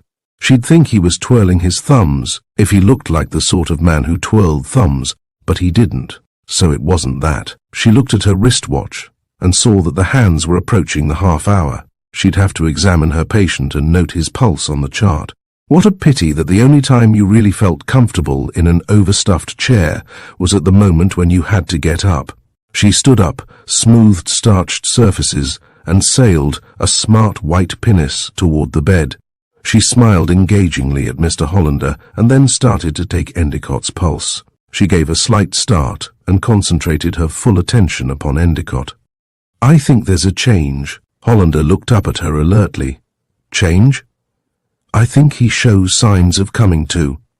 Miss Murrow wondered a moment at the tight little lines which suddenly appeared on Hollander's face, hardening and aging it rather shockingly, and altering the features into a cast whose hidden significance she could not define exactly. Strain, perhaps, better than anything else, served as an explanation, an emotional strain. "How can you tell?" he said. Miss Murrow smiled a bit superiorly. "It becomes instinct, mostly." "Will it be soon?" "Very soon now. Be careful, please, not to disturb him or make any sudden noise or movement until I come back. I want Dr. Worth to be on hand before the patient actually does regain consciousness. You going up to get him now?" "Yes." She went over to the bathroom door and spoke to Cassidy. "You gentlemen will be careful, won't you, about being seen? I'd stay well back within the doorway, as sometimes a patient is a little, well, wild when he comes to like this, and if he started jerking around at all he might see you." She smiled engagingly. What with the uniforms and everything, Miss Murrow left implications of the possible fatal consequences hanging in air and returned to Endicott. She examined him critically for another moment, checked his pulse again, and then started for the door. She stopped just before she reached it and said to Hollander, "I suppose you had better lock the door after me." Lieutenant Valcour placed great stress on the fact that it should be kept locked constantly. "I'll lock it," said Hollander. "It does seem kind of foolish, doesn't it?" Hollander smiled grimly. "Most foolish." He stood up and joined her at the door. She went outside. He closed the door and locked it. He stared almost blankly for an instant at the two policemen. They had drawn their chairs back a little within the bathroom doorway, Hansen was impassively studying the ceiling above his head. Cassidy, leaning forward a little, was looking with solemn eyes at the outline of Endicott's still figure beneath the bedclothes. Hollander stretched cramped muscles and then went back to his armchair beside the bed. He sat down and was all but completely obscured from the two guards by its high back. With imperceptible movements he drew a thin steel blade from beneath the cuff of his left coat sleeve and held it in such a fashion that it was masked in the palm of his right hand, the hilt extending up a little beneath the shirt cuff. He leaned forward and stared down upon Endicott's quiet face. Not quiet exactly, for the lids were twitching, opening, and Endicott's eyes, bright and unseeing from fever, stared up. Chapter 16, 2:13 a.m., Time versus Death. O'Brien stirred a bit restlessly in his chair by the hall door and yawned. Then he looked at his watch. It was almost 2:15. He began to enumerate the various things he would give for a good cup of strong black coffee, and his shirt headed the list. Or, if not coffee, some excitement to keep him awake. The telephone jangled. He stood up abruptly and went to the instrument. It would be, he imagined, Lieutenant Valcour calling again to find out if everything was all right. Well, everything was. O'Brien lifted the receiver and said, "Hello." No one answered him, and there wasn't any sound from the other end of the line, unless you could call a sort of thumping noise and a faint tinkle that might have been breaking glass a sound. "Hello," O'Brien said again. The line wasn't dead, because there wasn't that peculiar burring one hears when the connection is broken. The receiver of the phone at the other end was certainly off the hook. O'Brien singled out one of the patron saints of Ireland and wanted to know, most emphatically, just what sort of fun and fusty was being made of him. "Hello!" He tried it again. There was a click. The burring sound started. The line was dead. Whoever had been calling from the other end had hung up. O'Brien very thoughtfully did likewise. Then he began to wonder what he ought to do. It didn't take him very long to decide, especially as the thumping noise and tinkle of breaking glass grew louder in retrospect the more he thought about them. He didn't have to go as far as Denmark. Something was certainly rotten right here in New York.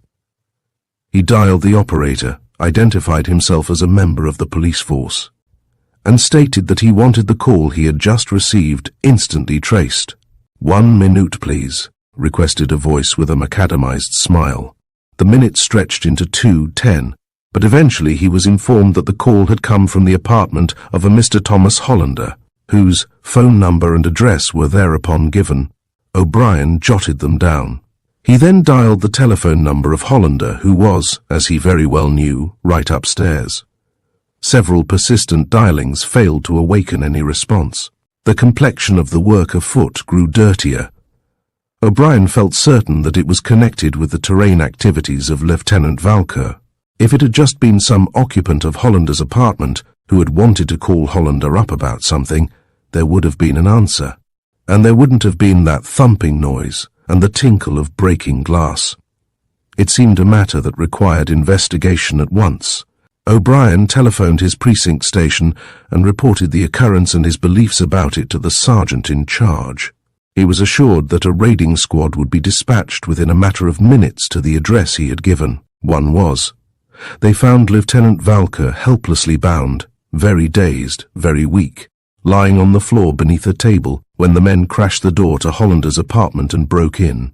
Cold water, a glass of whiskey from a convenient decanter, and intelligence and strength began to return. Lieutenant Valcour pushed away the hands that were supporting him, and going to the telephone, called the Endicotts. "O'Brien?" "Yes, Lieutenant, you all right, sir?" Yes, pay attention to every word I say and follow my instructions to a letter. Endicott's life depends upon it." "Yes, sir." "Go upstairs to Dr. Worth and wake him. Tell him I believe that Hollander is armed with a knife, and that he is probably just waiting for a chance to use it when he won't be. Observed by the nurse, or Cassidy and Hansen. Hollander is Endicott's enemy, not friend. Tell Dr. Worth to go down and knock on Endicott's door. Tell him to go right inside when it opens. Now get this." "Yes, sir." "Tell him to ask the nurse how the patient is, to act natural about it. Tell him to start to go out, and then as a second thought, tell him to beckon to Hollander, as if he wanted to tell Hollander something." Hollander will get up and go to him. Tell him to whisper to Hollander that there's something he wants to tell him privately. If Hollander will step outside for a minute into the corridor, you be in the corridor. When Hollander comes out, jump him, put the cuffs on him, and keep him quiet until I get there. I'll be right on up. Okay. Yes, sir. Lieutenant Valcour rang off. He turned to the sergeant in charge of the detail. Leave one man here, Sergeant, he said. The rest of you men can go back to the station after you've dropped me at the Endicotts. Anything you want the man who's left here to do, Lieutenant? Not unless a dark-haired youngster comes back, which he won't. But if he should, just have him kept for me, please, on ice. Down on the street, Lieutenant Valcour jumped in beside the driver of the department car and said, "Step on it, Clancy. It's only 11 blocks up and 3 west." The car shot forward, swept to the right at the corner, and lunged up Lexington Avenue. There was little traffic, and what little there was so scattered that nothing impeded its way. Something going to break on that Endicott business, Lieutenant? Either going to or has. A homicide, ain't it? Possibly by now. Nurse Morrow smoothed the last wrinkles from her uniform while waiting for Dr. Worth to open the door. It paid to look one's best, always at any time at all. One never could tell.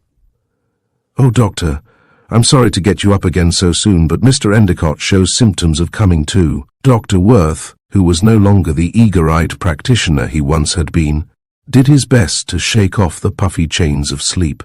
"I'll come right down, Miss Morrow. I'll wait, Doctor. Just want to dash some cold water on my face. No hurry, Doctor." He vanished into the room again. Ah, dreamed Miss Morrow, what a man. And he'd never been snappy with her either. So many were snappy. Someone was coming up the stairs quickly, 2 at a time, a policeman. "Where's the doctor, miss?" said O'Brien, a little winded. "He's coming right out, officer." "I got to see him at once." O'Brien brushed her aside and opened the door. Dr. Worth met him, astonished and glistening, on the threshold. "Say, listen, Doctor," the lieutenant just called up, and he said. O'Brien thereupon repeated all that the lieutenant had said. "But, my dear man, this is the most extraordinary thing I have ever heard in my life." Dr. Worth's slightly damp eyebrows indulged in a series of gyrations. "Sure there ain't no time for astonishments, Doctor," said O'Brien. "Let's go easy and quiet-like now. We're not to put this bird-wise." With O'Brien leading, they started down the stairs. "Hello, Herb," Hollander said softly. Endicott's voice was so weak that it scarcely carried to Hollander's ears. "Who is it?" he said. "What?" The voice dribbled off. "It's your friend, Herb." Sullen, petulant lines clung suddenly to Endicott's mouth, making the thickish lips look almost viciously weak. He made a curious noise that might have been intended for a laugh. "Have no friend." The voice was the ghost of dead whispers. "What happened to you, Herb?" "Happened." Endicott's eyes made a strong effort to get through the fog shrouding them. "Something did happen. I want the police. I'll teach that rotten, that—" There wasn't any sound for a while. "You'll teach whom, Herb?" Endicott was staring very fixedly up at Hollander now, and Hollander's right hand, the fingers of which were unnaturally rigid, was gently moving to that spot on the spread which would lie above Endicott's heart. "Who is it you're going to teach, Herb?" Hollander said again. The mists were clearing, and Endicott could see things almost plainly. He fixed Hollander's face into definite focus. "God damn you," he said, "for a now, Herb, that isn't nice, and you don't know what you're saying." Hollander's right hand had found the spot. It hung above it, motionless, very rigid, and the fingers very stiff. "I'm going to call a policeman and—" Endicott's voice was so weak as to be almost inaudible. His lips seemed as motionless as the rest of his body, which was completely inert. "No, you're not, Herb," whispered Hollander, "and you're not going to tell either." Endicott got tired of looking up at Hollander. His eyes travelled fretfully along Hollander's right arm. "Neither you nor all the devils in hell," he whispered faintly, "can stop me from telling." And then he saw the knife. "Can't I, Herb?" It was the slenderest knife Endicott had ever seen. He wondered where on earth Hollander had got it. No hilt. Or perhaps the hilt was cupped in Hollander's hand. A stiletto, that's what it was, and its point was pressing through the white spread at a point that lay just above his heart. Why, if the pressure kept on, it would go right into his heart. Crack, crack, crack, crack, crack, crack. A bullet from Cassidy's gun shattered Hollander's right wrist. Hansen's shot caught him in the right shoulder. 2 bullets out of the fusillade that followed lodged, one in his right hip and the other one farther down in the leg. Both officers, in spite of Nurse Murrow's orders, had moved into the room and were crouched on the floor where they would still be concealed from Endicott's line of vision, but where they could better and more closely observe what had been the faintly suspicious movements on the part of Hollander. They were within 4 or 5 feet of him and still crouched below him as blood stained the white spread in a sickish smear when Hollander dragged his mangled wrist across it to the floor. Chapter 17, 240A. M. The Angle of Death's Path. The pounding on the door became hysterical, and Cassidy, who for 2 cents would have become hysterical himself, went over and unlocked it. He found Dr. Worth, backed by scandalously excited servants and flanked by Nurse Murrow and O'Brien, pressing across the sill. "Is it Endicott?" Dr. Worth demanded breathlessly. "No, sir, it's Hollander. We shot the knife from his hand before he could stick it into Endicott, and then we shot him down. Close this door, officer, and keep these people out. Come in with me, Miss Murrow." Dr. Worth came into the room with Nurse Murrow. Cassidy closed the door, and the shrill clatter of excited whisperings ebbed like a tide. "Thank God, officer, you saved Endicott. What a mess." Dr. Worth glanced critically at Hollander, huddled on the floor by the bed in a blood-soaked heap. "You 2 men help Nurse Murrow. Stretch him out on that chest over there by the window. Do what you can for him, Miss Murrow, until I've taken care of Endicott." Cassidy and Hansen lifted Hollander and carried him to the improvised cot Miss Murrow arranged with blankets and a pillow on top of the mahogany chest by the window. Nurse Murrow then became the acme, the pink of proficiency. She dressed and bound Hollander's wounds and applied the proper tourniquet above his shattered wrist. In her opinion, his condition was not fatally serious when one considered his obvious physique and his probably excellent constitution of iron, and yes, he was distinctly handsome.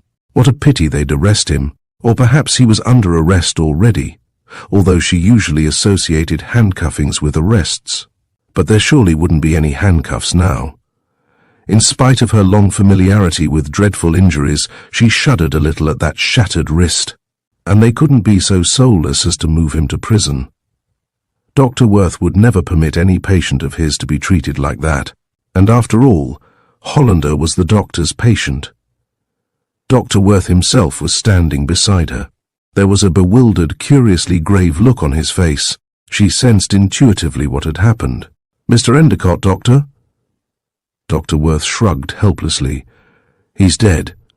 "But I swear that knife never went in, sir," Cassidy said. "Hansen, here and me, was watching Hollander like cats.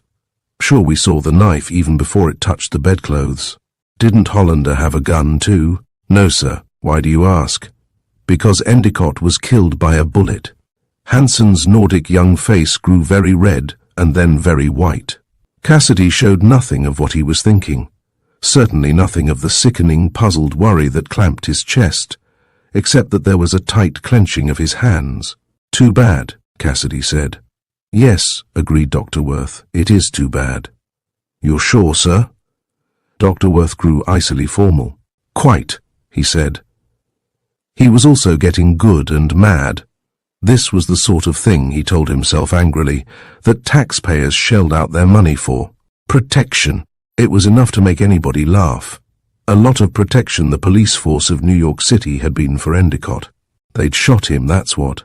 "But I don't see how, officer. There is no mistaking the difference between a bullet wound and one made by a knife. In this case especially it is perfectly obvious. I dare say the charge against you 2 men will be just technical accidental homicide in line of duty." Dr. Worth did permit himself one short laugh. "I guess so, Doctor," Cassidy said. "And is there anything that has to be done, officer?" "In what way, sir?" "Why, a report made to the medical examiner." Dr. Worth became almost airy in his mounting anger. "This sort of starts the whole thing over again, doesn't it? I mean, won't the medical examiner have to come back up and investigate before we can move the body and—" "Oh, well, you know the line." "Maybe so, sir." Cassidy's face was the color of a red tile brick. "Cripes, but I wish the lieutenant was here. I understand that he will be here any minute. You've heard from him, sir?" Dr. Worth felt that if he didn't apply the brakes he would become positively lightheaded. "Oh, yes, indeed, officer. He called up to warn me that my patient was going to be murdered and suggested that I run downstairs and stop it." "Murder? Fiddlesticks, it's beginning to graduate into a catastrophe." "What has happened here?" Lieutenant Valcour, very pale, still very weak, and with an improvised bandage around his head, had come unobserved into the room. "You can see," Dr. Worth said with almost insulting distinctness, "for yourself." Dr. Worth then went on to expand. He related in detail his version of the battle. He insisted that it was a battle, which had just taken place. Entirely apart from the natural discomfiture of his head, Lieutenant Valcour was feeling desperately glum. Under no light, no matter how favorable, could his handling of the case be considered a success.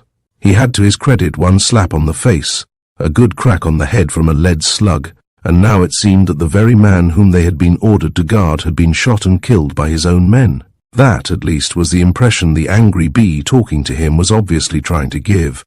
Oh, it would be a cause célèbre, all right, but he shuddered to think of just what it would be celebrated for. "This," he said, "is nonsense." Dr. Worth was by now thoroughly acid. "I am glad that you are able to find in the miserable situation some element of humor, Lieutenant." "Humor? Not humor, Doctor. I am just trying to say that the probability of Endicott's having been shot by one of my men is nonsense. Would it convince you, sir, were I to remove the bullet and let it speak for itself? Imperfections in the barrel leave their markings, don't they? You can then doubtless determine which one of these two young men fired the unhappy shot." "Please don't get irritated, Doctor. I'm not trying to annoy you or to be funny. It's simply that I cannot see. Just where is the wound located, Doctor?" "In the chest." "Cassidy, where were you and Hansen standing?" "We was crouched on the floor just inside the room, sir, not over 5 feet off from Hollander," Cassidy said. "Then consider your angles, Doctor. There's Endicott. There's about where my men were crouched. It would take pretty wild shooting for either of them to hit Endicott in the chest. In fact, one might almost consider it impossible." Dr. Worth still hovered around 0. From the number of innocent bystanders whom one reads about in the newspapers as having been shot down by the police. "That is an unfair comparison, Doctor. Those cases you refer to have all involved a chase of some sort, rapid motion, streets cluttered up with people. There was nothing like that here. I'm going to call up Central Office and ask permission for you to remove the bullet and determine the angle of its path." "Permission, sir. And do you think it is my business or my pleasure to go probing about for bullets and determining the angles of their paths? I happen to be a specialist, sir. Yes, Doctor. But right now it is your business to do just that. We must have the information immediately." "And why so, sir?" "Because if the caliber of the bullet that killed Endicott differs from the ones in the guns of my men, or if the angle of its course proves conclusively that it could not have been fired by one of them, then the murderer is still loose about the house. He couldn't have escaped, you see, as the guards are still on duty down below. Then the murderer is still loose about the house." The chilling possibilities of the statement served a good deal to cool Dr. Worth's steaming indignation. He was getting tired with being angry anyway. "I'm sorry I have been impatient, Lieutenant. You may be quite right, and I'll be glad to help you in any way that I can." "Thank you, Doctor. I'll telephone Central Office from downstairs, as I want to instruct the men on guard down there to be doubly careful. If you'd care to start in probing, it will be quite all right. I'll explain everything to the medical examiner. It's something, you see, that we must know. Cassidy, you and Hansen are not to leave this room. Search both it and Hollander for a gun." "Yes, sir." Lieutenant Valcour went out, and Dr. Worth proceeded, with the aid of Nurse Morrow, to probe. The room had an air about it of a shambles. Cassidy and Hansen, having searched for a gun and found none, leaned dispiritedly against the wall near the chest on which Hollander was lying. They felt a measured sense of relief, had felt it, in fact, from the moment when Lieutenant Valcour had come into the room. Each knew he could never have fired that shot which had killed Endicott, and each was reasonably certain that the other couldn't have either. They could determine nothing from Dr. Worth's face as to how the examination was going. Neither of them looked very closely at what he was doing. Their wonderings ran along parallel lines. Hollander couldn't have had a gun, or they'd have seen it or found it during their recent search. None of their shots could have gone so hopelessly wild as to have hit Endicott, but somebody did have a gun, and Endicott had been shot by it. But there had been nobody in the room with Endicott except themselves and Hollander couldn't have had a gun, or they'd have seen it. The perfect loop continued on and on. Each made the circle in his thoughts and then started in all over again. If Lieutenant Valcour hadn't re-entered the room, and if Dr. Worth hadn't just then extracted the bullet, they probably would have gone mildly mad. "Everything's all right, Doctor," Lieutenant Valcour said. "The medical examiner was only too pleased at your kindness in helping him out. He won't be up again tonight unless I send for him. He asked me to thank you." "Not at all, Lieutenant." Dr. Worth showed considerable excitement. "You know, it's surprising. I don't know much about the caliber of bullets, but I think you're right about the angle. Here's the bullet." Lieutenant Valcour inspected a leaden pellet curiously, and then slipped it into a pocket. "It isn't from one of our guns, Doctor," he said. "I'm not surprised, Lieutenant, not surprised at all, because the angle it entered at, why, damn it, Lieutenant, it must have been fired from some place over there." Dr. Worth indicated a problematic area, which included the corner where Hollander was stretched out. Lieutenant Valcour looked just above Hollander at the window. It was the window which had been opened about 6 or 7 inches from the bottom by Nurse Morrow, so that the air for her patient would be quite fresh and clear. It was still open, and outside of it, as Lieutenant Valcour very well knew, ran the shallow balcony which offered not only adornment to the rear of the house, but a passageway to, and from, the windows of Mrs. Endicott's room. But Mrs. Endicott was under the influence of a narcotic, and a nurse and a maid were both in the room with her. But were they? Chapter 18. 3 a.m. Thin haze of dread. Dr. Worth, too, was staring at the black, impenetrable rectangle left by the opened window. It was a passageway for air, but infinitely more so was it a passageway leading to obscure recesses of the night, recesses that seemed to offer a maleficent sanctuary to hell-born secrets of distorted souls. Who had crept along that balcony and fired that shot? The apparent improbability of anyone from Mrs. Endicott's room having done so transplanted the problem from clear fields of logic and of simple facts into vague regions of absurd conjecturings which stared wanly out at Lieutenant Valcour through baffling curtains of darkness and of fog. He felt a definite sense of uncertainty and, as one does when confronted by a suggestion of the unknown, an impalpable dread. It was nothing that he could put his finger on, it seemed, absurdly, some emanation from the outer night creeping in through that rectangle of black to hang in thin hazes about the room. "What would you suggest doing with Hollander, Doctor?" he said. Dr. Worth, whose own thoughts had been warily browsing in disagreeable pastures, sought relief in professional preciseness. "He would be better off in a hospital, Lieutenant. I consider his constitution to be more than sufficiently strong to obviate any danger in moving him. Are you going to arrest him?" Lieutenant Valcour smiled faintly. "He is under arrest now, Doctor. I should like to get a few things straightened out, though, before booking him on any definite charge. Would it hurt him very much to talk with me before he is taken to the hospital?" "Not if it weren't for too long. Could you give him something to revive him, to brace him up?" "Certainly." "Then I will have a man send for an ambulance, and I'll just talk with Hollander until it gets here. That will be all right. And if you don't mind, Doctor, I should like to be alone with him. Just he and I, and Endicott." Dr. Worth was already busied with restoratives. "Certainly," he said. "Miss Morrow and I will be outside if you want to call us." "Cassidy," Lieutenant Valcour said, "wait outside in the hall, and you, Hanson, go downstairs and telephone for an ambulance. Let me know as soon as it gets here." And in a moment, Lieutenant Valcour found himself alone in the room with Endicott, with Hollander, and with those curious mists that hinted at unnamed dreads. The restoratives were effective, and Hollander opened his eyes upon a stranger who was sitting on a chair beside the mahogany chest. He wondered idly who the stranger was.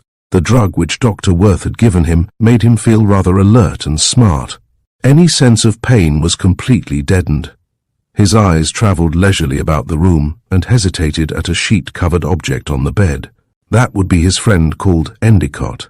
His lids closed sharply as a reaction to some wound that was not physical.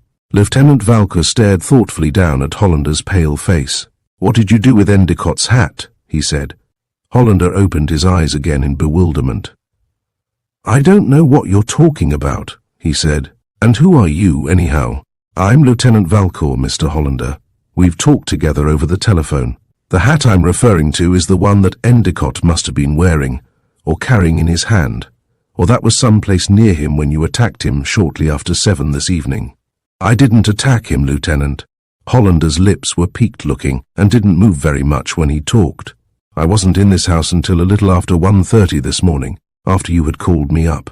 "Which did you think Mrs. Endicott would really do, Mr. Hollander?"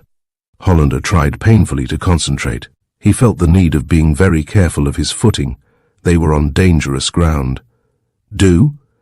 "Yes, when she told you during tea at the Ritz that she had about reached the end and was either going to kill Mr. Endicott or commit suicide. Or didn't you really believe either?" It seemed impossible that Hollander's face could grow any paler. "You're crazy, Lieutenant." "All sorts of people tell me so lots of times, Mr. Hollander. Did you have to wear Endicott's hat when you went out because you had lost your own?" Hollander sighed fretfully. "You must think I'm awfully dumb," he said. "Oh, not at all. Well, in a few things, yes. Your choice of friends, for example, and I don't mean the Endicotts." "Whom do you mean, Lieutenant?" "That dark-eyed child, for one, Mr. Smith. But perhaps you don't know that his name is not Smith.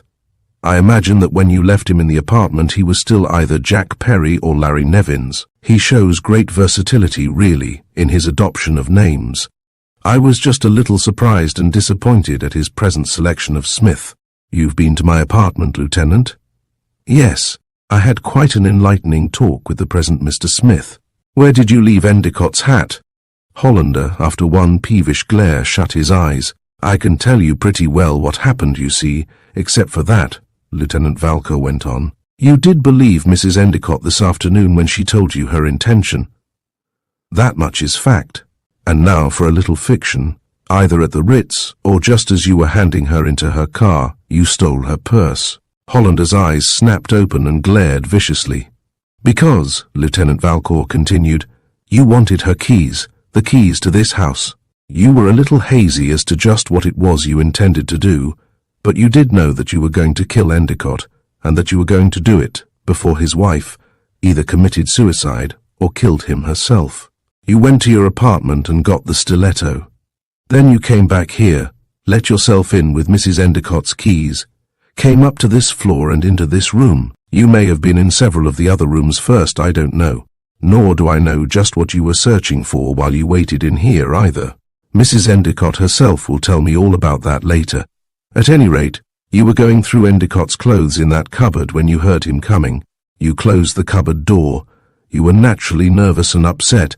Everyone is when contemplating or committing a crime. You were afraid there would be some slip, so you disguised yourself with dust smeared on your face. Then, either because you made some noise, or else because he wanted to get something, Endicott opened the cupboard door and saw you. You must have had the stiletto already in your hand and have looked pretty horrible altogether, because the shock of seeing you stopped his heart and he crumpled to the floor. Hollander's eyes began to look feverish. His falling like that startled you, went on Lieutenant Valcour. You felt his heart, and in pulling open his overcoat so that you could get your hand inside, you ripped off the top button. What did you do with it? Hollander grinned faintly. Swallowed it, he said. Lieutenant Valcour flushed a little. You probably put it in your pocket. You were satisfied that Endicott was dead, miraculously dead, and that you hadn't had to stab him. But he was dead, and you experienced the natural panic of all murderers. I don't mean that you went wild or anything, but your mind didn't function correctly. You may have been quite calm, but it wasn't a calmness based on intelligence. You dragged Endicott into the cupboard and closed the door.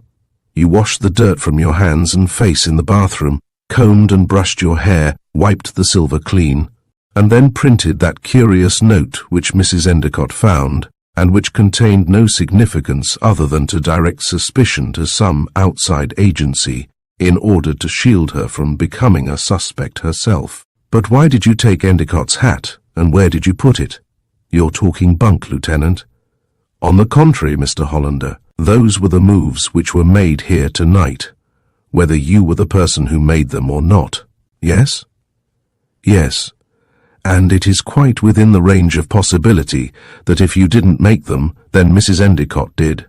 Hollander looked very worried, very tired. You're bluffing, Lieutenant, he said, and you're a very frightened man, Mr. Hollander. Are you going to arrest Mrs. Endicott? That depends, because she didn't do it. Why didn't she, Mr. Hollander? Because she loved her husband. I wish you would explain to me how it is that she loved him so much that she wanted either to commit suicide or else kill him. Pride, Lieutenant. Lieutenant Valcour tested the possibility of that angle. It could not, he felt, be ignored, as many outrages were yearly committed under the goadings of pride, as they were committed because of jealousy and hate. You believe, Mr. Hollander, that the other women whom her husband played around with hurt her pride so keenly that her love became colored with hate. Why not? A certain fierceness crept into Hollander's voice. His eyes were shining very brightly. People don't know her as I know her. Nobody knows her the way I know her. Lieutenant Valcour shrugged. She made you hate your friend, a man you'd been through the war with, whose life you had saved. That's the bunk, Lieutenant. But you did, didn't you? Oh, sure, it's all true enough about it happening, but that stuff doesn't last. Friendship? Among men? Hell no. Hollander jerked his head fretfully. Gratitude gets damn tiresome, Lieutenant, not only to give it, but to get it. Especially, Lieutenant Valcour said gently, if a woman comes between. No, no, no. There was a complete and very convincing finality in the three negations. But you do love Mrs. Endicott. I worship her. And she? I don't know. There was nothing obscure in Hollander's expression now, and his eyes were frankly, genuinely sincere. Why should she? I'm nothing. Herbert was everything. Lieutenant Valcour almost regretted having to do so when he said, Then why, Mr. Hollander, does she address you in her notes as Tom? Darling Hollander didn't answer for a minute. He considered the question quite seriously. I guess it's just because she's sorry for me, he said, and I personally think that that's a pretty bum guess. No, listen here, Lieutenant. Hollander's voice began to wander. His sentences became broken, meaningless. It was with a sense of relief that Lieutenant Valcour saw the door open and two stretcher carriers come in, followed by Dr. Worth and the ambulance surgeon. Hollander, as they carried him out, was unconscious again. Lieutenant Valcour detained Dr. Worth at the door. There is something I should like to ask you, he said. Chapter 19. 3:15 a.m. The Properties of Horror. Doctor, Lieutenant Valcour said, our immediate concern is to find out who fired that shot. The principal reason is quite academic. We want to catch and arrest the person who did it. A secondary reason is that many people who reach the state of mental unbalance where they are impelled to commit murder don't stop with the crime. They've tasted blood. They are in a state of abnormal acuteness and are driven by a new fear, that of discovery and capture. To prevent being captured, they reason, why not kill again? There is nothing to be lost. You see, they can only be electrocuted once. I am presupposing, of course, that the criminal is an outsider, some person at present hidden in the house who will make some desperate effort at escape. It is a supposition that must be entertained, even though it is not a very good one. I believe that the facts will eventually prove the criminal to be a legitimate inmate. That narrows the field, doesn't it, Lieutenant, to whoever was in Mrs. Endicott's room? It does, unless somebody dropped a rope ladder from an upstairs window and got onto the balcony in that way. But I don't put much stock in those tricks, Doctor, any more than I do in sliding panels and trapdoors. Outside of the Badger game, I've never come across a sliding panel in my life, and I don't ever expect to either. Dr. Worth was inclined to take the idea more seriously. But a rope ladder, there might very well be one around the house for an emergency fire escape. All right, who was in the room just above this one? You. Did you come down a rope ladder and shoot Endicott? God's truth, my dear man. Oh, be sensible, Doctor, of course you didn't. And who had the room across the hall from you, which also is above the balcony? Mrs. Siddons, the housekeeper. If you saw her, you'd scarcely picture her as hurrying up and down a rope ladder. No, Doctor. Whoever was on that balcony came from Mrs. Endicott's room. We're back to the same three people, Mrs. Endicott, her maid, and her nurse. But Mrs. Endicott is out of the question, Lieutenant. She is still under the influence of the narcotic I gave her. How about the nurse, Doctor? Have you known her long? Known her only for the several cases she has worked on with me. But she comes from the most reputable agency in the city. How about the maid? I don't know. She is just as good a candidate for suspicion as Miss Vickers, isn't she? Why under the sun should Miss Vickers want to shoot Endicott? I'm not seriously considering Miss Vickers at all.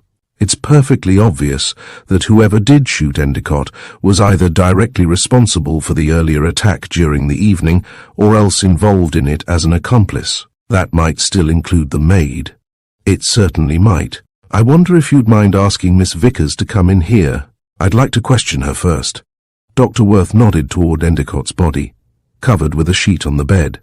Miss Vickers, Lieutenant, being a nurse, is naturally accustomed to seeing the dead, but it will be rather gruesome for the maid if you question her in here too. Very gruesome, Doctor. Well, you know best. You're liable to have a fine case of hysterics on your hands. I'll risk it. Dr. Worth left and closed the door. There again swept over Lieutenant Valcour, with the solitude, that indefinable feeling of some lurking dread. There were voices crying out to him from the subconscious, warning him of dangers that were very real, very close at hand. But the messages were indecisive, as are all instinctive things which fall beyond the charted seas of any human knowledge. Nurse Vickers came in without the formality of knocking. Her glance toward the bed was professional and not coloured by any sign of nervousness. "Thank you for coming, Miss Vickers. I'll only bother you for a minute." "No bother at all, Lieutenant. There is just one thing I want to know. Who was in the room with you and your patient at the time of the shooting?" "Why, I couldn't say, Lieutenant, exactly." "Why not, Miss Vickers?" "Because I wasn't there myself.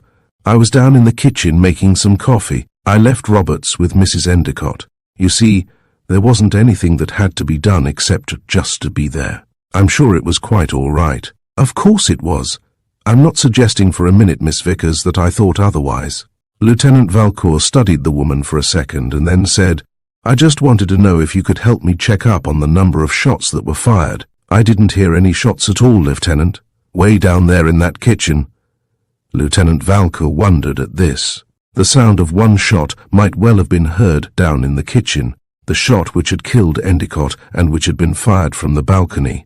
The sound would surely have travelled clearly in the still night air, and to the kitchen from outside.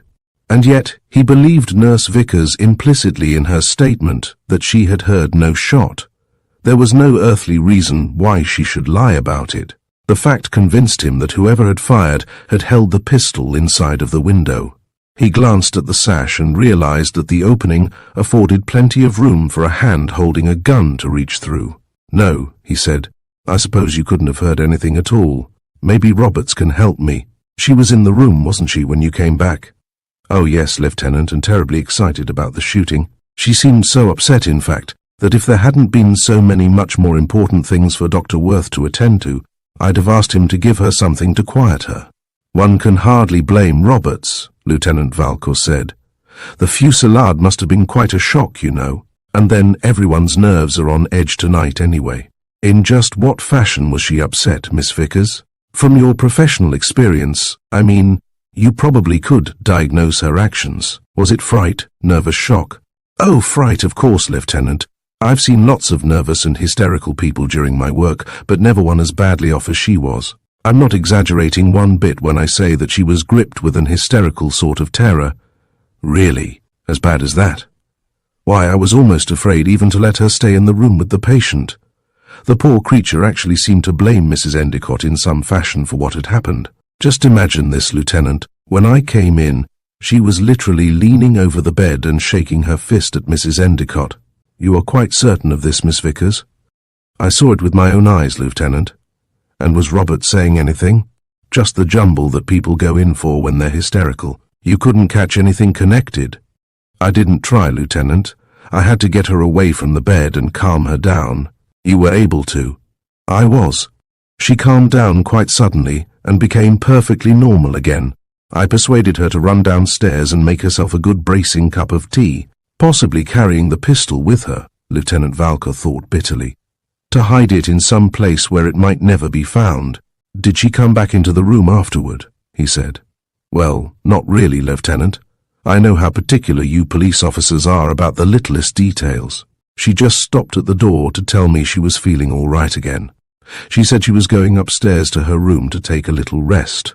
And you're quite sure, Miss Vickers, that you can't recall any of the words that Roberts was saying when you found her leaning over the bed? I would if I could, Lieutenant. It was just a jumble. Ice, something about ice and human hearts. Then she switched to searing flames, and I don't know what all else. Would it bother you very much to go up to her room and see whether she's in condition to come down here for a few minutes? Why, not at all. I'd be glad to. Thank you, Miss Vickers. You've helped me tremendously. Oh, there's just one thing, Miss Vickers. Miss Vickers paused at the doorway. Yes, Lieutenant. When you came back upstairs from the kitchen, did you notice anything about the atmosphere of Mrs. Endicott's room? Why, I don't know. You mean a sense of tension or something? No, I don't. I mean, was it as warm as when you left it, or cooler, or what? Yes, I do too. It was cooler, much. Because I remember after I quieted Roberts, I went over to one of the radiators to see if the heat was still turned on. I thought Roberts must have turned it off, although I couldn't for the life of me see why. But the radiator was quite hot, so I realized it must have been just the change from the kitchen. It's a hot kitchen. That is probably just what it was. Would you send Roberts to me now, please? I will, Lieutenant. Thank you. Miss Vickers went out and closed the door. Lieutenant Valcour then did a rather horrible thing. He went over to the bed and pulled down enough of the sheet so that Endicott's face was exposed, and then he sat down and waited for Roberts. Chapter 20. 24 a.m. on Private Heights. You wanted to see me, Lieutenant? She had been under a strain, and a rather terrible one. There wasn't any doubt about that. It was emotion, after all, that brought age, not years, thought Lieutenant Valcour, as he glanced at the dark rings so clearly visible beneath her tragic eyes. Roberts hadn't looked toward the bed yet, but then he hadn't really expected that she would. Perhaps she wouldn't look for some time, but eventually she would lose some portion of that really splendid self-control that she was exerting, and then, instead of the expanse of white sheet she had been expecting, there would be Endicott's face. I wonder if you could tell me, Miss Roberts, the number of shots that were fired during the shooting. I'm sure I couldn't. She was pointedly on guard, her eyes held at a level that included his cravat, but went no higher. The question isn't as silly a one as it seems, Lieutenant Valcour said. I don't suggest for a minute that you counted the shots as they were being fired, actually, but it's quite within possibility that your subconscious mind really did that very thing, and that on consciously thinking about it, the number might come to you. It's something along the principle of visualizing sound. I'm sorry. I'm sure that no amount of thinking about it would clear the rather terrible confusion of that moment. Won't you sit down? I prefer to stand, thank you. Just as you wish. You were with Mrs. Endicott, weren't you, when it happened? Yes. Lieutenant Valcour admired the accomplished ease with which the word had so unhesitatingly been brought out, but then most women, in his estimation, were natural-born liars. The art formed for him one of their greatest charms. You were sitting down beside the bed, he went on. Yes, reading. Splendid, splendid. She was a Bernhardt, a Dewes. And Miss Vickers? She was down in the kitchen making some coffee. Did the shooting upset you, Miss Roberts? I'm naturally nervous. The sound of firing has always disturbed me terribly. Then she flung at him abruptly. My brother was killed in the war. Lieutenant Valcour both looked and felt genuinely consoling. He also felt a selfish measure of irritation.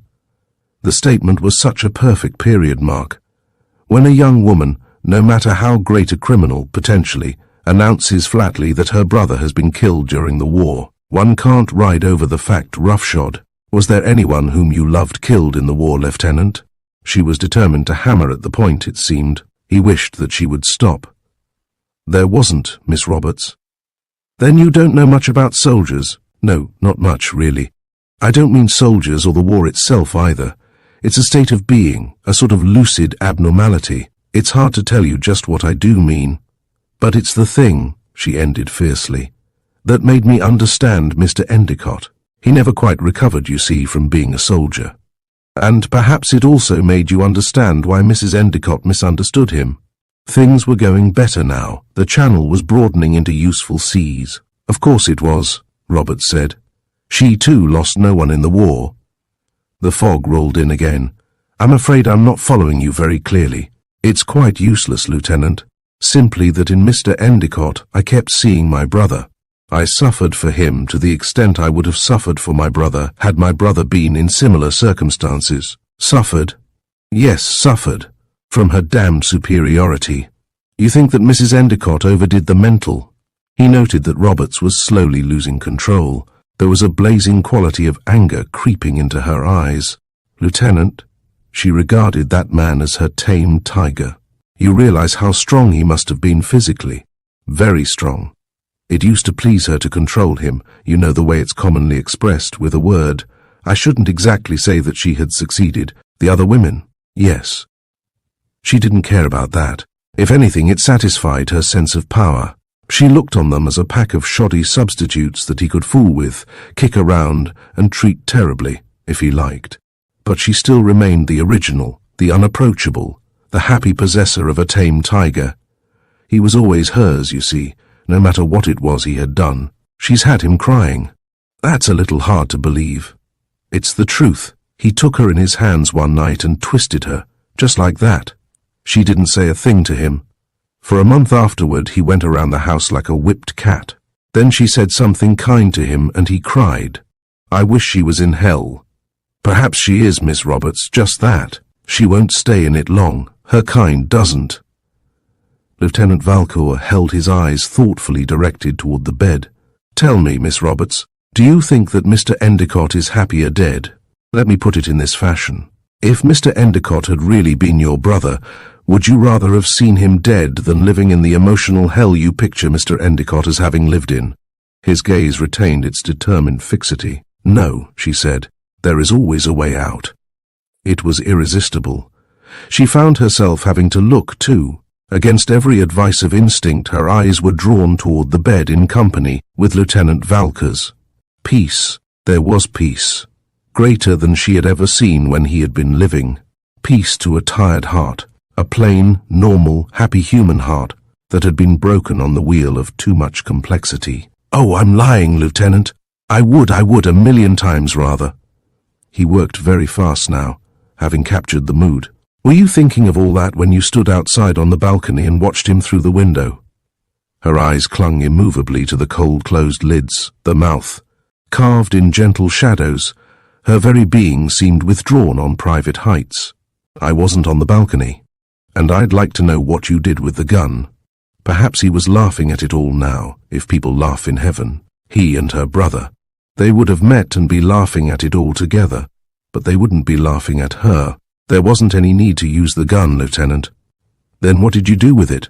Put it back in the bottom of my trunk. He'd know, now, the exact reason why she had done the things that she had done. People know everything in heaven. Sort of an enveloping awareness, like lightning darting brilliantly to immediate comprehension at its target. Target, gun, gun. Her face was bleak ivory. What did you say, Lieutenant?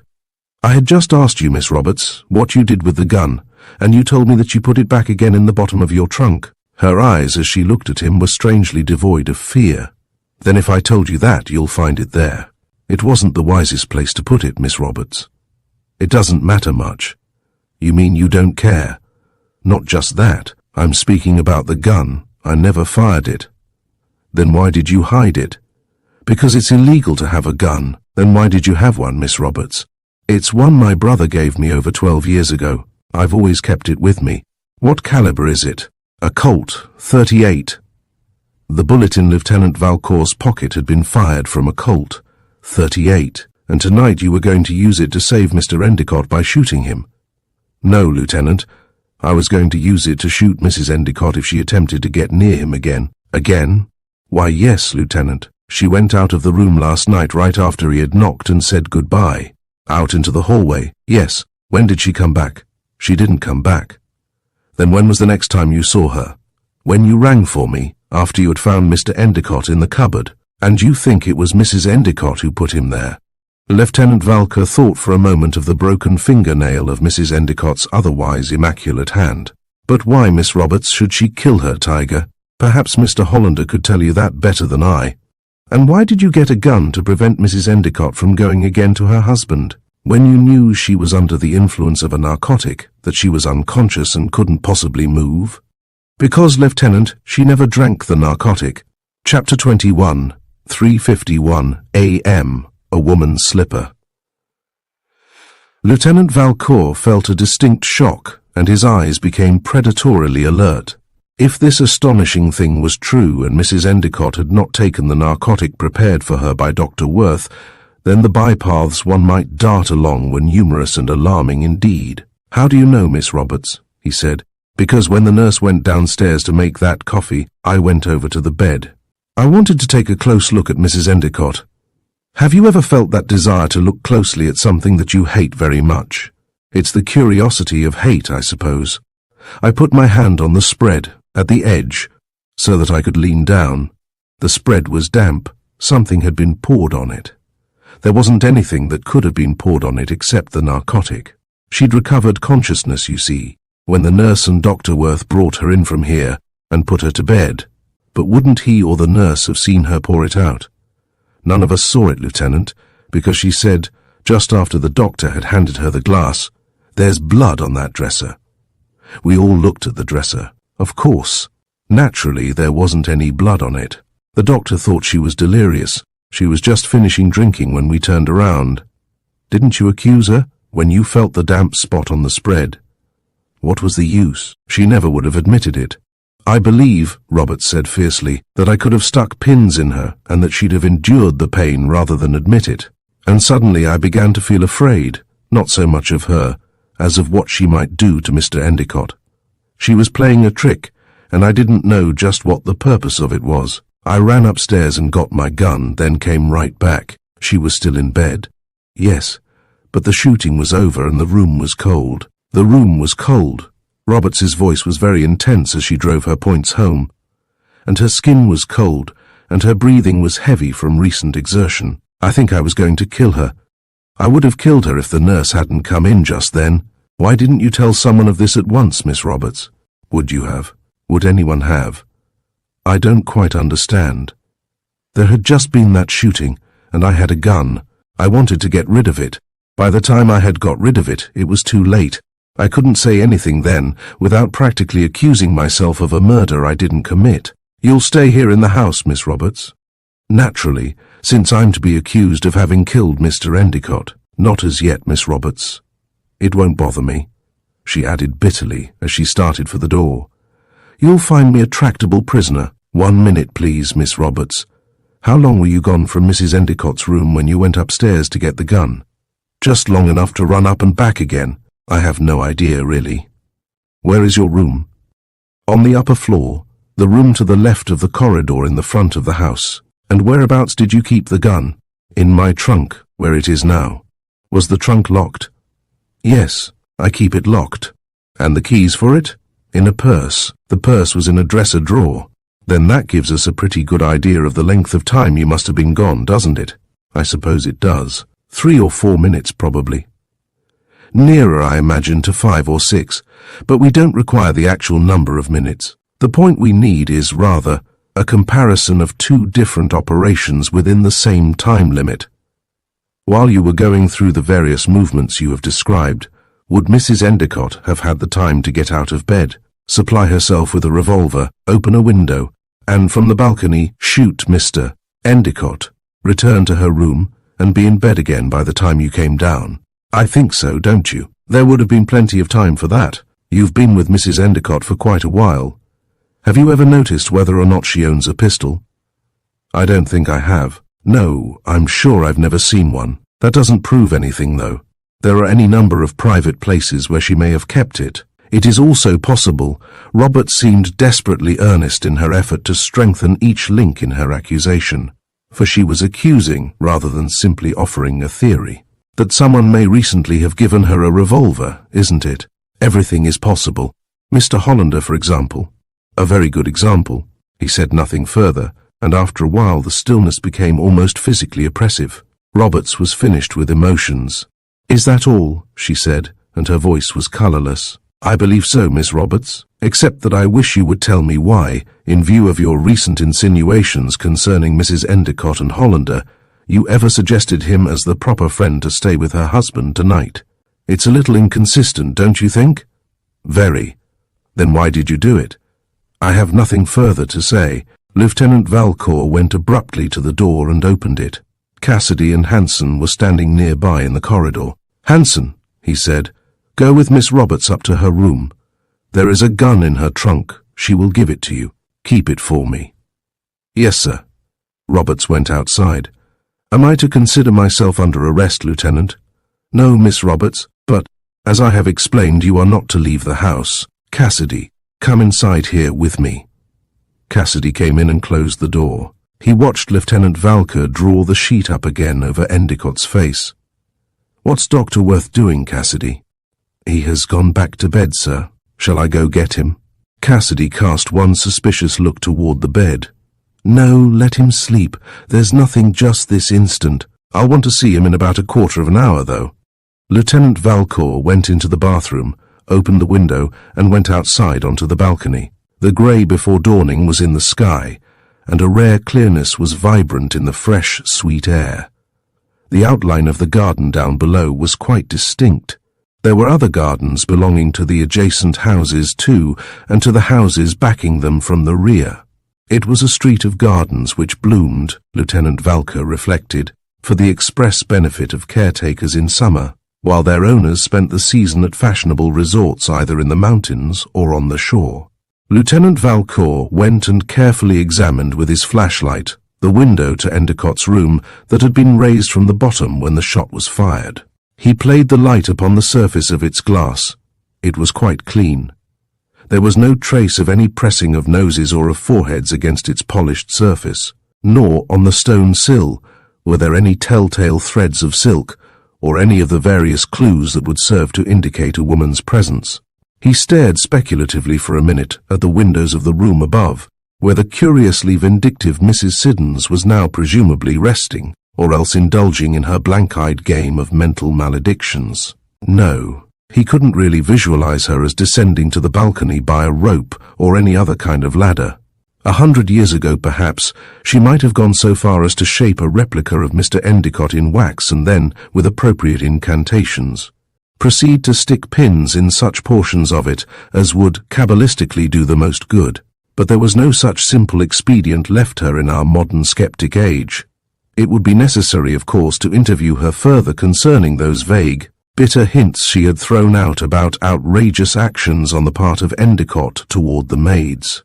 Even the city could not kill the fair, fresh breezes of dawn. He stared at the dimming stars and wondered whether Roberts's extraordinary statement was a lie. For after all, it hinged upon nothing more significant than a damp spot at the edge of a spread, and Roberts could easily have spilled something there herself to offer as corroborative evidence to her tale. Was she, he wondered, quite so smart? And from all that he had been able to judge of her, he rather thought that she was. He would have to consult with Dr. Worth, of course, before doing anything drastic, and the doctor would probably raise a holler, especially since he had just gone to bed, and would have to be yanked summarily out of it again. Well, bed yankings were to be expected in the lives of doctors and of the police. They were expected to be perpetually on tap, like heat or water. He made his way slowly toward the windows of Mrs. Endicott's room, carefully inspecting the balcony and sills with his flashlight as he went along. There were no smudges, no threads, no clues until he reached the last window in the row. And there, on the balcony floor just below its sash, something blazed in the circle of his torch a bright jade green. It was a woman's slipper. Chapter 22, 414a. M. Tap, tap, tap. Lieutenant Valcour picked the slipper up and sighed. It was a distressingly leading and decisive clue, but it did not lead in a direction he cared to follow, nor did it decide things as he thought they ought to be decided. On the surface of it, the case seemed blatantly plain. Hollander had come to the house at 7, to save Mrs. Endicott from committing murder or suicide, and had shocked Endicott almost to death. And just a short while ago, Mrs. Endicott had shot her husband to prevent him from making a statement that would convict Hollander. Rubbish. Lieutenant Valcour flatly refused to believe it, and yet one had to believe that Hollander had certainly intended to stab Endicott with that knife. The point was irrefutable. Furthermore, Hollander's motives remained clear enough and beautifully simple. He wanted to protect Mrs. Endicott. But what about her motives, and Roberts's? And as a kernel to the whole perplexing enigma, what had been the object of the search through Endicott's pockets and among the papers in the left-hand upper drawer of his desk? There was nothing to be gained, however, by standing outside on the balcony and admiring the flushing sky and breathing in with the manner of a connoisseur the morning air. Lieutenant Valcour returned, via the bathroom window, to Endicott's room. "The night's almost over, Lieutenant," said Cassidy by way of greeting. "Almost over, Cassidy. And it's been a hell of a night, too, if you don't mind my saying it." "I don't mind your saying it, especially for him." Cassidy jerked a muscular thumb toward the bed. "Least of all for him, Cassidy. He may be well out of it at that." "He is. There's a lot of beautiful tripe written about how all people kill the things they love, metaphysically perhaps. But with a bullet, Cassidy, not so." "I don't get you, Lieutenant." "That isn't strange, Cassidy. So far I don't even get myself." Lieutenant Valcour went to the door and opened it. Hansen was standing outside, and in his hand was a gun wrapped in a clean handkerchief. "Roberts's gun, Hansen." "Yes, Lieutenant. It was just where you said it would be, in the trunk. I wrapped it in a handkerchief to keep any prints you might want on it." "That's right, Hansen. Go upstairs now and wake up Dr. Worth. Ask him if he will please come down here at once." "Yes, Lieutenant." Hansen hesitated for a minute. "Well, what is it, Hansen?" "I understood you all right, didn't I, sir?" Hansen said uncomfortably, "when you told me that Maid wasn't to be put under arrest." "Yes. I don't want to do anything about her as yet. Later on we may book her on a violation of the Sullivan law, and again we may not." "Yes, sir." Lieutenant Valcour took the gun and went back into the room with it, closing the door. He carefully unfolded enough of the handkerchief so that the barrel was exposed.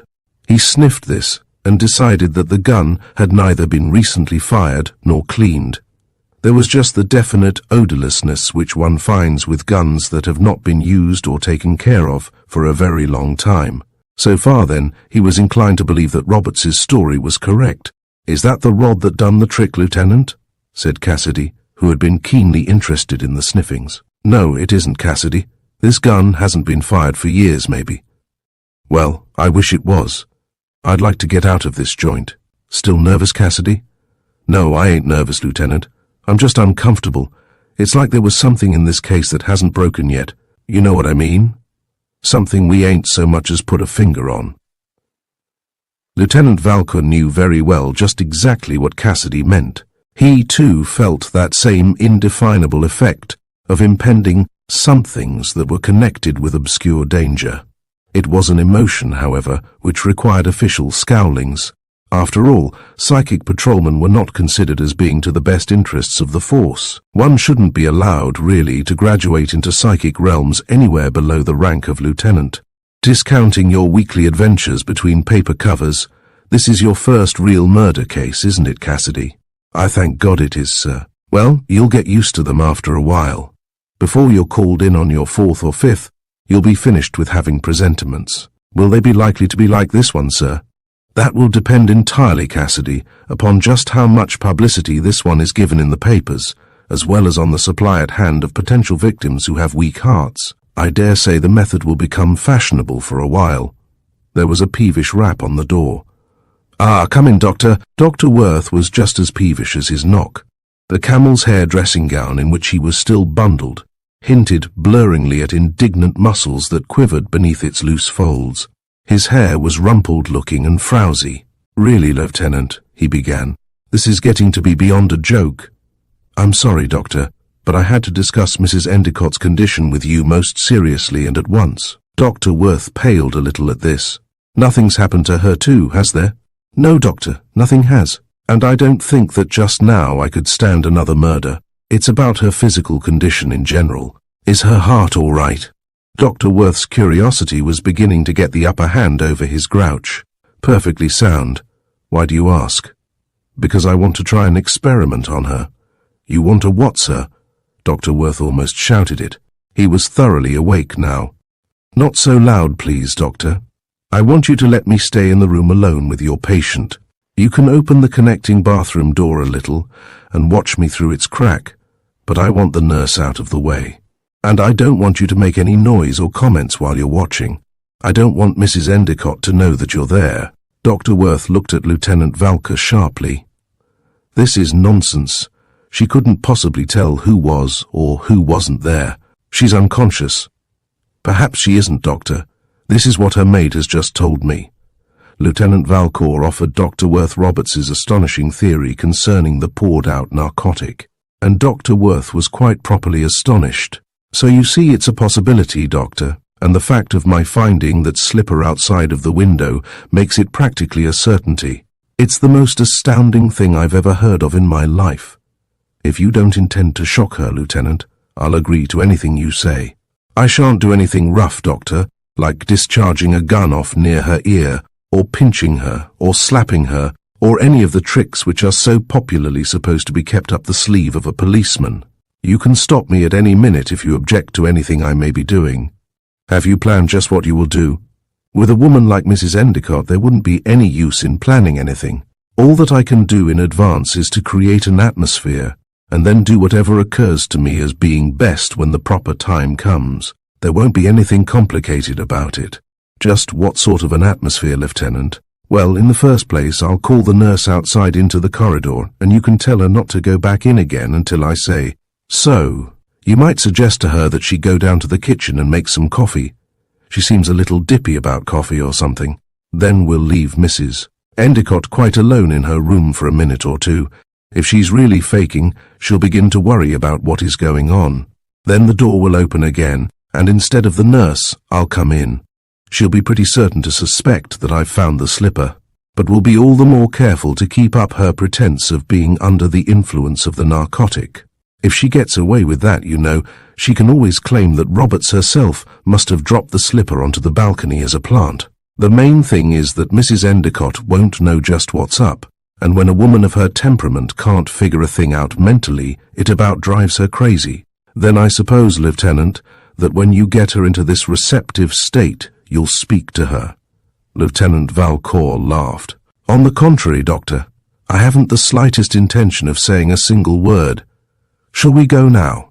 After you've arranged things with Nurse Vickers, you can come back in here again and start watching from the bathroom. They went outside, and Lieutenant Valcour rapped softly on Mrs. Endicott's door. It opened a bit, and Nurse Vickers looked out. She saw Dr. Worth and came outside, shutting the door behind her. You wanted to see me, Doctor? Yes, Miss Vickers. How is Mrs. Endicott? Quite comfortable, Doctor. She's breathing as peacefully as a child. There haven't been any signs of restlessness. Oh, no, Doctor. She hasn't budged since I've been watching her. Dr. Worth mildly raised his eyebrows. That in itself is rather curious, he said. Curious, Doctor? Oh, nothing to be alarmed at, Miss Vickers. You look a little tired. Run downstairs and drink some coffee. The lieutenant here will stay with Mrs. Endicott, and you're not to go back into her room again until he says so. Help, thought Lieutenant Valcour. As a detective, Dr. Worth was a darned fine doctor. Miss Vickers, as he had expected, was instantly curious. Something more wrong, Doctor? No, Miss Vickers, Lieutenant Valcour said coldly. Please do as the doctor instructed, and at once. Oh. Nurse Vickers, feeling a little outraged, vanished toward the stairs. Shall I go and stand by the bathroom door now? Said Dr. Worth. If you wish. Don't make the slightest sound when you're opening it, and don't open it more than an inch at the most, please. I won't, Lieutenant. Dr. Worth, feeling very much like one of those fabulous characters he had read about in Fenimore Cooper when a child, went back into Endicott's room. Lieutenant Valcour waited another full minute before he opened the door and went inside. He did not look at Mrs. Endicott, but walked softly over to a chair, lifted it, and placed it close beside the bed. He drew the slipper from his pocket and sat down. There was an utter and complete hush. For 3 minutes he timed himself with his wristwatch, He sat motionless and stared at the closed lids of Mrs. Endicott's eyes. Then he began to tap the slipper quite softly, but quite persistently, and with a rhythmic regularity, upon an arm of the chair. Tap, tap, tap, tap, tap. Mrs. Endicott's face retained the smooth expressionlessness of slumber. Tap, tap, tap. Her breathing held the steady depths of sleep. Tap, tap, tap, tap. If you do that much longer, she said quietly, I shall go insane. Chapter 23, 4:29 a.m. A turn of the screw. You needn't say anything you don't care to, Mrs. Endicott. I'm glad you didn't use the stereotyped formula, Lieutenant. It would have disappointed me if you had. Get me a cigarette, please. There are some over there on the dresser. Lieutenant Valcour stood up. He got the cigarettes and lighted one for Mrs. Endicott and one for himself. You shouldn't have dropped your slipper outside of the window, he said. You shouldn't have found it. Her eyes, now that they were opened, were admirably guarded, and her fingers as they held the cigarette showed no trace of nervousness. The slipper is of no great consequence, Mrs. Endicott. There are so many other things too, you see, sort of a wholesale strewing of clues. I never imagined you as bothering very much with clues. It's people you're more interested in, reading their minds. Her eyes offered an almost impudent invitation that he read hers. Whom were you aiming at when you fired, Mrs. Endicott? At your husband or at Mr. Hollander? Mrs. Endicott blew smoke rings elaborately. At neither, Lieutenant. I didn't have a gun. Then it was just curiosity. What was? You're going out on the balcony. I didn't go out on the balcony. I've never been on it in my life. I am not stupid, Mrs. Endicott, nor very credulous either. No, nor credulous. That's the trouble with truth. It often sounds so silly. Surely you realize how things look against you, Mrs. Endicott. Black. The worst of all is your not having taken the narcotic and then having pretended to be in a state of unconsciousness. Her eyes became stupefyingly innocent. Is it illegal to decide not to take medicine, Lieutenant? His respect for her as an adversary began to mount by leaps and bounds. No, Mrs. Endicott, but in the present case, it was purposefully deceptive. Why, I simply disliked hurting Dr. Worth's feelings, that was all. Lieutenant Valcour pictured her maintaining that attitude, smartly dressed in becomingly plain black, very innocent, very beautiful looking, before the 12 impressionable and normally dumb people one finds on juries. He was grudgingly afraid she could get away with it. And it isn't illegal either, she went on, to go to sleep, is it? Lieutenant Valcour decided that if anything was to be gained from the interview, he would have to give a turn to the screw. No, Mrs. Endicott, sleeping isn't illegal. Even, he added negligently, if your husband has just been killed, and whatever state of relationship exists between you and Mr. Hollander, your friend, let us say, is wounded to the point of death. The cigarette dropped from her fingers to the floor. Lieutenant Valcour crushed it with the sole of his shoe. I don't believe you. Her voice had the same pallid qualities as her skin. You must have seen for yourself, Mrs. Endicott, that he was pretty badly hurt when he slipped to the floor. There was blood enough smeared around, goodness knows. You're trying to trap me. Just stating facts, Mrs. Endicott. Of course you may have left the instant after you fired, and so not have seen Mr. Hollander shot down by the police. You are being vulgarly brutal. You were certainly in a frantic enough hurry to have dropped your slipper and not to have bothered to pick it up. Did you throw the gun into the garden, Mrs. Endicott? We're bound to find it, you know. Is Mr. Hollander still in the house? No. Where have they taken him? To the hospital. Please ring for my maid and leave the room. I must go to him immediately. I'm sorry. Will you please leave this room? You don't seem to realize, Mrs. Endicott, that you are under arrest. The thought stunned her. Her head fell back among the pillows as if it had been thrown there. But that's silly, I tell you. You admitted yourself, Mrs. Endicott, that the truth is always silly. You are actually charging me with the murder of my husband. Arrest was perhaps an injudicious word. I am holding you, Mrs. Endicott, as a material witness for the present. Mrs. Endicott had recovered somewhat from the shock. I shan't be bromidic, Lieutenant, and attempt either tears or bribery. I'm not stupid enough to think that either would affect you in the slightest from the performance of duty, but I should like to appeal to your reason. You will find me a sympathetic listener, Mrs. Endicott. My wretched conceit forces me to add that I shall also be an intelligent one. You see, I knew pretty well what was going on from hearing the nurse and Roberts talking about it. Lieutenant, just what do you want me to admit? That you were on the balcony. But I wasn't. Then how did your slipper get there? It fell from my foot. Lieutenant Valcour stood up abruptly. You will have to pardon me, Mrs. Endicott, he said, while I search this room. You misunderstand me. I mean exactly what I say. I wasn't on the balcony, and the slipper did fall off my foot. If you must know it, I was straddling the windowsill. What stopped you from going out, Mrs. Endicott? The sound of the shooting. It unnerved me. I almost fell back into the room and closed the window. I knew that I had dropped a slipper outside, but the idea of doing anything further than hurrying back into bed terrified me. Lieutenant Valcour examined the slipper he still held in his hand. This is a slipper for the left foot, he said. And in that case, when you were straddling the window, it is the foot which must have been on the outside. Isn't that so? That's rather elementary, isn't it?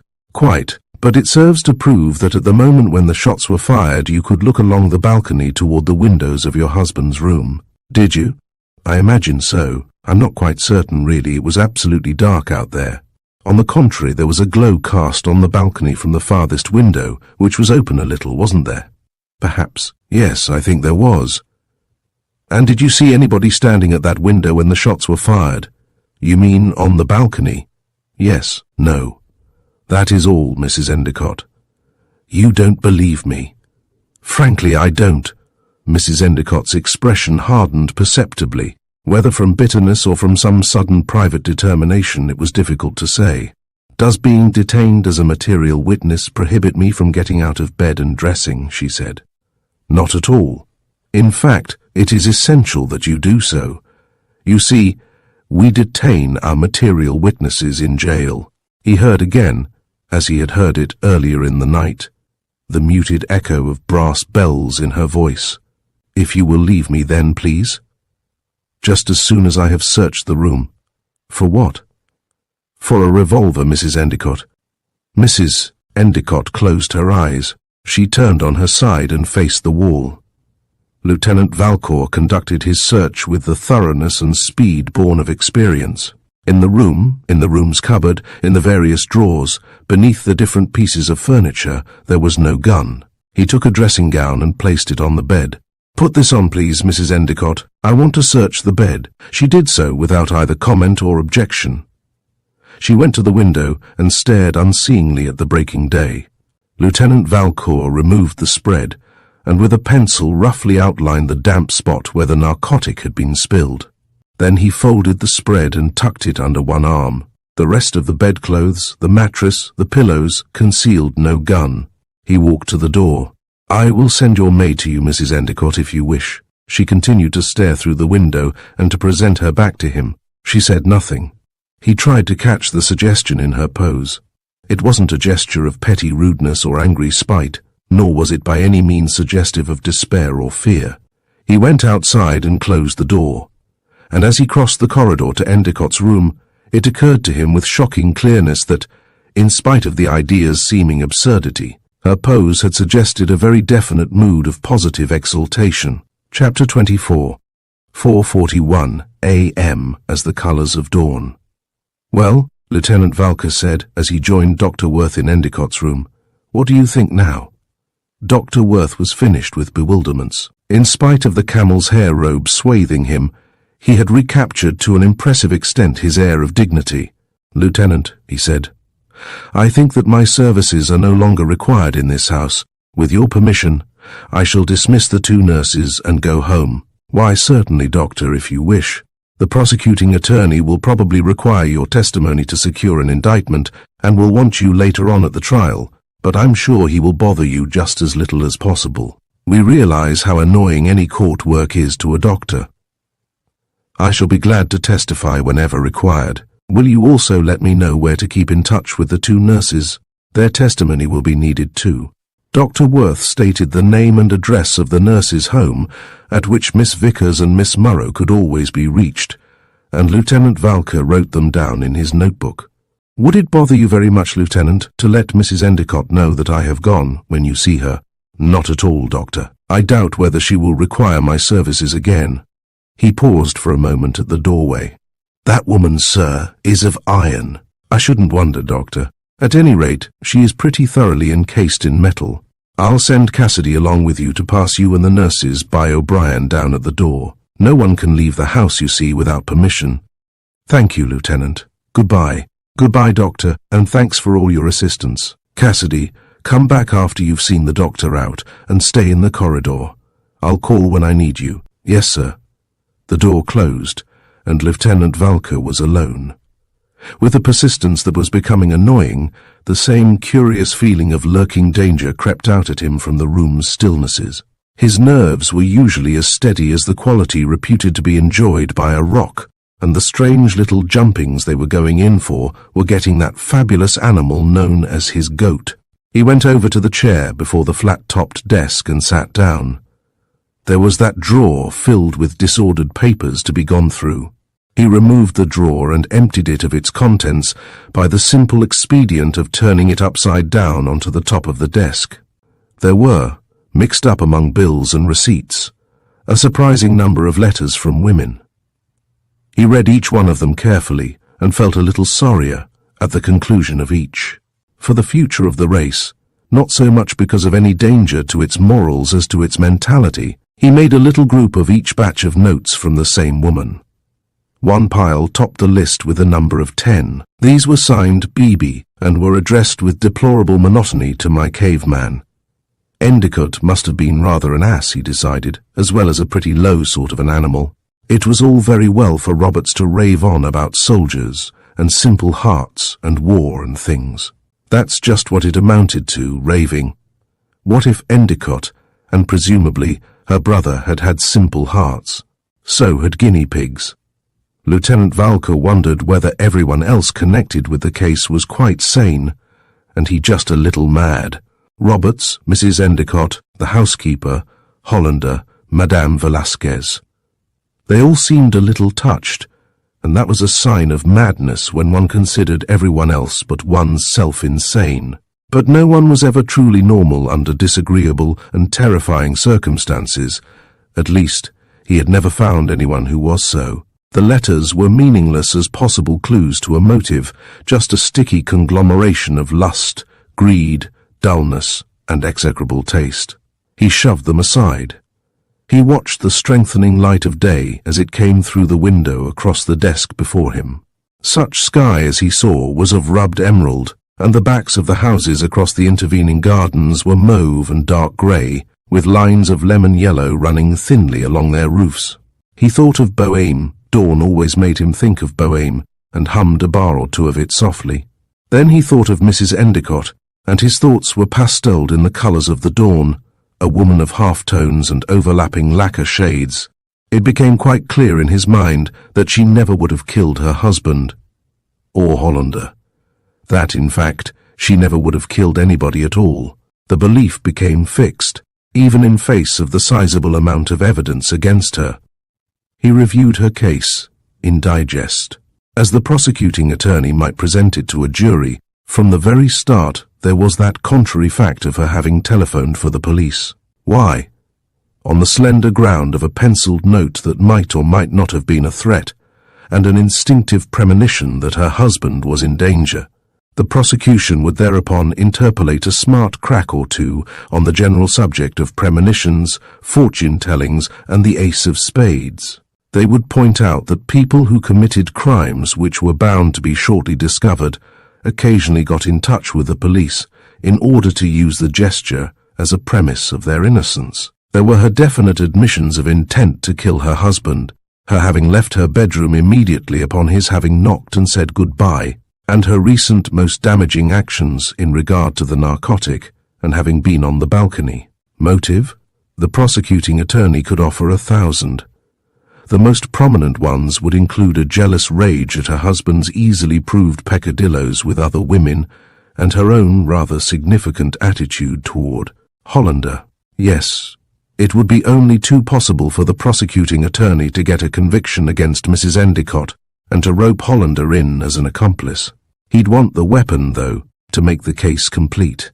Lieutenant Valcour had forgotten about the weapon. He stood up, went to the door, and opened it. Hanson was standing outside, having taken his post there until Cassidy should come back from letting out Dr. Worth and the nurses. "Hanson," Lieutenant Valcour said, "I want you to search the backyard for a revolver that may have been thrown there from the balcony. If you can't find it, search the 2 adjoining backyards and the 3 in the rear as well. Don't wake up the people in the other houses, just get a stepladder and cross the party walls." "Yes, sir." "Report to me as soon as you've finished or find anything." "Yes, sir." Lieutenant Valcour closed the door again. The revolver would clinch the case, Mrs. Endicott the principal, and Hollander the accomplice. What a sweet bunch of muck it would be, too. There were all sorts of sob angles. Hollander and Endicott as Damon and Pythias, brothers in arms during the war, who were transformed through the vicious caprice of a siren into Cain and Abel. Or would Mrs. Endicott spatter the tabloids as a woman wronged, who had, by a reversal of the usual position of the sexes, taken her just revenge beneath the legendary cloak of the unwritten law? If her lawyers were smart, she would, and they would be smart too. She'd probably have the most impressive battery of legal guns that were procurable in the state lined up on her side. It wasn't the gun only that Lieutenant Valcour wanted. There was something else. Endicott's hat, that was it. How did the person who had been caught in the cupboard fit in with Endicott's hat? The answer came to him with the sudden clearness that will enlighten a problem that the subconscious mind has been working on for some time. The hat was the final touch to the person's disguise. And the fact would presuppose a woman. A man's hat would add immeasurably to any disguise adopted by a woman. But which woman? And why had his hat been in the cupboard? And still there was no answer to the baffling question as to what had been the object of the search through Endicott's pockets and his papers. There was, of course, a perfectly plain and logically possible solution. The object or paper, whatever it was, had been found and had been carried off by the thief along with Endicott's hat and the top button from his overcoat. And if such were the case, just what that object or paper was might never be known. For the 4th time since he had been sitting at the desk, Lieutenant Valcour sniffed the air. There was a faint trace of scent, a curiously reminiscent odour, all but intangible, but which he was quite certain he had encountered in some different locality at some time during the night. It was only apparent when he sat at the desk, and the deduction was reached without too much mental labour that it must hence emanate from something connected with the desk. Perhaps that aperture from which he had pulled the drawer. The telephone rang sharply. He drew the instrument to him across the top of the desk and took the receiver from the hook. The call came, he was informed, from Central Office. Chapter 25, 5:01 a.m. Lunatic Vistas. The report from Central Office which Lieutenant Valcour received over the telephone contained one definitely useful piece of information. The person who had used the comb and brushes belonging to Endicott had been a blonde and was either a man or a woman with bobbed hair. And Mrs. Endicott, Lieutenant Valcour reflected as he hung up the receiver, had blonde shingled hair. And so, except for the shingling, did Hollander. Roberts, on the other hand, had not. And where, he wanted to know, was his inspiring confidence in the innocence of Mrs. Endicott now? Precisely where it had been before. His mind began to gibber. What was that curious scent, that trace of an aroma? What about Hollander's roommate, the young southerner who preyed upon wealthy women in nightclubs? Had Endicott evidence that Hollander was mixed up in similar jobs, and had Hollander come to steal it, or silence Endicott? Rats! And what were Marge Miles's address and telephone number doing in Mrs. Endicott's personal directory? And why had Mrs. Endicott been such a stupid liar as to say she had seen no one on the balcony at the time when the shots were fired, when the only apparent place from which the shot that had killed Endicott could have been fired was the balcony? A knock-knock. "Come in," he said. Cassidy opened the door. "There's an old dame downstairs, Lieutenant, who insisted on coming in. She wants to see you." "Did she say who she was, Cassidy?" "She did. And you can believe it or not, sir, but her name is Molasses." Lieutenant Valcour made a desperate clutch at his scattering reason. "By all means, Cassidy," he said. "Show Mrs. Molasses right up. Madame Velasquez, in the penetrating light of early morning, was beyond words. The intervening hours since Lieutenant Valcour had left her, wigless and talking to herself in her stepdaughter's apartment, had unquestionably been ones of worry. As she came into the room, Lieutenant Valcour motioned to Cassidy to wait outside and close the corridor door. Over her black sequined dress, she had thrown an evening cape of blue satin edged with marabou, and on her wig rested a picture hat trimmed with plumes. Her eyes ignored the details of Endicott's room, of Endicott's body stretched beneath the sheet, ignored everything but Lieutenant Valcour, the man whom she had come to see. "Marge is dead," she said. Her voice still retained the curious qualities that made it suggest a scream. Lieutenant Valcour wearily closed his eyes. One other murder would truly prove to be the straw with himself in the role of the already overladen camel. "Sit down, Madame Velasquez," he said, "and tell me how it happened." Madame Velasquez spread billows of blue satin and marabou into an armchair. "I don't know how it happened," she said. "Did you find her body in the apartment?" "There ain't no body," Madame Velasquez then added, as her brittle little eyes glittered with a strange sort of conviction. "He made away with it." "Who did, Madame Velasquez?" "Herbert Endicott," she said.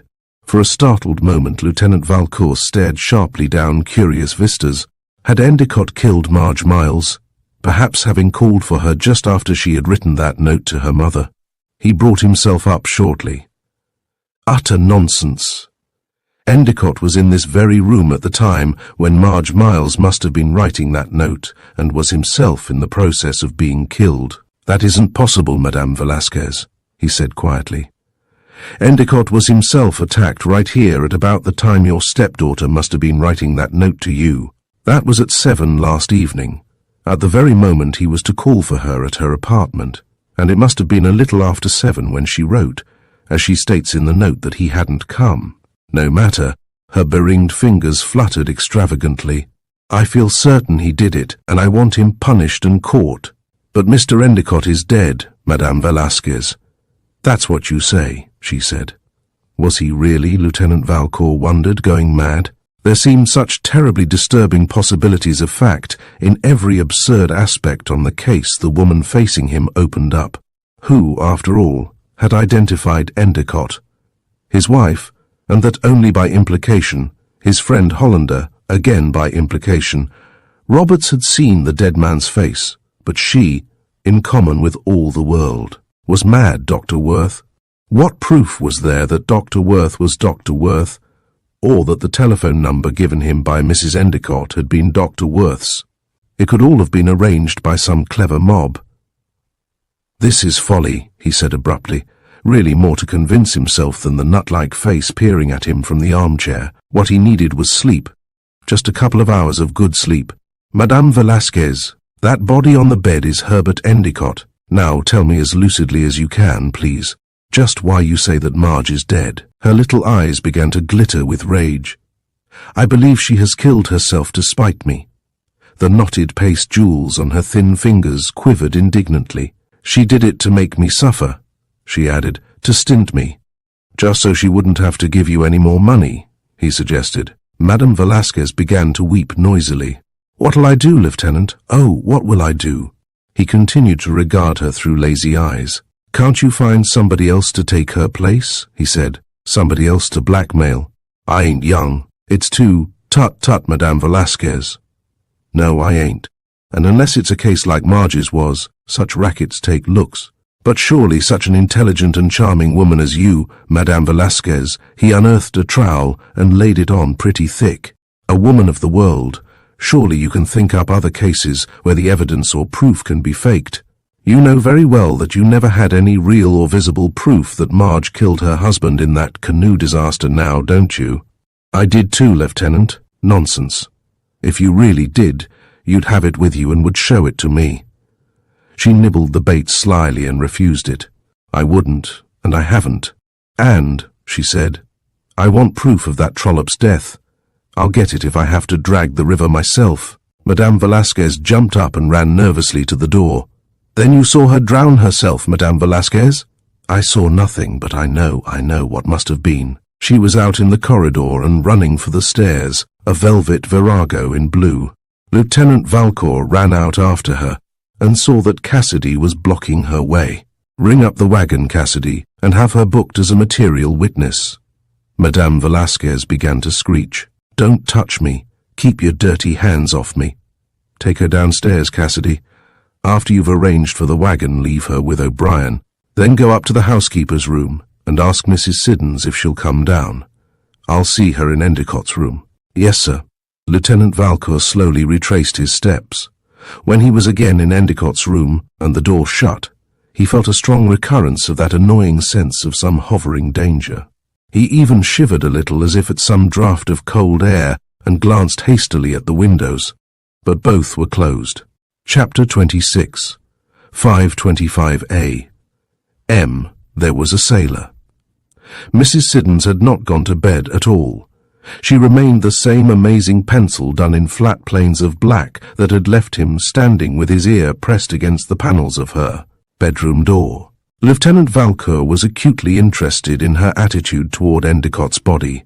Her glance, the instant she entered the room, had flown to it surely and accurately. There was no sorrow, no horror or fear of the dead in that glance.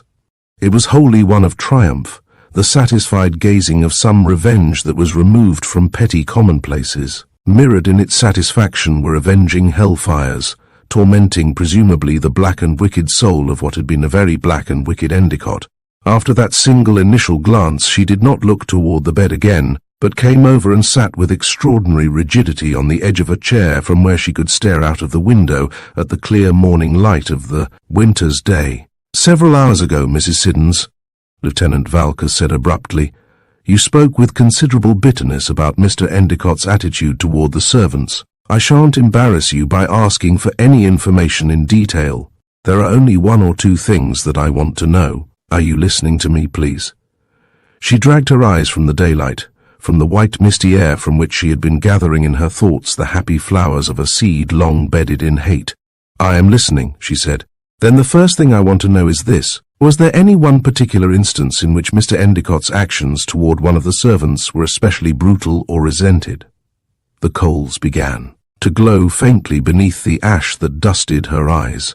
"There was one very particular instance, Lieutenant." "Recently, Mrs. Siddons?" "It occurred about a year ago, almost to a day. Did Mr. Endicott attack her?" "Yes." "Here in the house?" "No, Lieutenant. It happened on her afternoon and evening out. Mr. Endicott's car was parked outside at the curb. He offered her a ride." "Where is this girl now, Mrs. Siddons?" "She was committed last year to an institution for the insane." The ash was completely gone now, and her eyes blazed with avenging fires. "But surely she brought charges, Mrs. Siddons." "She was insane when they found her, Lieutenant. She was trying to die by throwing herself in front of a motor in Central Park. She has never spoken lucidly since." Lieutenant Valcour shrugged hopelessly. There it was again, that wretched wave of hearsay showing its baffling crest above the placid sea of established fact. Rumour had it that Marge Miles had killed her husband. Rumour now would have it about all sorts of terrible implications concerning Endicott, who was dead, and a girl who was confined in an insane asylum. And neither, obviously, could give direct testimony in accusation or defence. What was Mr. Endicott's story, he said? That he had driven her to Macy's where she wanted to buy something and had left her there. And why not? Undoubtedly, Endicott had been the blackest sort of a sheep, but the case was valueless without 1,000 illuminative lights, without a whole medical history of the girl's family, for example. "Did you know this girl fairly well, Mrs. Siddons?" "Yes. It is my habit to know all of the girls in my charge here very well. It is my duty, as I see it, to act not only as a housekeeper, but as their religious mentor and guide." Then in the case of this girl, had she ever previously shown any symptoms of being mentally unbalanced? There were times when I thought so, yes. Her family, you see, was not free from the taint. Her grandmother, on her mother's side, had been insane. That is what made Mr. Endicott's actions so peculiarly detestable, sir. She might have continued to live a normal, useful, happy life had he not shocked her so fatally. And on the other hand, Lieutenant Valcour decided, Endicott need not necessarily have done anything remotely of the sort. with such a direct strain of insanity inherent in her blood, no outside agency, whatever might have been needed to awaken it into activity. And then, he reminded himself, the girl had been shopping. He often wondered why more women didn't go mad while shopping. Had Mr. Endicott any alibi for the period between the time he left her at Macy's and came home? No, Lieutenant. He said he had driven out a ways on Long Island along the motor parkway and then had come back. So nothing was done about the matter officially. There was nothing to do. Then the only substantiated fact in the story is that she was seen getting into Mr. Endicott's car in front of this house. I suppose someone did see her. Yes. Who? Mrs. Endicott saw her, Lieutenant. There was distinct food for thought in that. No matter how far-flung the tangents in the case appeared to be, they touched as a common circumference the enveloping influence of Mrs. Endicott. Is this girl still confined at the institution, Mrs. Siddons? I don't know. There has been nothing said, no communication. What was the colour of her hair, Mrs. Siddons? Black, the deepest, prettiest black I ever saw.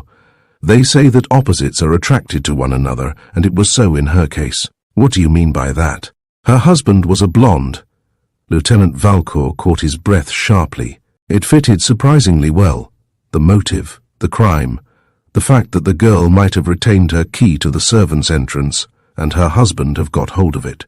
And her husband would readily enough have believed the talk about his wife and Endicott. Husbands had a habit of doing just that. To the man's way of thinking, it wouldn't have been anything so ephemeral as a maternal grandmother who had driven his wife insane. It would have been Endicott. Madame Velasquez's innuendos against the true identity of anybody came back to Lieutenant Valcour with annoying force. What about Hollander? Hollander was a blonde, and obviously of a different level in education and position than the Endicotts. And who had identified Hollander? Nobody. Endicott and his wife were the only two in the house who could, and Endicott was dead, and Mrs. Endicott had not seen Hollander at all. If her unbelievable statement were true, that she had not gone out onto the balcony and along it to the window from where the shot had been fired. Suppose the man who had sat with Endicott had just been posing as Hollander, but had been, in reality, the husband of this unfortunate girl. Suppose he had been waiting outside for an opportunity to re-enter the house, had waylaid Hollander and forced his errand from him, had taken his driver's license and cards from him, and had shown them to O'Brien at the door to gain admittance. No, there still arose that fundamental question. What had the attacker been searching for among Endicott's papers? This girl's husband surely would have nothing for which to search, unless it would be for problematic evidence of his wife's infidelity, and that theory was pretty thin. What became of this girl's husband, Mrs. Siddons? He's a sailor on merchant vessels. Her gesture vaguely encompassed the 7 seas. Where he is, or when, is as indeterminate as wind and tide. Lieutenant Valcour did not molest her extravagance. He refrained from pointing out that few things were determined quite so accurately nowadays as the tides, or, for the matter of that, the winds themselves. He stood up. "Thank you, Mrs. Siddons. Shall I go? If you will be so kind. Later, perhaps, we will go into greater details concerning this poor girl's husband." Mrs. Siddons feasted her eyes for one parting, blinding instinct on the bed. She stopped at the door and said, "You will never get them from me, Lieutenant, and I am the only person who even knows that she was married at all. She confided in me, and if it was her husband who did this thing, you will never drag his name from my lips, even if my silence should mean—" Her eyes became clouded, and her thoughts confused. She wanted to say something magnificent, something splendidly fitting to the occasion, which she interpreted quite sincerely as a divine act on the part of God, with that poor, frail little Maisie's husband as his instrument on earth. Even if her silence were to mean what? The words wouldn't form. They rattled around in her tired head meaninglessly. Bar of justice, herself in the dock. Oh, it was cruel. Life was cruel, and living was crueler still. Only death was kind, sleep and peace beneath the shelter of his sweet omnipotence. She stumbled a little as she crossed the threshold and made her way, sobbing futilely, back upstairs. Chapter 27, 546A. M. Mrs. Endicott cannot be found. Lieutenant Valcour stepped across the corridor and rapped on the door of Mrs. Endicott's room. There was no response. He rapped again, and still there was no response. He turned the knob, and the door swung inward. The room was empty. He closed the door and called to Cassidy, who was at the other end of the corridor. "Sir," said Cassidy, when he had joined him. "You've been out here all the while, haven't you, Cassidy?" "Except when I went upstairs to get the housekeeper, sir." "That's right, you did. Come inside here for a minute with me. There are some questions I want to ask you." They went into Endicott's room. "Sure, it's good to see the daylight again, Lieutenant. Will we be cleared up here soon?" "I have a feeling that we'll be finished pretty soon now. Tell me, Cassidy, was it you or Hansen fired first at Hollander?" "Lieutenant, Hansen and I have been disputing that very point. We all but came to blows over it, we did." "Why so?" "Because I claim it was him who fired the first shot, and he still has the audacity to say it was me who not only shot first, but shot 2 times before he so much as pulled the trigger." "That," said Lieutenant Valcour, "is exactly what I wanted to know. You were both right and both wrong.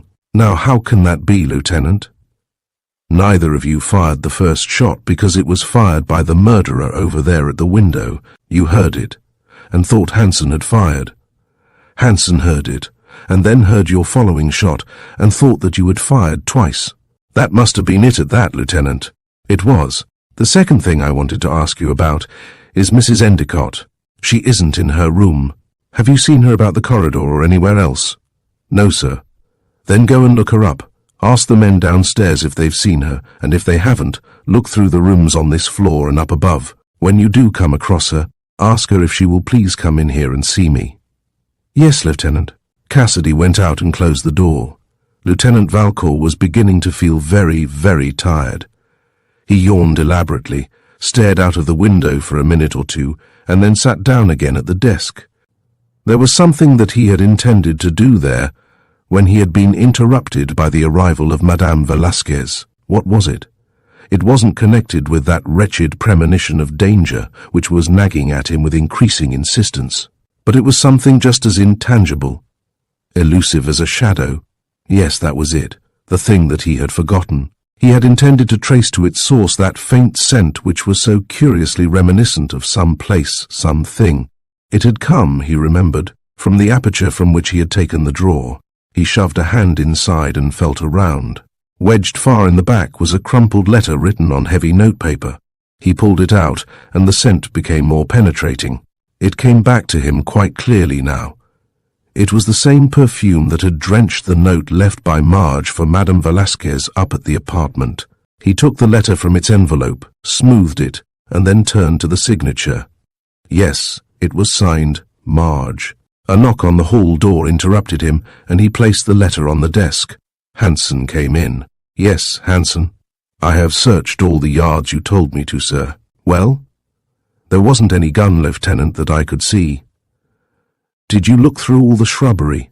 There are some evergreens down there that I noticed." "Yes, sir. I looked through and beneath every one of them." "All right, Hansen." Lieutenant Valcour studied the young man facing him for a curious moment. "You were at sea for a while, weren't you?" "Yes, sir. I was with the Navy during the war, and after that on merchant ships for a year or 2. Would it be possible for a sailor to climb up onto the balcony outside this window from the garden?" "I couldn't say offhand." "Lieutenant, I didn't notice much about the balcony when I was down there." "Then go down again and see what you think. Let me know whether it would be an easy job, difficult, or impossible." "Yes, sir." Hansen went out, and Lieutenant Valcour had barely returned his attention to the letter from Marge Miles when there was another rapping on the door. This time it was Cassidy who came in. Lieutenant Valcour dropped the letter back upon the desk and turned to him.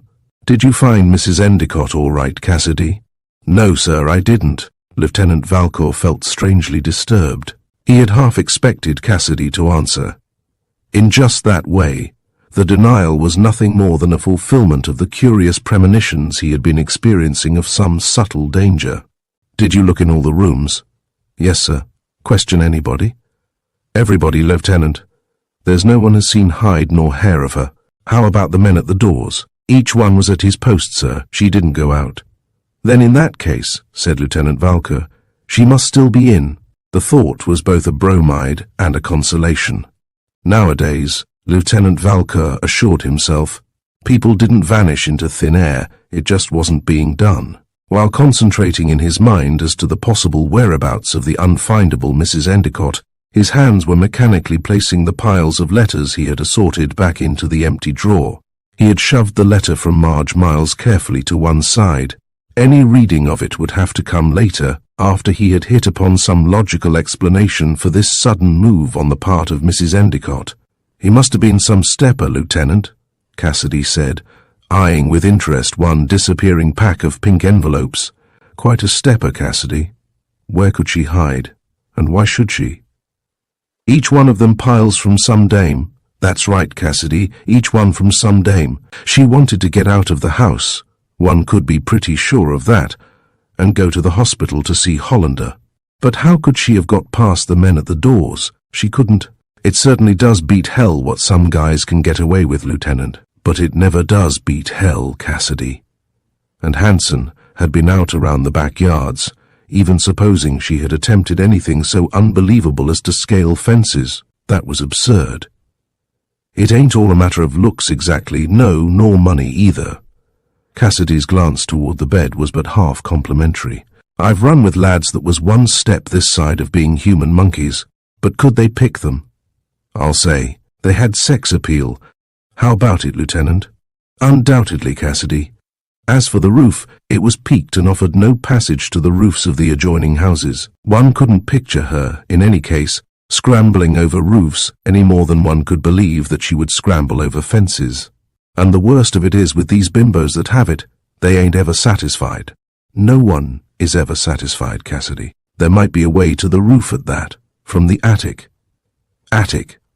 Not ever with anything, Lieutenant? Not really ever with anything. Attic. And that curious look that one had had to interpret as exultation.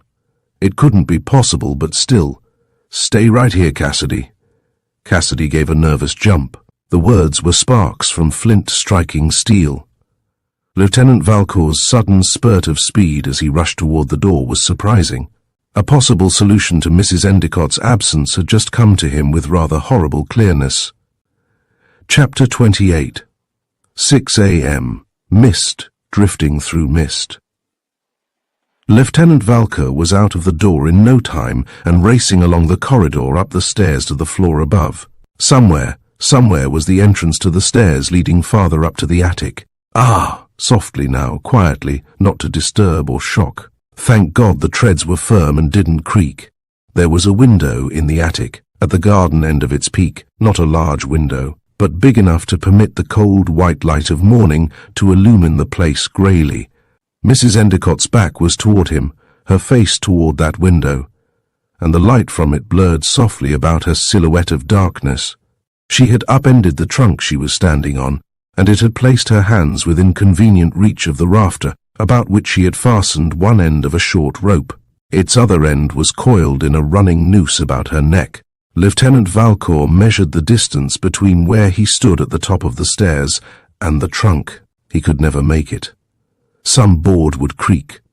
And yet, if he cried out or spoke, if he failed in the proper choice of a word, in fact, the least thing that startled her would destroy her almost calm stance of fatalistic poise. He took a penknife from his pocket, and slitting the laces of his shoes, removed them. Thank God her back was toward him, and the window was there with its square of light cut clearly in muffled greys, its light with which she seemed to be holding some private service of communion. That inevitable farewell with earth, indulged in by each wretched soul, before exchanging its conscious lonesomeness for the obscure and problematic company of the damned. He was very near her now, himself a mist drifting softly through mist. Whispering, he could hear her whispering, a thin flow of meaning rather than of words, sent from the greyness to that light beyond, sent through a little measured casement, out into the immeasurable brilliance of eternity. Her hands were resting easily by her side, her body relaxed more and more peacefully in repose. And if you're there, Tom darling, and Herbert too. He could leap forward now and catch her if it were necessary, but better be safe, quite safe. It won't be heaven, dear. They have no room for such as you and me in heaven. But when you come—" His arms closed gently about her, and her body seemed to stiffen into steel. She relaxed at once, and then stared down at him incuriously. She removed the noose from about her neck as casually as she might have taken off a hat. He lifted her to the floor. "There isn't any hurry," she said. He knew that she was hinting definitely at the future, when he and the law were finished with her, and she would be free to book her passage for eternity again without supervision or restraint. "No hurry, Mrs. Endicott, nor any need now." The now dragged her sharply from the mists. She stared at him with penetrating interest. "Mr. Hollander," he said, "will undoubtedly recover." "Yes?" The word was clipped from some inner store of ice. "Doesn't that alter the surface of things, Mrs. Endicott, of your intention?" "Why should it, Lieutenant? I am sorry that you choose to continue evasive." "I'm not. It is you who see things, read things in people that are never there." "That isn't true, Mrs. Endicott. What is there further that you wish to know?" There was no compromise, no yielding, and the hardness in her voice was very definite. She looked almost extravagantly capable, too, in the smart dark dress she had put on. She was, Lieutenant Valcour reflected, one of those rare women who always look their best, no matter what the time is or the situation, who make a point of looking so even when quite alone, and especially so, he added, when committing suicide. But he was not deceived by her hardness.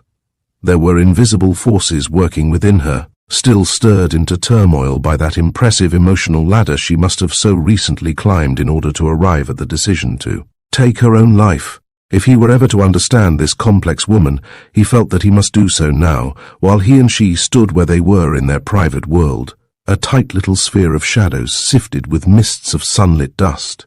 And before they descended the attic stairs to the routine environment of daily living, he decided to attempt to lead her by certain matter-of-fact paths that would end in quicksands.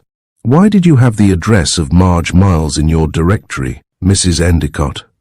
She answered with the mechanical patience of an elder explaining some academic problem to a child. It was necessary to take her into account. As I have already told you, she possessed a certain standing, enough of a one to differentiate her from the other women whom my husband picked up promiscuously. And the time might have come when I felt it advisable to get rid of her. Not murder. You're too intelligent to misunderstand me. There are several ways one woman can get rid of another woman that are just as effective. Which one did you employ, Mrs. Endicott? It wasn't especially nice, but I wasn't dealing with a nice woman. I employed forgery. This caught Lieutenant Valcour a little unprepared. Forgery. Yes. I added a postscript to a letter Harry Miles had sent me before he married Marge. Harry never dated his letters. This one was harmless enough, but there was a reference in it to the camp he owned by that lake up in Maine. The postscript that I added changed the whole character of the letter. It made it apparent that Harry very definitely feared Marge was planning to murder him. I gave that letter to Herbert about a month ago, when it seemed that his interest in Marge was becoming dangerously serious. Didn't he ask you why you hadn't produced it before? Yes. I explained that I had just come across it in an old letter file that hadn't been gone through for years. I asked him whether it was too late to do anything about it, show the letter to some proper authority, for instance. Of course I knew what he would say. That it was too late? Yes. But didn't he also ask you why you hadn't said something about the letter at the time of Harry Miles's death? I pointed out that we were in Europe at that time and didn't hear the news until many months later, when we got back. By then the letter had escaped my mind. And did your action influence your husband's feeling toward Marge Miles? It was beginning to. Things like that work slowly. They keep breeding in the mind until they become effective. She had missed, he decided, her century. When the Medicis were in flower, she too would have bloomed her best. Mrs. Endicott, what was your real reason for sending for the police last night? I can explain that better by accounting for my movements between the time that Herbert knocked on the door to say goodbye and you arrived. Will that satisfy you? I hope so, Mrs. Endicott. I shan't lie to you, Lieutenant. I shall tell you the exact truth. Roberts was in the room with me, fixing some disorder in my dress. I left the room shortly after and started down the corridor for the sitting room. Mrs. Siddons, my housekeeper. I don't know whether you've met her or not. Yes, Mrs. Endicott. She was standing at the foot of the stairs leading to the floor above. She said she had something to tell me, and we went into the sitting room. That was just after 7 o'clock. 5 minutes 10, yes. Mrs. Siddons brought up the subject of a particularly despicable affair that my husband was involved in with one of our maids over a year ago. Shall I go into it? It isn't necessary, Mrs. Endicott. The maid was married. Her husband was a sailor. Mrs. Endicott paused for a moment and seemed to be sorting in her mind which facts she cared to present and which, in spite of her recent avowal of candour, she preferred to hold in reserve. You have probably noticed, Lieutenant, that Mrs. Siddons is an abnormal woman. She is the most striking example of the religious fanatic type that I have ever met. Her life is literally built upon the composite foundation of faith and duty which she believes all mankind owes to God. Her belief in direct punishment visited by God on earthly sinners is a fixed idea. And last night in my sitting room she told me that God was going to strike my husband and that his instrument would be the husband of that maid whom Herbert had injured. But if that was an act which she so obviously desired to see consummated, Mrs. Endicott, why did she warn you, anybody, about it in advance? Religious fanatics, Lieutenant, scorn the idea that human agency can interfere with the workings of any divine plan. Things for them are ordained and are supposed to happen just exactly as they are ordained. But why did she warn you? She came to tell me about it, she said, in order that I might be prepared for the shock. She has always sympathized inordinately with me over what she terms Herbert's ungodly actions. I asked her, naturally, to be more explicit, and I finally forced the admission from her that she had seen, or else believed that she had seen, the maid's husband that afternoon loitering about the street in front of the house. She went upstairs then to her own quarters. It seemed absurd. Then it began to prey upon you. Indirectly. How? In its possible relation to something else. Lieutenant Valcour became intuitive. You are wondering now, he said, whether or not you ought to tell me all about the tea. How did you establish the connection between your having tea with Mr. Hollander yesterday afternoon and Mrs. Siddons's story? Yes, it's rather simple, isn't it? Is it? Yes, Mrs. Endicott, I think it is. You won't deny, will you, that you very definitely impressed on Mr. Hollander that your determination to end it all, either by committing suicide or killing your husband, was sincere? Mr. Hollander was the confidant for your secret confusions, sort of a proving ground for reactions. I've already substantiated that theory, both through Mr. Hollander himself and his friend. No, I won't deny it. And you believed that he would do something to prevent you from accomplishing your purpose. I suppose I did. And in your naturally upset state of mind last evening, Mrs. Siddons's curious prophecy concerning the maid's husband taking his revenge made more of a genuine impression upon you than you cared to admit. You were subconsciously afraid that something would happen, that the sailor might really injure or kill your husband, and that Mr. Hollander, when the police investigated, would somehow become involved. There was even a possibility that, worshipping you as he does, when he heard of your husband's murder, he might give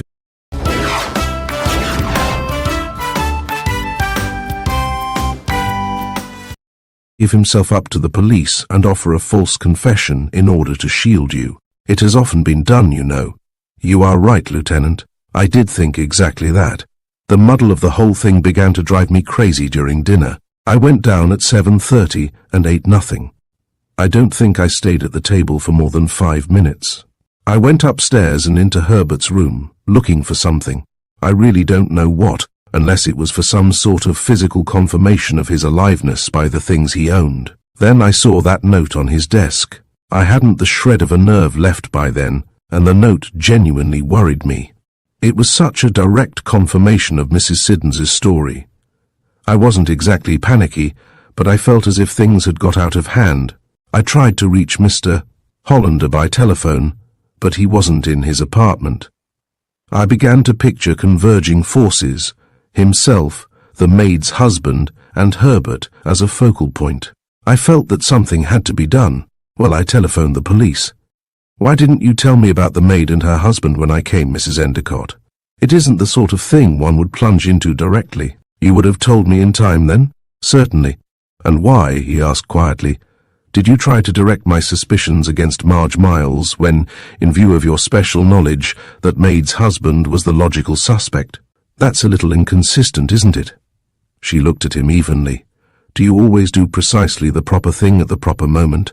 "Rarely ever, Mrs. Endicott." "Well, neither do I. I don't think anybody does." She adopted again that patient explanatory precision of the teacher. A person's actions or statements during any moment of great strain are dominated by that moment itself, rather than being any sane reflection of logical and contributory causes. At such times one clings to straws. Marge Miles was a straw. Mrs. Endicott shrugged. "Herbert had gone, as I supposed, to see her. I believed that whatever happened to him would occur between this house and her apartment, or at some moment during the evening while they were together. I'm not claiming that there was any sense to my beliefs. I wasn't feeling exactly sensible just then. And you would have been quite willing to have Marge Miles blamed for anything that happened, rather than either the sailor or Mr. Hollander?" "Oh, quite. It was very convincing, her willingness, that is." As for her credibility, Lieutenant Valcour retained reservations. He started along another divergence. "Why have you kept Robert so long in your employ, Mrs. Endicott, when you must have known how deeply she hates you?" Mrs. Endicott smiled with frank amusement. "You've never kept a maid, have you, Lieutenant?" "Hardly." "Then you can't appreciate fully what I mean when I say that Roberts is a good maid. What earthly difference does it make whether she hates or loves me? I'm hiring her services, not her emotions, and her services are excellent. I frequently wished that someone in my successive chain of cooks would develop a similar passion. There's something so binding about it." He felt that she was escaping him again, that her armor was swiftly undergoing repair. In the brightening light, her face shone clearer. She didn't seem quite such an enigma after all. Nothing ever was, he reflected, truly enigmatic in daytime. It was just a tired face, wearied by any number of things other than the lack of sleep. "I wish you would trust me, Mrs. Endicott," he said. "I'm not a bad sort, really, and I'm not trying to trap you into admissions that would prove injurious to yourself. There are still confusions that have to be straightened out. I've been assured by Mr. Hollander that you were devoted to your husband. You personally imply that your interest in Mr. Hollander is purely that of a friend, and yet you address him in your notes as Tom, darling. And there isn't any question but that he worships you. The situation doesn't fall under the heading of the eternal triangle. It's a hub, rather, from which radiate several broken and uneven spokes. Broken spokes." The phrase appealed to her in a tragic sense, inordinately out of keeping with its flavor of triteness. But then, he had said so to her before, ages ago. The trite things were the true things. And that's just what Tom and Herbert and herself were. And the hub? Passion, she supposed. Or perhaps a composite illusion of all the various derivatives of love. "It's hard to resolve human feelings into the simplicity of a BC's, she said. "I can't just say I loved Herbert because I was married to him and because he was the first person I ever loved. Or that no matter how many other people there may be later in my life, I will always return to him in my heart, just because he was the first person whom I loved, and expect you to understand."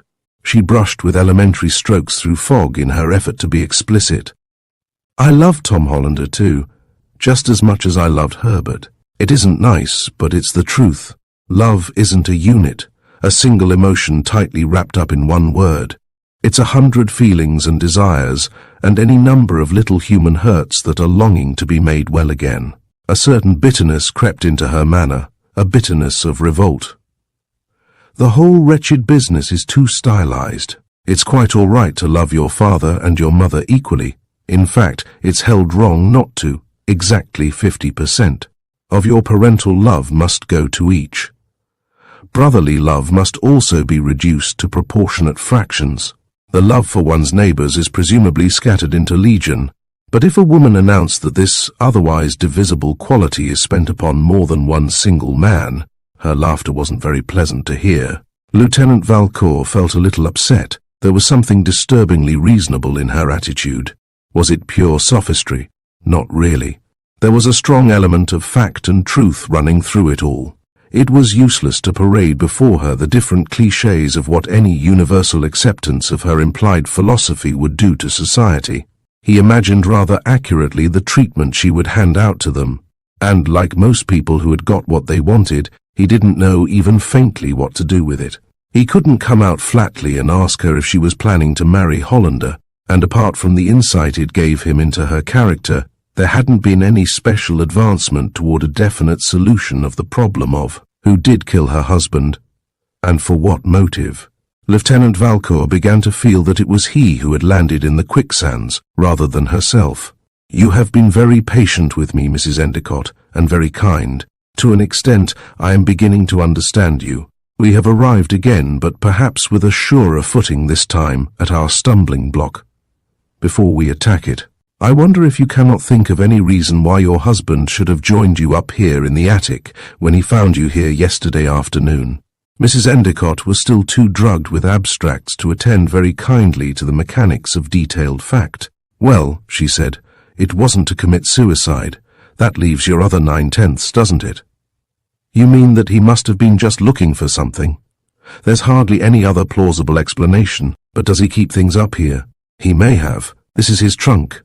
She moved off toward the window, disinterested in anything further that he might care to do. A complete lassitude drenched her, and she sunned it negligently in the light sifting down through dusty panes.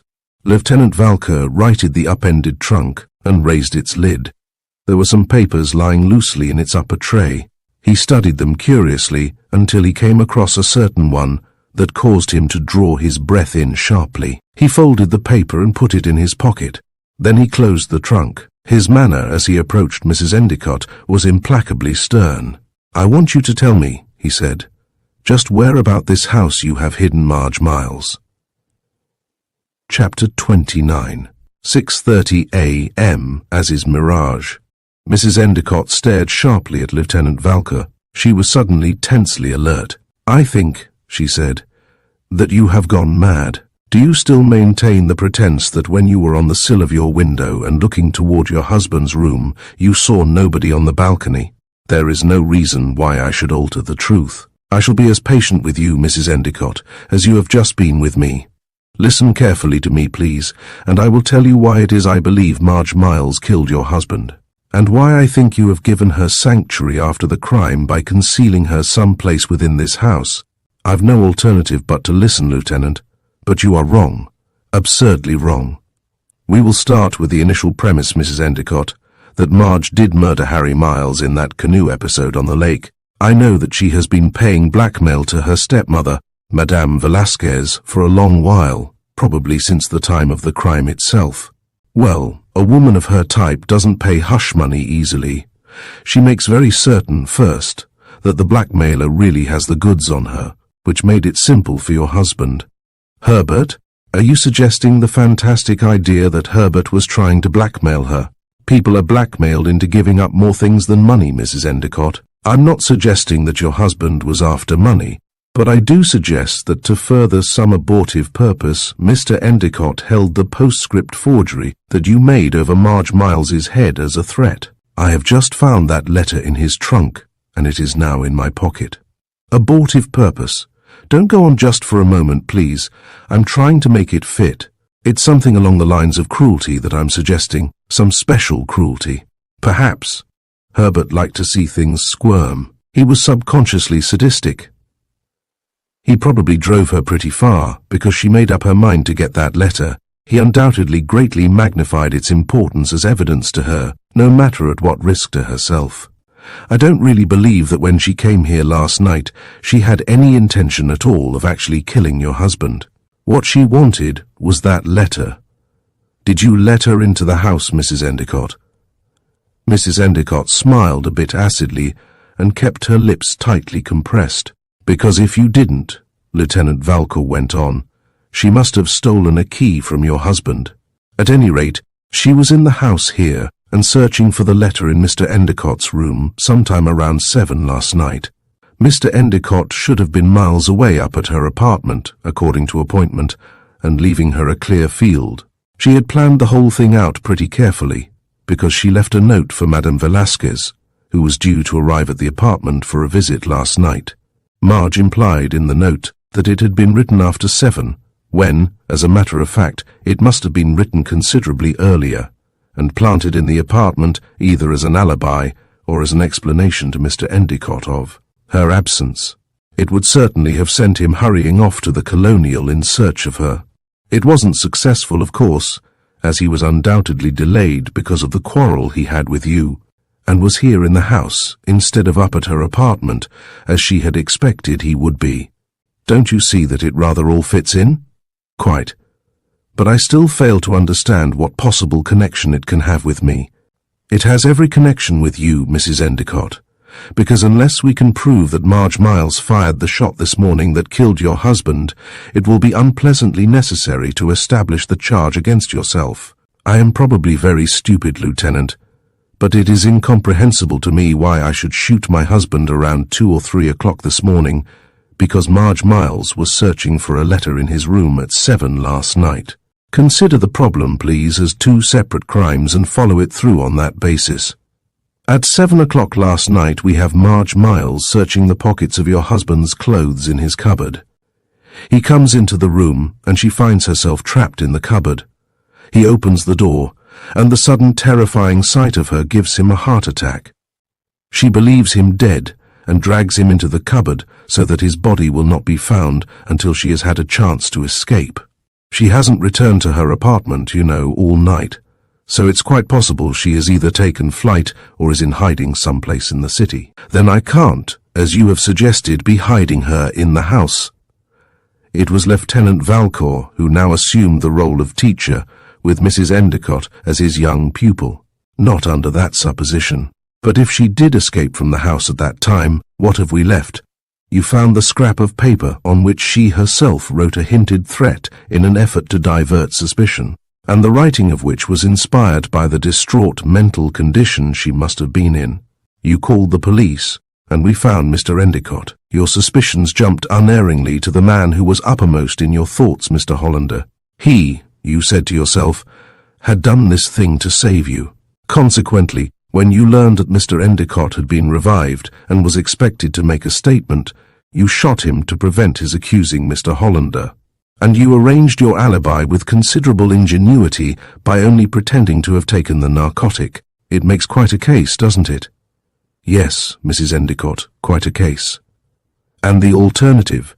You did suggest that there was an alternative, that Marge Miles has never left the house at all, that she is still here. And this is what the prosecuting attorney will offer to the jury, that with your knowledge she got onto the balcony through one of the windows in your room, shot Mr. Endicott, returned to your room, and was hidden by you someplace around this house, all of which is unfortunately negatived, Lieutenant, by the fact that it was my slipper you found outside the window and not hers. The prosecuting attorney can alter the action of the scene to suit that, Mrs. Endicott. After Marge Miles got onto the balcony, you were terrified at the thought of what you had become a party to. You made an effort to recall her when the shots were fired and threw you into a panic. You dropped your slipper and got back into the room. Lieutenant Valcour became quietly persuasive. Which of my 2 theories shall I believe? I can make you no promises, Mrs. Endicott, because any confession that has been given under an understanding that there will be an amelioration of punishment loses value in court. But I can suggest to you that if you choose to make things easier for justice, the act may prove beneficial for yourself. There are more unwritten laws than the common one so generally known. Mrs. Endicott looked at him queerly. You don't worry me, she said, at all. Any course that I might take can have but a desired ending. The method of achievement is utterly inconsequential to me, as long as the ultimate result remains the same. She was mounted again, Lieutenant Valcour decided, upon her hobby, which carried her along in different trails to death.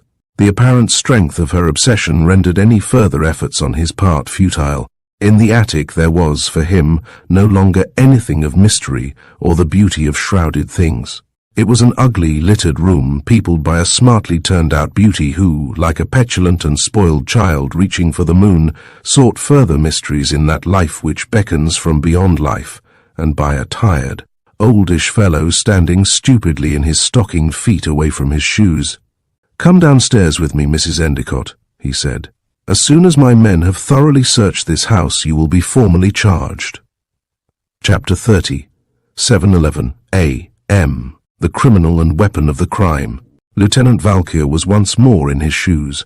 Even in their laceless condition, they restored his confidence in the relative fitness of things. Mrs. Endicott preceded him down 2 flights of stairs and to the door of her husband's room, which Lieutenant Valcour opened. He looked inside and saw Cassidy sound asleep, seated on the large mahogany chest by the window. And he did not blame Cassidy so much as he envied him. Cassidy's sharp return to consciousness would have reflected credit upon the hero of any Western drama. "Sir?" "Put your gun back, Cassidy." "Yes, Lieutenant. I must have dropped off for a cat nap. We can discuss that later. I want you to take Mrs. Endicott down to the entrance hall with you and leave her there in charge of O'Brien. She is under arrest." "Yes, sir." "After that, warn the men on the servants' entrance and garden door to keep on their toes. If anyone tries to get past them on any pretext, whatever they are, to stop him. Look up Hanson. He may still be in the backyard, and then both of you come back here. We will then search the house." "Yes, sir." Lieutenant Valcour went into Endicott's room and closed the door. It was getting to be a mechanical action with him that caused him to go to the desk and sit down. The perfumed sheet of notepaper, which he had twice been prevented through interruptions from reading, caught his attention at once. He read the letter through. "I don't believe you it began without any preliminaries. And right from the start, I tell you, I think you are a liar and a louse. Harry never wrote your wife no such thing, and even if he did, it proves nothing anyway. Nobody can prove a thing. You think it is funny to scare me, and if you do it any more, I am going to show you just how damn funny it is. I am through with you just the same way that your wife is through with you, and you are a nasty rat. Marge." Not really, Lieutenant Valcour decided. An essentially nice person. He folded the letter and put it in his pocket to keep company with the postscript forged by Mrs. Endicott. It would serve ably in establishing a motive and help the prosecuting attorney to clinch the case. Just as soon, he added unhappily, as he had unearthed the criminal and the weapon of the crime. That criminal, he repeated softly to himself, who with her weapon was still at large about the house, unless his theory of the case was basically wrong. And therein lay the danger, the source of that curious presentiment of impending menace which had gripped him at odd intervals throughout the night. Strange that it should possess him most strongly in this silent room. But wasn't that just the association of ideas? Endicott, dead on the bed over there, and the path of that death-dealing bullet cutting through that corner over by the other window. He sought relief from a return of it by a mental mopping up. It didn't do to linger on presentiments. There were those few little side issues to think about, issues that had puzzled him, but which did not bear any direct reference to the main theme. He felt that they were explainable without any further personal investigation. It seemed obvious to him, for example, that the reason why Mrs. Siddons had gone downstairs with her bonnet on, when the sight of O'Brien by the front door had turned her back, was a desire on her part to get in touch with Maisie's sailor husband and warn him that the crime she thought he had committed had been discovered and that the police were in the house. She had told Mrs. Endicott that she believed that she had seen him loitering about the street during the afternoon, and Mrs. Siddons would never have questioned her own ability to walk right out and find him because, if it so desired, Providence would have prearranged a suitable rendezvous. They came from that corner, really, those definitely significant waves of warning, as insistent as the scent that had led him to find the letter from Marge Miles in the desk. But they weren't a scent, nor were they anything so definite as a letter. They were the astonishing thought thrilled him disagreeably. Marge Miles, her personality, herself, inimical. Nonsense, nonsense, the room was empty. He forced himself to think of the 2 little bewilderments that had troubled him in connection with the thoroughly bewildering Roberts. That pregnant look she had given him. What had it really meant, more or less, than an intense urge on her part to erase any spell of fascination which Mrs. Endicott might have cast upon him, and to plant in its place the seeds of suspicion of Roberts's own sowing. It had been nothing more, really, than that. Now of greater inconsistency had been Roberts's suggestion of Hollander as the proper friend to stay with Endicott. for Roberts assuredly had held a fantastic passion for Endicott. Fantastic in that there was this abnormal interrelationship of his personality with that of her war-killed brother, and she had just as assuredly been convinced that a liaison existed between Hollander and Endicott's wife. There was but one solution. Roberts had never observed Hollander and Mrs. Endicott together, and she had hoped, should morning bring a meeting, that under the natural dramatic effect of the setting there might be some betrayal. A look, perhaps, was all she wanted to confirm her suspicions. And there could have been in her mind no thought of any real danger to Endicott from Hollander. For had there not been a nurse and 2 policemen close by on guard? Then later, when Endicott was well again, Roberts could have told him the thing which she had seen. Mental fingers, that's what they were, plucking at his nerves and forming dissonances that chilled him queerly. He wasn't alone, but he must be. The room was empty. He would think of that Mr. Smith who lived with Hollander. Did he fit in, beyond one solid thump on the head, only as one of the myriad side issues that cling like parasites to the trunk of each major crime? One could suppose, with reasonable assurance that the supposition would later prove to be fact, that Hollander was in some genteelly illicit profession such as bootlegging, and that Mr. Smith drummed up Hollander's customers for him among the nightclubs, incidentally relieving some of the more foolish of them of their jewels. Mr. Smith might well have believed, at that moment when Lieutenant Valcour went to the telephone in their apartment, that if Hollander's goose was cooked, his own might be cooked too, and a blackjack had then seemed the simplest expedient that would ensure his fading swiftly out of the picture. The room was empty, the room was empty.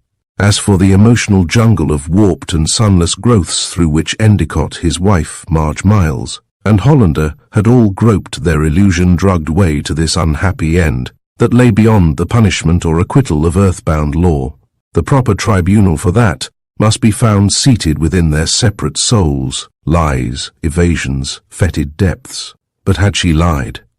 Had there truly been no one on the balcony, as Mrs. Endicott had said? The shot had assuredly been fired from the direction of that window above the large mahogany chest. Above? Presentiments were banished before the lash of fact.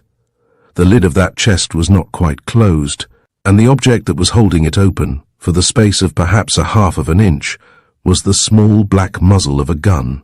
Lieutenant Valcour's hand moved indolently toward the upper left pocket of his vest, in which there rested a flat, efficient little automatic of small caliber. He knew what had happened, that owing to his stillness for the last 5 minutes the murderer had thought the room was empty and was attempting to escape. His hand moved more quickly, but not quickly enough. The lid opened wider, eyes, a face, a little shock of alarm, of terror, all ever so much more quickly accomplished than told. The lid slammed up. "Quit it, Lieutenant, and put your hands down flat on the top of that desk." "You're Marge Miles, of course," he said. He flattened his hands on the desk's mahogany surface and stared curiously at her sultry beauty as she sat on the rim of the open chest. Flamboyant, that's what she was, and terribly bizarre from the effect of a shingled ripple of bleached blonde hair above her Spanish night-filled eyes. "You have put yourself in my way, Lieutenant." Her voice was as disagreeable as the clash of dishes in a cheap restaurant. "And I am going to kill you and escape." "I see," Lieutenant Valcour said politely, "that you believe in threes." "How?" "Your husband, Mrs. Endicott's husband, and now myself. 1, 2, 3. For the sake of symmetry, it is a pity that I am a bachelor." She enjoyed for a full moment of silence, luxuriated in it, really, the sense of power which she held over this man. She had always enjoyed the power exerted by her body, and it was refreshing to drink quietly for a while of this different sort of power, which, through the medium of the pistol held unwaveringly in her hand, controlled the services of life and death. She would shoot him soon. Lieutenant Valcour hoped that Hansen would not blunder. He could see Hansen quite clearly now, all but pressed against the outside of the window just behind Marge Miles. So Hansen, he reflected, had found that there was a way to climb up onto the balcony from the garden down below. What a handy thing it was at times to have been a sailor. Lieutenant Valcour fervently hoped that, the usefulness of the rule having been accomplished, Hansen would promptly stop being a sailor and become a policeman. He couldn't, and didn't, expect that Hansen would shoot a woman down in cold blood. Nor would Hansen dare to startle her by throwing open the window or crashing through its glass. Could Hansen shoot through the glass and knock the pistol from her hand? Maybe once, Lieutenant Valcour thought unhappily, out of every 20 times, and she certainly wouldn't refrain from pulling the trigger while Hansen practiced 20 times. "Tell me," he said, "how you ever managed to breathe inside of that chest. The back of it is broken." The casualness of the question had startled her into an answer. "Your own back must be pretty well broken too. Was Hansen, the idiot, going to smash the glass after all with the butt of his gun?" Hansen was staring very intently at him, seeking advice. He all but imperceptibly shook his head in negation. "And what did you have in the paper bag you carried when you came here, and from which you tore that scrap of paper upon which you wrote the misleading note?" "This gun. You carried the gun in a paper bag? I was smart, was I not? Who would think that in a cheap paper bag there was a gun? Not even a disciple of the fourth dimension." Hansen was aiming now at her wrist. It was absurd. He faintly shook his head again. "No, no. How did it happen that Mr. Endicott had his overcoat on but you had his hat? I wear it for a better disguise. I have the dust on my face. There is the hat. It fits well over my cloche. The effect is astonishing." "I see. And so when Endicott came back into the room to get it, he couldn't find it and thought he must have left it in the cupboard." "Yes, yes, you are a smart man too. And you entered the house with a duplicate key which you had made from one of Endicott's." "Dear heaven, yes. How else?" It did not please her that her climax should come at a commonplace moment, when inconsequential questions were being asked and equally inconsequential answers being given. It was not bravura. The man was genuinely unafraid, and she wanted him to be afraid.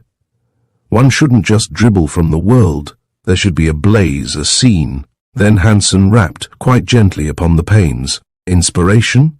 Genius? Perhaps. Lieutenant Valcour's Gallic blood swept back to the nation of its source, and he could have kissed that dear, that brilliant Hansen upon both of his ruddy, his intelligent, his Nordic cheeks. She whirled as if something had flicked her. Blue serge, brass buttons, a glinting shield. She pulled the trigger, but the muzzle of the gun was in her mouth. Chapter 31. 8:37 p.m., 5 years later. Mrs. Hollander thought for a moment of simply dialing the operator and saying, "I want a policeman." It was what the printed notices in the telephone directory urged one to do in case of an emergency. But it wasn't an emergency exactly, nor, still exactly, was it a policeman she wanted. She wanted a detective, or an inspector or something, a man to whom she could explain her worry about Thomas, and who could do something about it if he agreed with her that Thomas was in danger. Mrs. Hollander wanted most of all a man like Lieutenant Valcour, who had so ably handled that wretched affair 5 years ago when she had been married to Herbert and Herbert had been shot. She wondered whether Lieutenant Valcour was still on the force, and decided to find out. She dialed Spring 3100. She grew nervous while waiting. "This is Mrs. Thomas Hollander speaking," she said, when the same type of impersonal, efficient voice answered her as had been the one 5 years before. "I am phoning to inquire whether a Lieutenant Valcour is still connected with the police force." "I beg your pardon?" "Oh." She gave the address of her apartment house on Park Avenue. "This is Mrs. Thomas Hollander speaking," she began again upon a second voice saying, "Hello. And I am trying to get in touch with a Lieutenant Valcour who, I beg your pardon." "You are Lieutenant Valcour, Inspector, is it? But how perfectly efficient. I am worried, Inspector, about Mr. Hollander, and I wonder whether it would be possible for you to come up and talk it over with me." "No, he hasn't disappeared. I know exactly where he has gone, but I have reason to believe that something might happen to him." "Yes, I am the Mrs. Hollander who was formerly Mrs. Herbert Endicott." "Yes, that dreadful affair." "Oh, you will? Thank you so much." Inspector Valcour smiled a curiously satisfied little smile all to himself as he sat in a department limousine chauffeured by a department driver, and sped smoothly north along Lafayette Street on the way to Mrs. Hollander's address on Park Avenue. And he thought of many things. He thought of Marge Miles and of Herbert Endicott, who were dead, and of Madame Velasquez, who too had died. He thought of Mrs. Siddons, returned to her native New England hills, sinking her body and her being into their granite harshnesses and drawing amazing sustenance from them. As a flower that grows in the imperceptible fissure of some solid rock. He thought of Roberts, whom he had never seen again, and of whom he had never again heard, after the violation of the Sullivan law had been charged against her, and her sentence suspended. She had gone back to England, probably, to lapse into a proper background for her neurotic broodings. And that partner of Hollander's, the southernistic Mr. Smith. He had faded entirely, never to return, nor was the fact of any consequence at all. He had been at best a side issue too unimportant for further bother. But most of all he thought of Mrs. Endicott, who was now Mrs. Hollander. The annals of history and the annals of crime were fringed with women just like her, beautiful, astonishing women, who revolved with their uncertainties like satellites about the world of normal beings, trailing their baleful, striking brilliance like an impalpable poisonous gas across the surface of every person whom they plucked and tortured within the intricate enigma of their hearts. The law never could touch her, nor could a person either. She would escape. She would always escape, with the subtlety of mercury slipping between impotent fingers, for she had escaped. There wasn't any doubt in his mind about that. She had been the focal point 5 years ago in that Endicott case, no matter what the law or men might say. Her forgery of that postscript had had a deeper, a more deliberate intention than the mere breaking up of any affair between her husband and Marge Miles. It was to have been a breaking up of all of his affairs. Of him. She was the true murderer of her husband, and not Marge Miles. She had simply spread the powder train to a suitably lethal explosive, and had then applied the match. The movements of the others had been nothing more than gyrations performed by stringed puppets, and she had held the strings. Some of her puppets had died, committed suicide, and been killed, and it didn't matter in the least. The world was ageless, she herself was ageless, and plenty of puppets grew perennially every spring. Inspector Valcour wondered, as he descended to the curb and prepared to enter the lift to her apartment, whether Thomas had become a puppet too. Time waits for no one, and in Murder by the Clock, it proved to be both an ally and a silent witness to the crime. As the final pieces fell into place, the mystery unraveled, exposing the cunning behind the perfect alibi. Justice, relentless and unyielding, triumphed once again. Thank you for joining us on this thrilling journey through deception and suspense. If you enjoyed this story, be sure to subscribe for more captivating mysteries and classic tales. Until next time, keep your wits sharp and your senses keen. The next mystery is just around the corner.